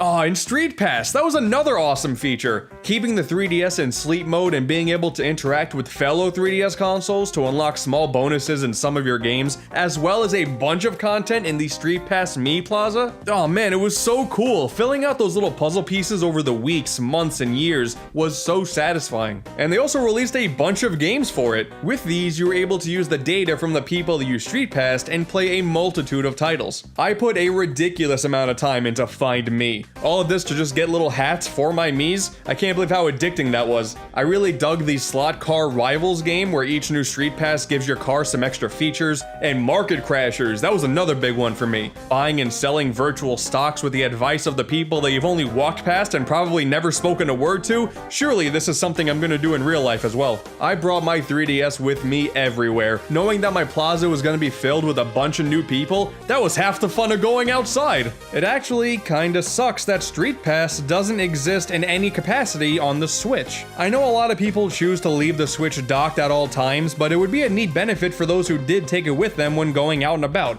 Especially with the Switch Lite, it would work perfectly on that. Also, how is the activity log not a thing on the Switch either? All of these games I've spent hours upon hours on, and the Switch just kind of gives me a vague idea of how much time I've played. Meanwhile, the 3DS has listed every single thing I've ever done. It's fine, I know I'm like the only person actually upset about this, but I'll be the one to voice my opinions anyway. Oh, and when you blew into the microphone or tapped the underside of the console to make the little splash screens move, man, there were so many cool things about the 3DS that were built right into the console that you can experience without even needing a game card inserted. The launch lineup may have been weak, but in the years following, oh man, 2013 has got to go down as one of Nintendo's strongest years for a single console. Fire Emblem Awakening, Animal Crossing New Leaf, Pokemon X and Y, The Legend of Zelda A Link Between Worlds, Luigi's Mansion Dark Moon, holy cow, Nintendo killed it this year! All of these games were really fun, and they were definite big deals when they first released. And on top of that, we got sequels to Etrian Odyssey, Ace Attorney, Mario & Luigi, the better version of Donkey Kong Country Returns. The fun puzzle game Picross started showing up, and wouldn't stop showing up. I even picked up Brain Age Concentration Training that year. I was just happy to be buying more 3DS games. This was the turnaround of the century. In just 1 year's time, the 3DS went from potential flop to top-selling system in America. Amazing.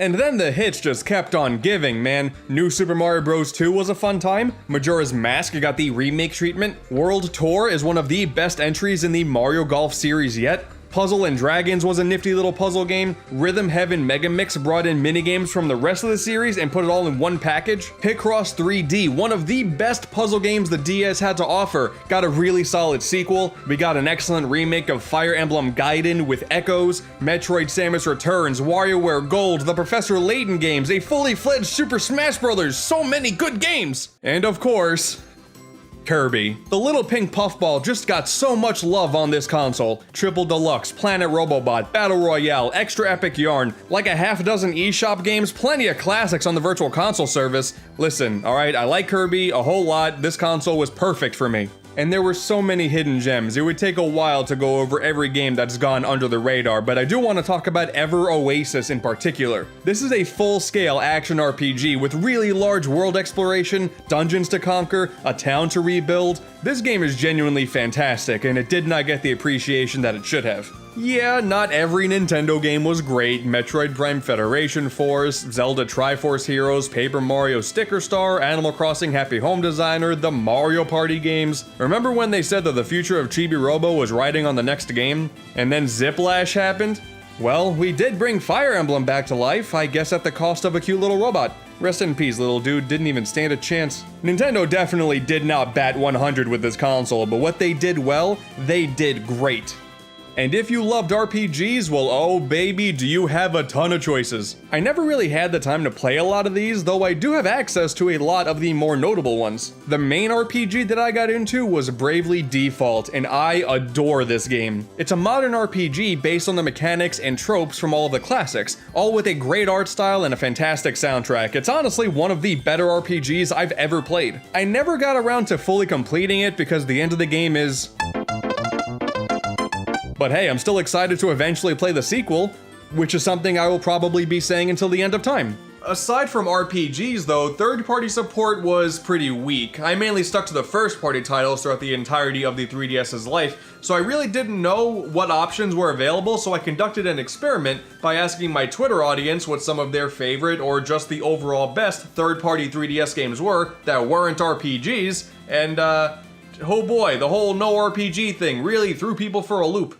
Most of the worthwhile third-party games on the console seem to garner a pretty good reaction as the highest praise. For my rhythm game fix, I played a ton of Project Mirai, a Hatsune Miku game with incredibly catchy and pretty challenging J-pop music. Zero Escape, Virtue's Last Reward, easily one of my favorite visual novels of all time. That game is amazing. If you want a good old dozen-plus hours of mind-bending plot with some escape room puzzles, this game is perfect for you. Professor Layton vs. Phoenix Wright. This is basically a fanfiction come to life, and while it's not amazing in the context of the two original series found within, this was still a super entertaining ride. And speaking of Professor Layton, Rhythm Thief is more or less a clone of the famous professor, except instead of puzzles, you do rhythm games instead. I would be so down for more of this in the future. Look at this. This is amazing. There are also a bunch of River City games too. I was really surprised to find out just how active this franchise was on the 3DS. And Monster Hunter, of course, that was a big deal as well. Probably some of the biggest third-party games on the system. They were just never really my thing. The same goes for Yokai Watch actually. I can't vouch for this one either, but I've seen many a hardcore fan give these games high praise, so that's still pretty awesome to see. It is undeniable that the 3DS has plenty of good third-party releases, but if you're on the lookout for more guaranteed great or fantastic games, you're probably sticking to first-party and RPGs. Throughout the final couple of years, the game releases were getting really slow, but there was still some great stuff. However, games eventually stopped utilizing 3D, the console's main selling point, and some couldn't even bother doing anything interesting with the bottom screen. The writing was on the wall, it's time to wrap up the 3DS's story. A game lineup that legends speak of, but as good as the library is, I still think the original DS has the edge when it comes to a wide variety of quality third-party titles. It's just a shame that that's the DS and not the 3DS. Oh yeah, the 3DS can play DS games too. Like I said, one of the best consoles of all time. The multiple models can make picking one up for yourself a bit confusing, but any one that you choose, the 3DS is sure to provide a fantastic time. Or you could just be a maniac and buy multiple consoles just for the sake of it. My god, they made so many of these things! It is time to lay the 3DS to rest, but that doesn't mean I'm gonna stop playing it anytime soon. The amount of awesome games that you have accessible on this console is staggering. The first-party 3DS library, the third-party DS library, the RPGs on both consoles, the Virtual Console, the eShop. There are so many good games that you can play on this. The 3DS is a damn good achievement for Nintendo. Damn, I love this thing. The Nintendo Wii Balance Board. Back when the Wii was in its heyday and grandparents just couldn't get enough of that there Wii Sports and Chicken Shoot, the Big N saw an opportunity to tackle the new and huge casual gamer market, and get them up and moving and losing a few pounds by selling them a super basic piece of workout software with Wii Fit, and basically a bathroom scale to use with it. Working out was the clear main selling point here, and many more games would release that had their own spin on things. Hell, this trend was so popular other consoles got in on it too. And that's all fine and dandy conceptually, but how did it actually work? Well, it's quite simple. It's called a balance board after all. Built in are two sensors, one for each foot, and they can detect just how much pressure you're pushing into each one, as well as where you're shifting your center of balance. That's it. Funnily enough, not even the first time Nintendo would try something like this. While plenty of exercise titles over the years would use the board, there are actually a shocking amount of more traditional Wii games that supported it as well. WiiWare had some of these too, that's kinda cool, and the Wii U, well, it had a good run. So I've taken it upon myself to scrounge up 10 actual games that support the balance board, and today I'm gonna dust off that fabled Wii peripheral and give them a whirl. I know a lot of people are gonna be asking about Wii Music, which does have a mode that can use the balance board, but I'm gonna hold off on that one until the time is right, which is hopefully never. I simply have no time or desire to put Wii Music back in my console. I think I'm good for now. I have much more compelling games I want to take a look at. Like the Garfield show, Threat of the Space Lasagna.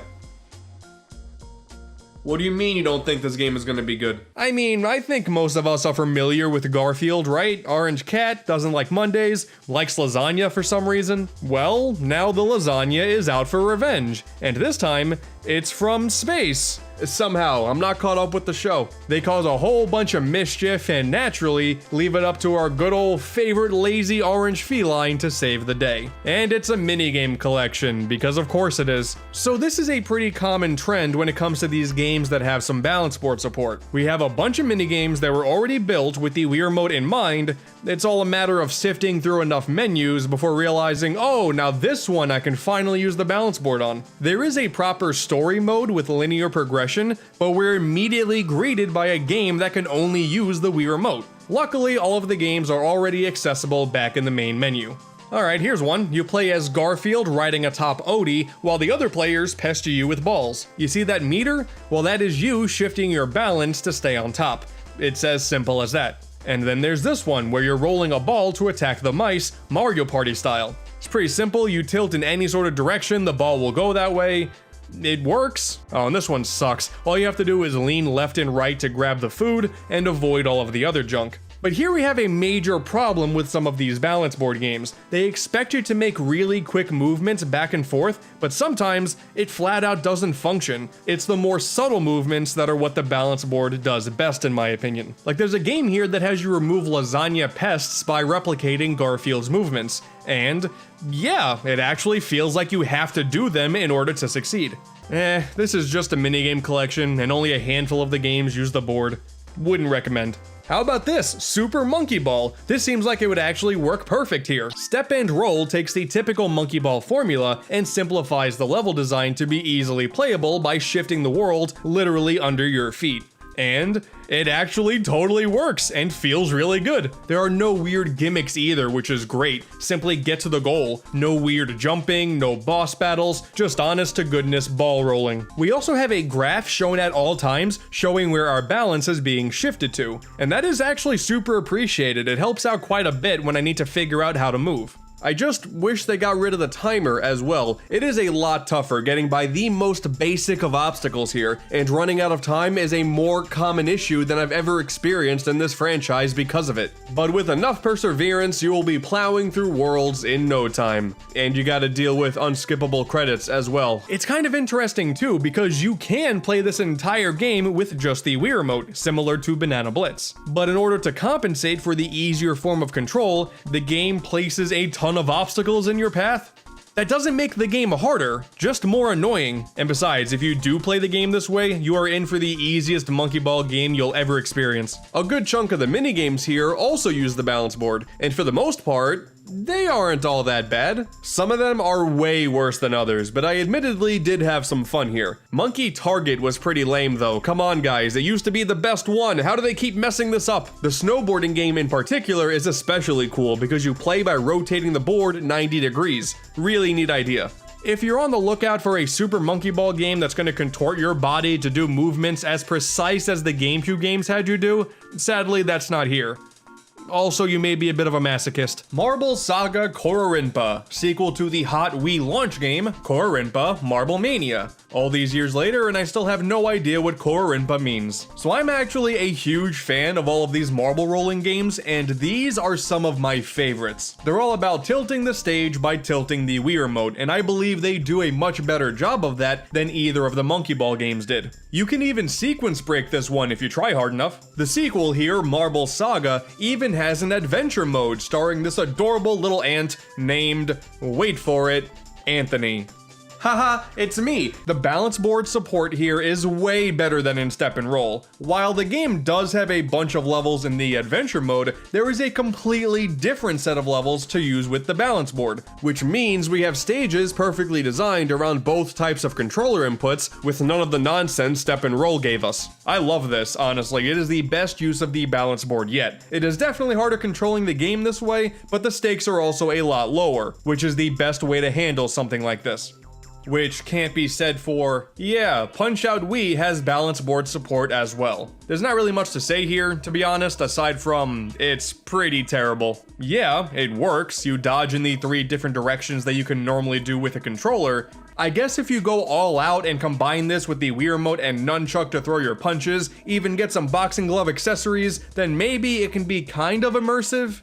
Yeah, no, just stick to a controller. I like Wii boxing better. But hey, I've been teasing this one long enough. Yes, in fact, Mario and Sonic at the Olympic Winter Games has support as well. I've said many times before that this is my favorite in the series, so I am actually really looking forward to this. So as it turns out, only half of the events are playable in this mode. We got some skiing, snowboarding by, once again, rotating the board 90 degrees, and skeleton, which is actually played by sitting on the balance board. That's really cool. Monkey Ball had a similar minigame, and that was enjoyable too. Since all of the events here are relatively simplistic, when it comes down to basically tilting left and right and maybe a button press here or there, it actually works really well. But once you have a wider range of movement options available to you, it ends up not feeling precise at all. It feels like you're being restricted to 8 degrees of movement, so it is unnecessarily difficult to get where you need to go. These are nothing special, but they're attached to an already good game, so it's fine. Another good use of the board.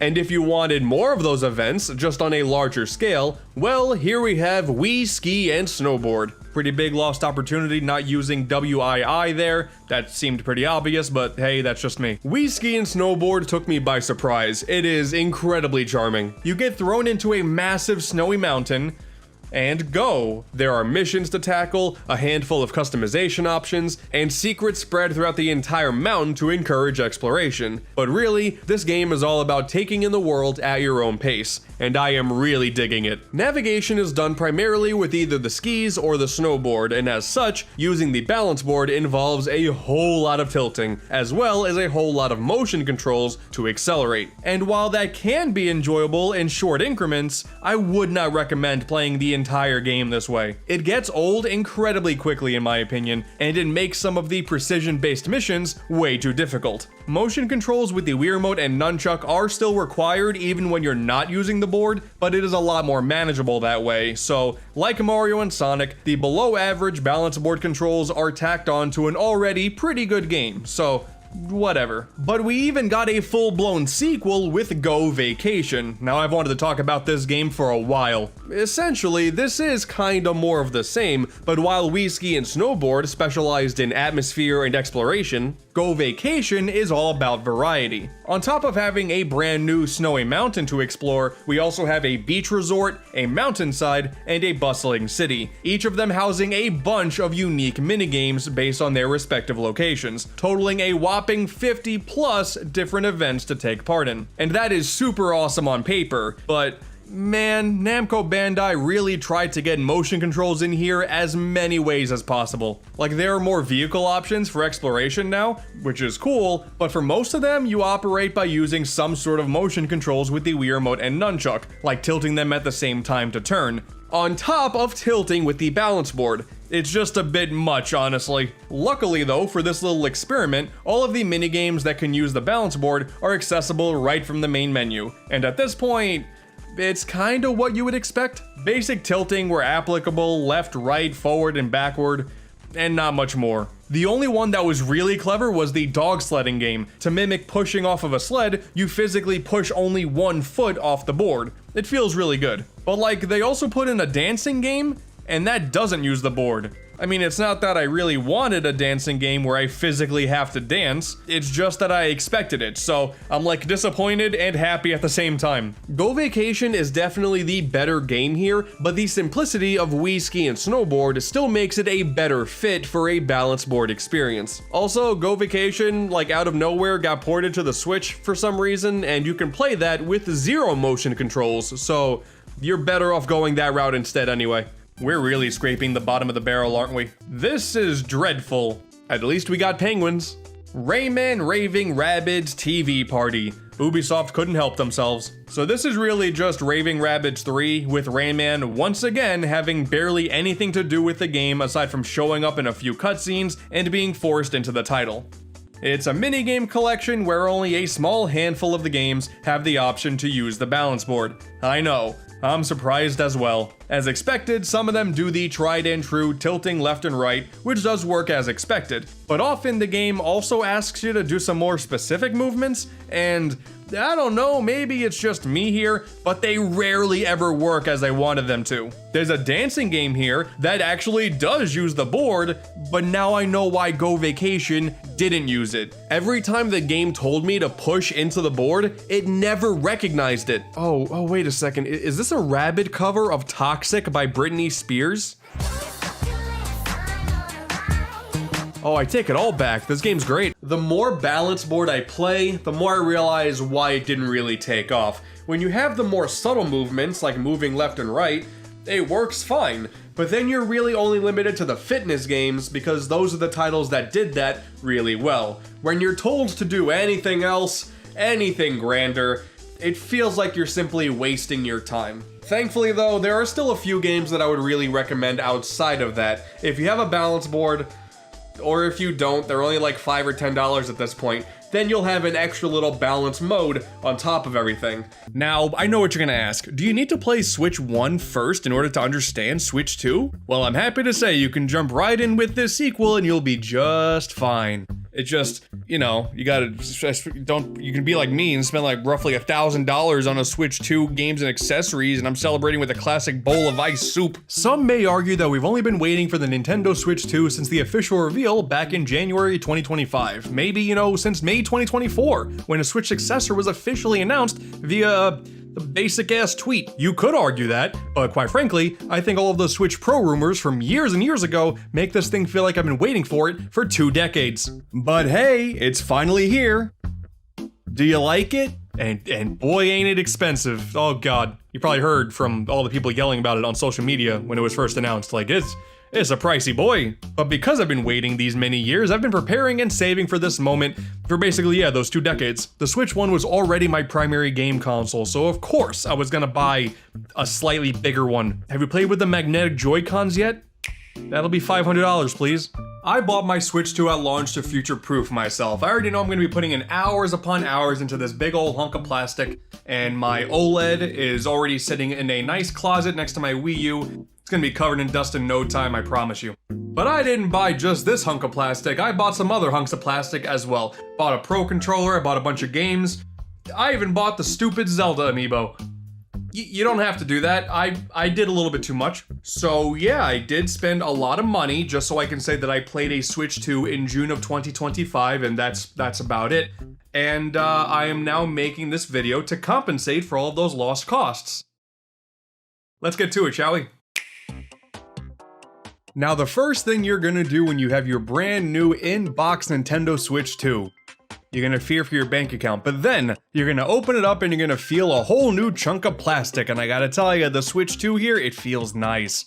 Oh, it feels really good. On the surface, yeah, it does just seem like a slightly bigger Nintendo Switch, but it just feels so much more premium now. The plastic that they use feels nicer on the hands. The Joy-Cons, oh my god, the Joy-Cons are so good. Not only are they bigger and therefore just feel better in the hands, but they're also magnetic now, so they snap into the console instead of sliding in, and it feels so much better. And when it's all connected, my god, it actually feels like one unit. It's like the Nintendo 64 analog stick of that generation. There's no doubt that every single Switch unit that has Joy-Cons on it, it's gonna feel slightly wobbly. That's just what happens when you put 5 minutes of time into this thing. Hell, half the reason why a Switch Lite is such a compelling purchase is because it feels like one toy, and I am so happy that the base Nintendo Switch 2 here feels the same way. The kickstand may fool you, but it's way more durable. There's a USB-C charger on top now, so you can actually just plug it in and play it on a table like a normal person. Like the bottom one is mostly there so you can dock it in to the dock, and that's all fine and dandy. You can plug in a USB-C charger in both ports whenever you want, and maybe you'll have a preference here or there. You know, if someone asks you if you're a top or bottom, I'm pretty sure this is what they're talking about. And even the cartridge slot is nicer. By having the indent on the back of the system instead of the top, and the mechanism it uses to open up, that feels nicer too. Everything about this just feels so much better. But I really think the Joy-Cons are the star of the show here. Not only is the base form factor bigger, the SL and SR buttons are also bigger. So if you're somehow playing a game of Mario Kart with just a single Joy-Con, the chances of you developing early stage arthritis are drastically reduced. The HD rumble is still there, the gyroscope is still there, and it's better than they were before, that's nice. But my favorite feature of these new Joy-Cons is the inclusion of mouse mode. You just pop that bad boy 90 degrees and then boom, you're a PC gamer running a brand new game at medium to medium high settings. For me, it's not even that it's there that makes it cool, and I'm very excited to see what games do in the future with it, but the fact that it works as seamlessly as it does. You pop in a game like Welcome to or Cyberpunk, and then you just go 90 degrees and then boom, you're in. Oh, you want to change it? Okay, just put the controller back. That's how Metroid Prime 4 is going to use it. That's so cool. This is really giving me big Wii motion control vibes, you know? Like the Wii U gamepad, they really tried to capture that appeal of having a brand new gimmick that's going to bring a whole lot of new games to life, and that never really happened. But here, I can see so much happening with this in the future. Like there's this game coming out called Mousework.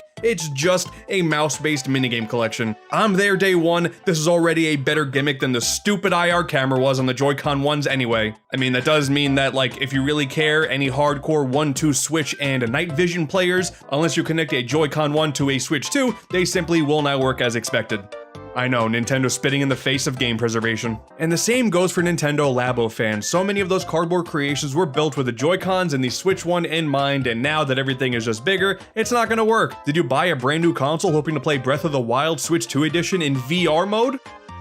Why are you like this? In all seriousness though, the biggest losses by the lack of IR camera now are Ring Fit Adventure, which will probably get a sequel, and Warioware Move It. Most of the game, totally fine, but there are a few micro games that actually use the camera, and that's gonna put it on this weird compatibility list for years to come unless they patch them out. That's a shame. This game was sent out to die. That's a shame. This is a really good game. The actual dock itself is bigger. There's a fan inside of it that thankfully is super quiet. Have not heard that thing run once. And similar to the console, it's a bit sturdier, but it's just as simple to set up. The thing I really want to talk about now is the new Pro Controller.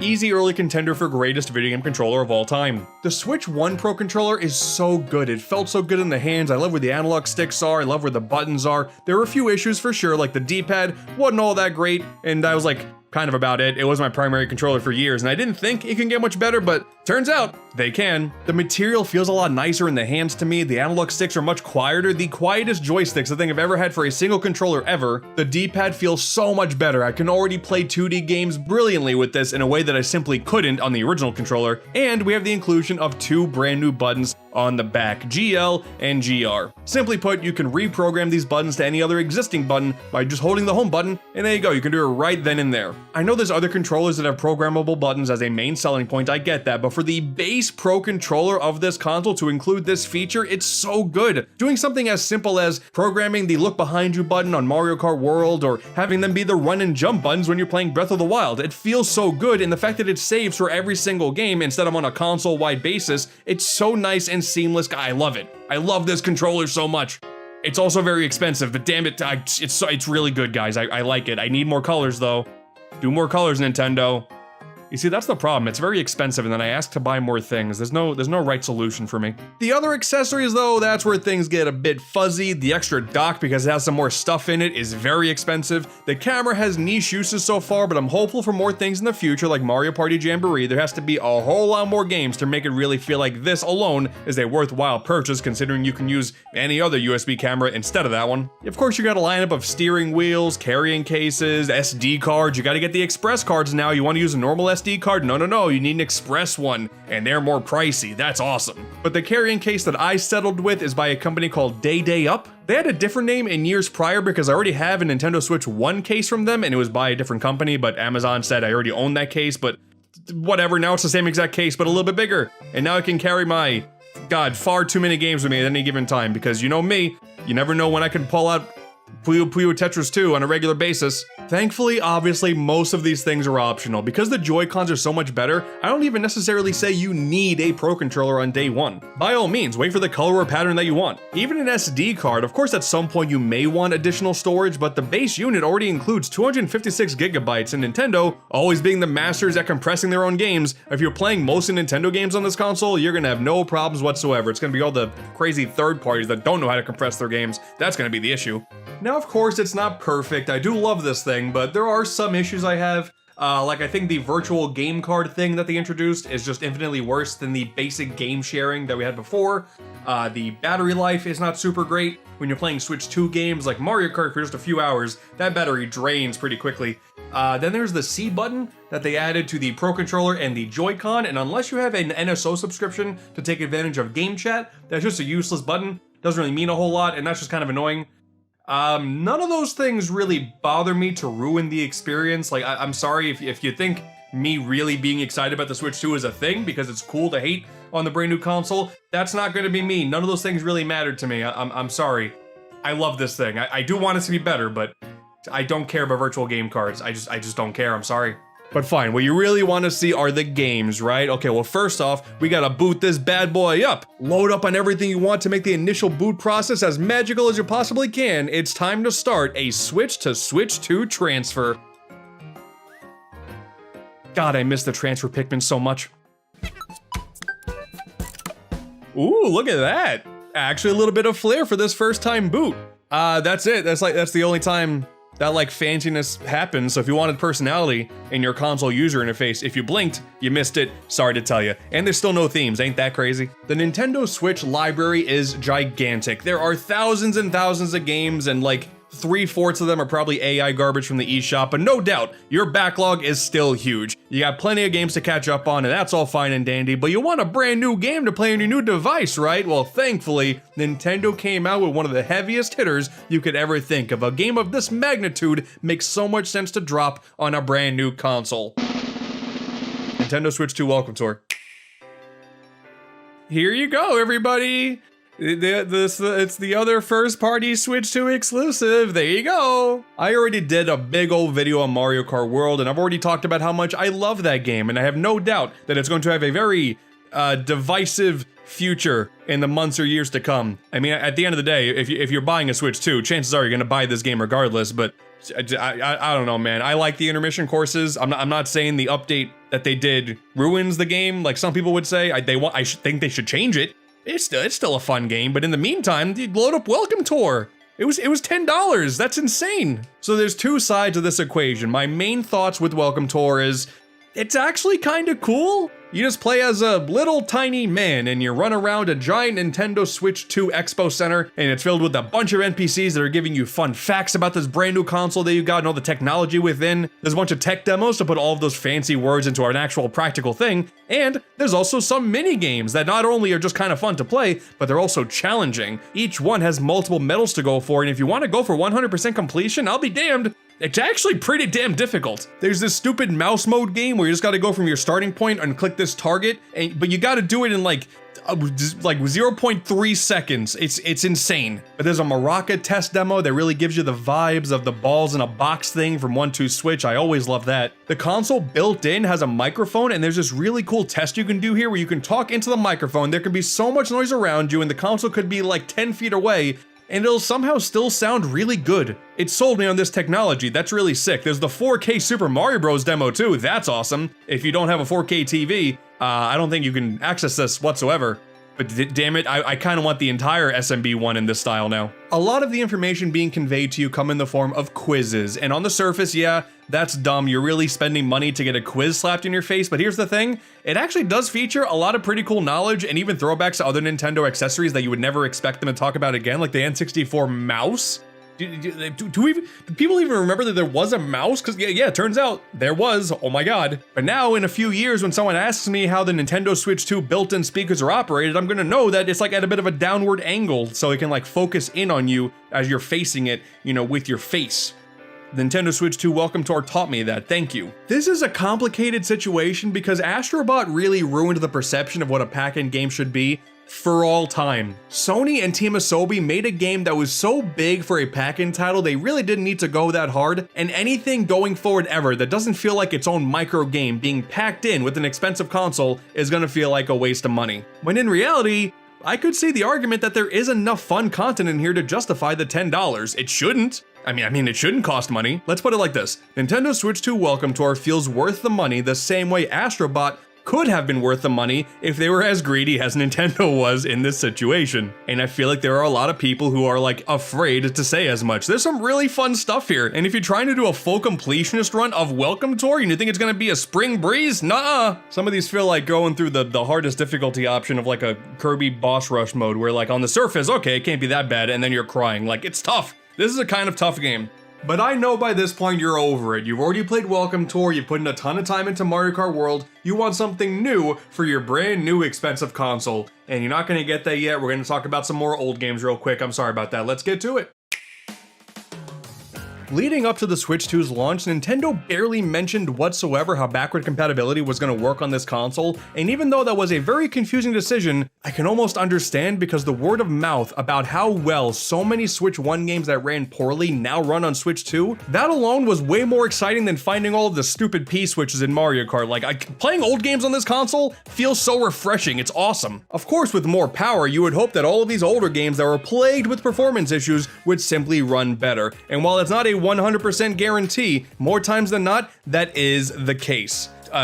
Kinda. Once again, not 100%, but it's still pretty good. Out of the box, it is safe to assume that games that had variable resolutions and frame rates, basically nothing was ever stable ever, chances are that you boot them up now on your new console and they're gonna run at a smoother frame rate and they're gonna look slightly crisper, and hell, some of them may even load a bit faster too. Nintendo had a whole list of games they were giving dedicated Switch 2 patches for, but you take games that weren't included in that list, games like Bayonetta 3 and Hyrule Warriors Age of Calamity. They got no major patches, Nintendo certainly didn't hype these up, but they run better now too. Bayonetta 3 is such a fun game, man, but that performance, it really didn't need to run as kinda choppy as it did, especially when it doesn't look as polished as 2 does. But now, smooth as butter. Hyrule Warriors Age of Calamity, it runs at a solid 30 now. I'm pretty sure there's gonna be a Switch 2 edition of this in the future, but as it stands, that alone makes this so much more stable than it was before, and that's just nice. Dude, for the first month of this console, most of the fun was just popping in Switch 1 games and just seeing how they were gonna run. RPGs like Neo The World Ends With You and Trials of Mana, solid 60 now. That's awesome. Mario & Rabbids does the same thing. The first one, Kingdom Battle, runs at 60 FPS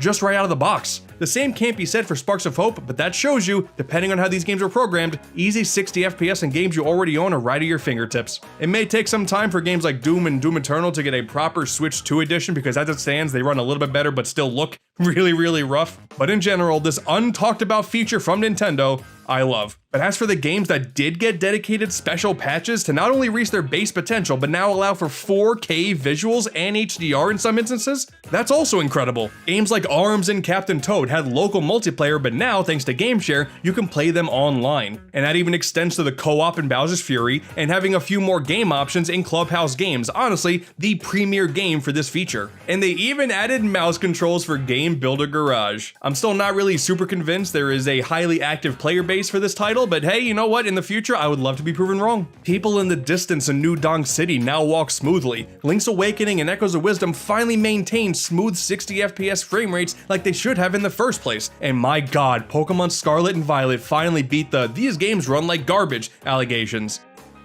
I mean, they still look like garbage, but hey, all I care about is I can finally tell people this is my favorite generation of Pokemon games and not expect someone to hit me in the face with a Digital Foundry speech. Good for you guys, but I'm just a filthy casual. This game just plays like a dream now. As a nice bonus for being a part of the Nintendo Switch Online expansion pack program, I also got access to the Switch 2 editions of Breath of the Wild and Tears of the Kingdom. I can now play these games at 4K 60 FPS, and playing these games in front of my eyes, it looks fake, man. It does not look real. People who have emulated the Wii U version of Breath of the Wild for years, we've already gotten to see what that game looks like at 60 FPS, but seeing it on official hardware and with Tears of the Kingdom, it's honestly a magical experience. I don't know if I want to play the games through from start to finish again, that's a lot of time, but you know, running through it again, that's been fun. Mostly because it's actually brand new content in the form of Zelda notes, in addition to the Nintendo Switch 2 app that until now, I don't know if I've opened it since the 2020 started. Having a real-time GPS map that can track every single stupid Korok seed, and then there's brand new lore with these little memos that you can hear Zelda talking to you on the phone. You can share creations in Tears of the Kingdom. Like, this is finally the only opportunity we will ever have to get some brand new Wii U gamepad functionality. And I am all here for it. I want more games to use this app. I am a sucker for gimmicky things like this, and the fact that they're optional means that no one online should complain about it, right? That's not gonna happen. Now, as far as the brand new Zelda amiibo are concerned, they get you a new paraglider pattern in Tears of the Kingdom. And that's it.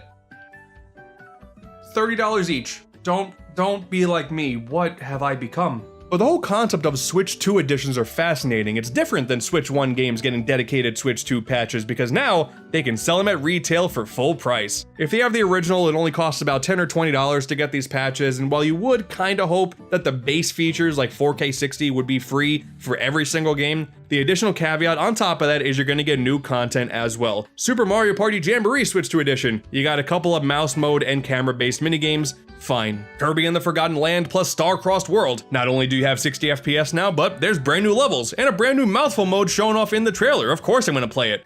Not like I wasn't gonna play it anyway, but at least I got new stuff coming with it. And if you do buy the dedicated Switch 2 editions at retail, what's interesting is those cartridges will still work in a Switch 1. They'll obviously just run the Switch 1 version. Popping it into a Switch 2 will simply just access the upgrade pack they can otherwise buy separately on the eShop. And it's interesting, when this was first revealed in the big Nintendo Direct, I was kinda confused, but realistically, it kinda reminds me of the black Game Boy cartridges from back in the day. A dedicated Game Boy game that if you popped it into a Game Boy Color, it would get a dedicated color palette. Now one of the base, here's a bunch of colors things that you can do in normal Game Boy games that were in the gray cartridges. Welcome back, Wario Land 2 and Game & Watch Gallery 2, your legacy lives on here. Now I know these are all quote-unquote old games, and I shouldn't really wish for more old games to get special treatments that cost money, and I also acknowledge that this is not something that PS5 players really got to experience with PS4 games, because Sony is upgrading a lot of those games to PS5, and they do run a little bit better, but the PS4, for all intents and purposes, didn't really have a bunch of games that were plagued with performance issues. You just had to deal with playing a game like Resident Evil 2, and then the fans on the console are going to start spinning at the speed of light.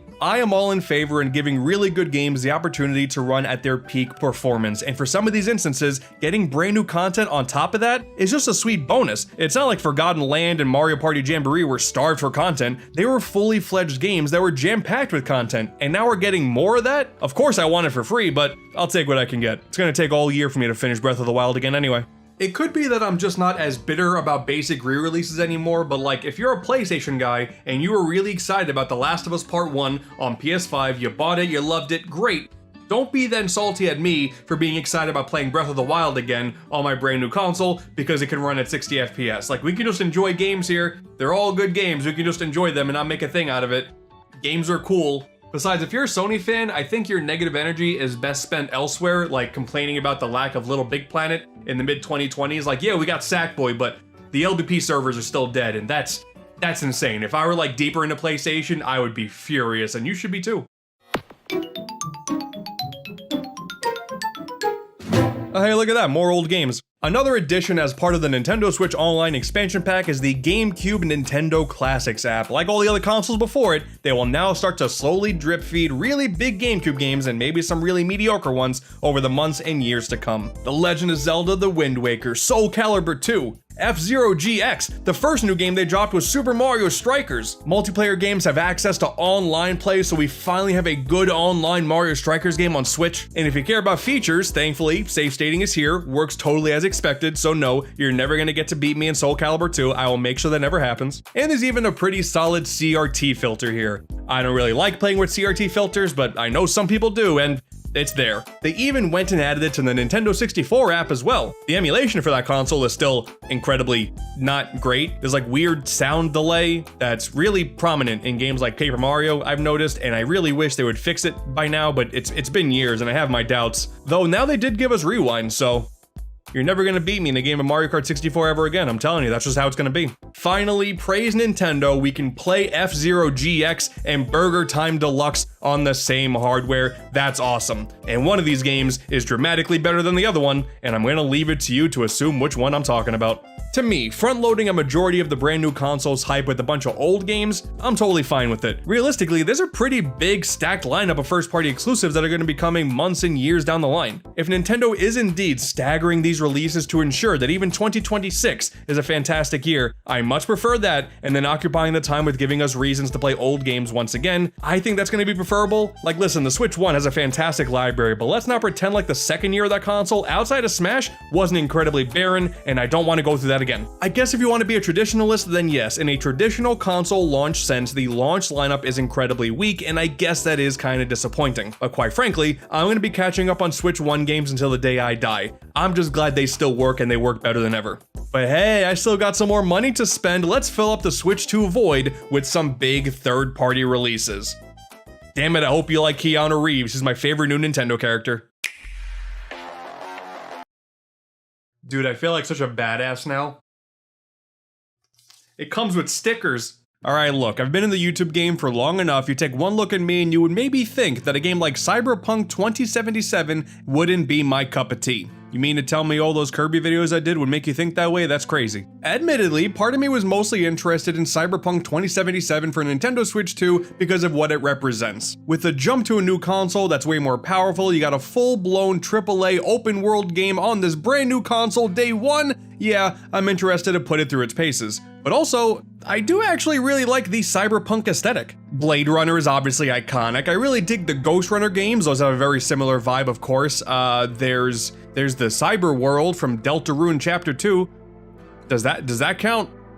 Spampton? The Switch 2 launch did feature a few premier big third-party games making the jump. We had Hitman, we had Kunitsugami, Street Fighter 6, Yakuza 0, but I went with Cyberpunk 2077 because it's a full game on a cartridge, and that's nice. I don't despise the game key card thing, much like a lot of other people do, but we'll get to that. There's a few more sections in this video. But yeah, you simply pop the cartridge in and then the entire world of Night City is at your fingertips. The most I knew about this game going into it was that when it first launched, it was done so in a pretty weak state. There were glitches all over the place. The game released on PS4 and Xbox One, and that weaker hardware really compromised the overall vision of what CD Projekt Red wanted to do. But a few years have passed, people have sworn that this game is really good now, especially with the DLC. And you know what? The animated series, Cyberpunk Edge Runners, that's badass, so I'm ready to dive in. I don't know if you're expecting some kind of big technical analysis about this game on Switch 2 compared to every other console, but as far as I'm concerned,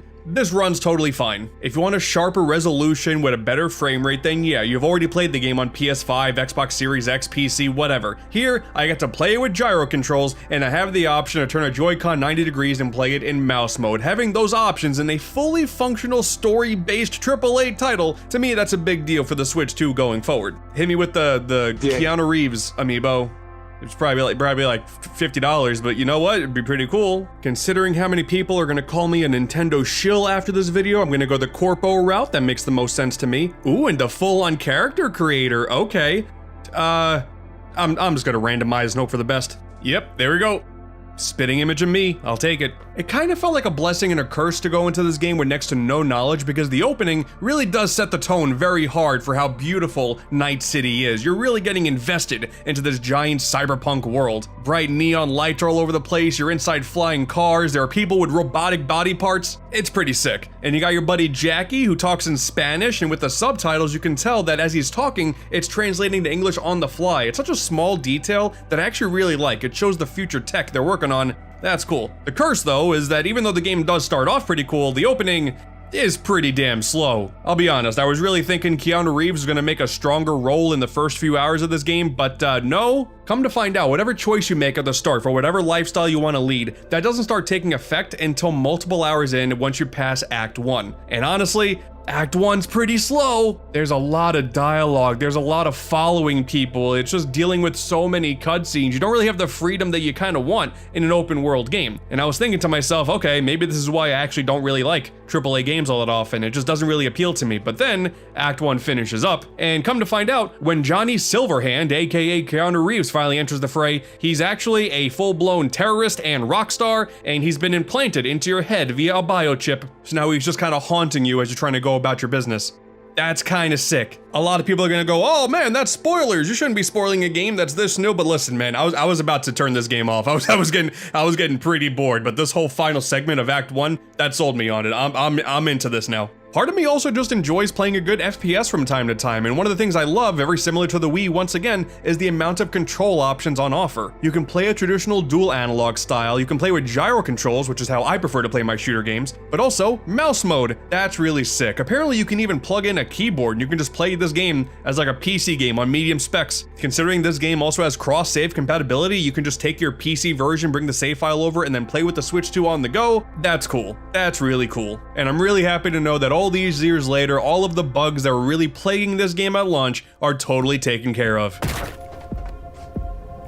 Dude, the future is scary. I feel like the best thing I can say about playing this game on Switch 2 is that after a while, it barely even registers to me that I'm actually playing on a Switch. After years of never expecting a game of this magnitude to run even remotely well on Nintendo hardware, it's so nice that I can just pop this in and it works. Yeah, it's not 60 FPS, it's not full 4K, but when I'm in the heat of the action, I'm guns blazing, I'm handling my buddy Jackie Wells, I can't wait to see what we're going to be going through throughout the rest of the game. Jackie Wells is going to have such a good ending arc, I can't wait to see it. Not only am I enjoying this game for what it is, but it makes me very excited for third-party games going forward. Yeah, we got a few more years of games not being anywhere near as par as the other consoles out there, and you're gonna see a bunch of people complaining about it, but hey, if I can take a game like this that runs more than fine and take it on the go with me, that's a win in my book. There is a lot to Cyberpunk 2077, not even including the Phantom Liberty DLC. There's about 30 plus, maybe way more than that, hours of gameplay just to see the credits, so this is just early-ish impressions of like the first 6-7 hours of the game. Maybe I'll come back to it, I don't know, maybe I'll talk about it on AntDude Plus or something, but really a great start for third-party games on the Switch too. I just wish there was more Keanu. Oh man, this is wrong on so many levels, isn't it? A full HD remaster of Bravely Default Flying Fairy from the 3DS is on Switch 2 now, and the physical is only a key card, so there's no actual data on the cartridge itself. That's annoying. And also, why is it exclusive to Switch 2? That's a weird thing. It looks nice for sure, but you couldn't get this to run on a Switch 1, you just had to make it exclusive just for the sake of it? The reason for this is that there are 2 minigames now hidden in an extra menu that take advantage of the Joy-Con's mouse mode. There's Luxon Shear Rhythm Catch, which is a rhythm game, and hey, for a soundtrack as good as Bravely Default, I'm not gonna complain about a rhythm side game, this is actually really fun. And then there's also Ring-a-Bell's Panic Cruise. This is crazy. Both these minigames use 2 Joy-Cons at once, and for the rhythm game portion, okay, it takes your mind to wrap around 2 hands working for a rhythm game on console. That's cool, but this, oh my god, you're just trying to navigate from point A to point B in almost a straight line, and everyone's yelling at you to do something different. You gotta handle this lever, you gotta push this button, you gotta spin this wheel. Oh my god, we're gonna crash otherwise. It honestly really gives affordable space adventures from the Wii U vibes. This sort of game that's so overly complex, but when you really lock into it, it feels so intuitive and great, and it's just, you know, this is single player as opposed to the 3-player multiplayer of the Wii U game, but hey, I'm enjoying this. But these things really have no relevance to the main game. They could have released Bravely Default on Switch 1 without the minigames, and if it's anything like Tamagotchi Plaza, which is the same game on Switch 1, but hey, on Switch 2 there's mouse mode minigames, I would have bought the Switch 2 version regardless. I'm just saying. This is a kind of a weird release.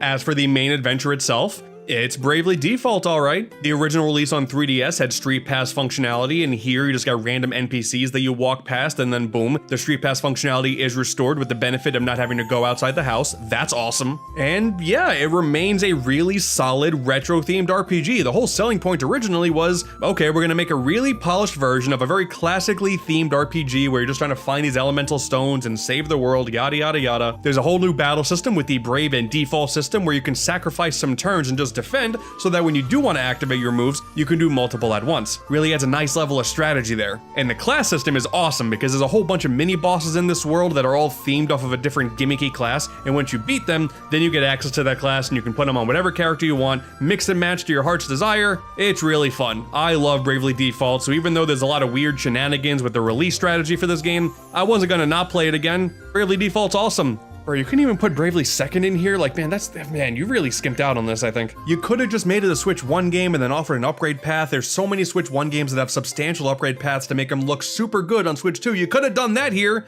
No? You just had to be weird about it? Well, at least it's better than, like, Split Fiction, I guess. That was just a code in a box. Doing that in 2025 is disgusting. And I don't know if I'm more offended about that than a game like Sonic X Shadow Generations, which did come out on Switch 1, and there's zero upgrade path. You gotta buy it again on Switch 2 if you want to access it. Bro, this console is gonna be a weird time to collect. I'm not sure whether or not I like this first game more than Bravely Default 2, which released on Switch years ago. Both are really good, so quite frankly, if you have a Switch 2 and you want a classic RPG to play, this is your one and only option for the foreseeable future. And if you haven't played it before, yeah, definitely worth a go. Or you can just keep yelling at Square Enix to stop releasing game key cards. I mean, that'd be kind of nice too. This game really doesn't deserve that. Like, it's only a few gigabytes. You really have to skimp out on this? Okay, it's weird. Game key cards is a weird thing. Yeah, man, this totally counts. I don't care. So much discussion around the Switch 2 launch is solely revolved around everything that happened on June 5th and June 5th exclusively, which puts Fantasy Life I in this kind of weird place where the original game on Switch launched a few weeks before the Switch 2, and the Switch 2 upgrade, which only costs $3 by the way, released like a couple days or a week later. So like, it's not technically a launch title if you want to be weird about it, but damn it, this game is incredible. I just want to talk about it real quick because the Switch 2 improvement is really nice. For many people, Fantasy Life I is a dream game, something that many thought would never come out because Level 5, for all intents and purposes, was kinda dead. Their output was always incredible, but at the end of the day, doesn't really matter if you're not making money. But they're back, and they're back with a vengeance. I know the original Fantasy Life on 3DS is good, damn good, but I never actually played it. But I was not gonna let the Level 5 revival hype pass me by. I had to pick this game up, and guys, it's so damn good. There's a cute story that's dragging you along for sure. There's this girl you're trying to help out, you got a dragon, you're exploring a brand new kingdom, you got a friend who's always getting himself into trouble in this cave. Like, it's all just a bunch of wacky characters doing a bunch of wacky things. And it's nice, don't get me wrong, I don't hate it, but that's not why I'm playing this game.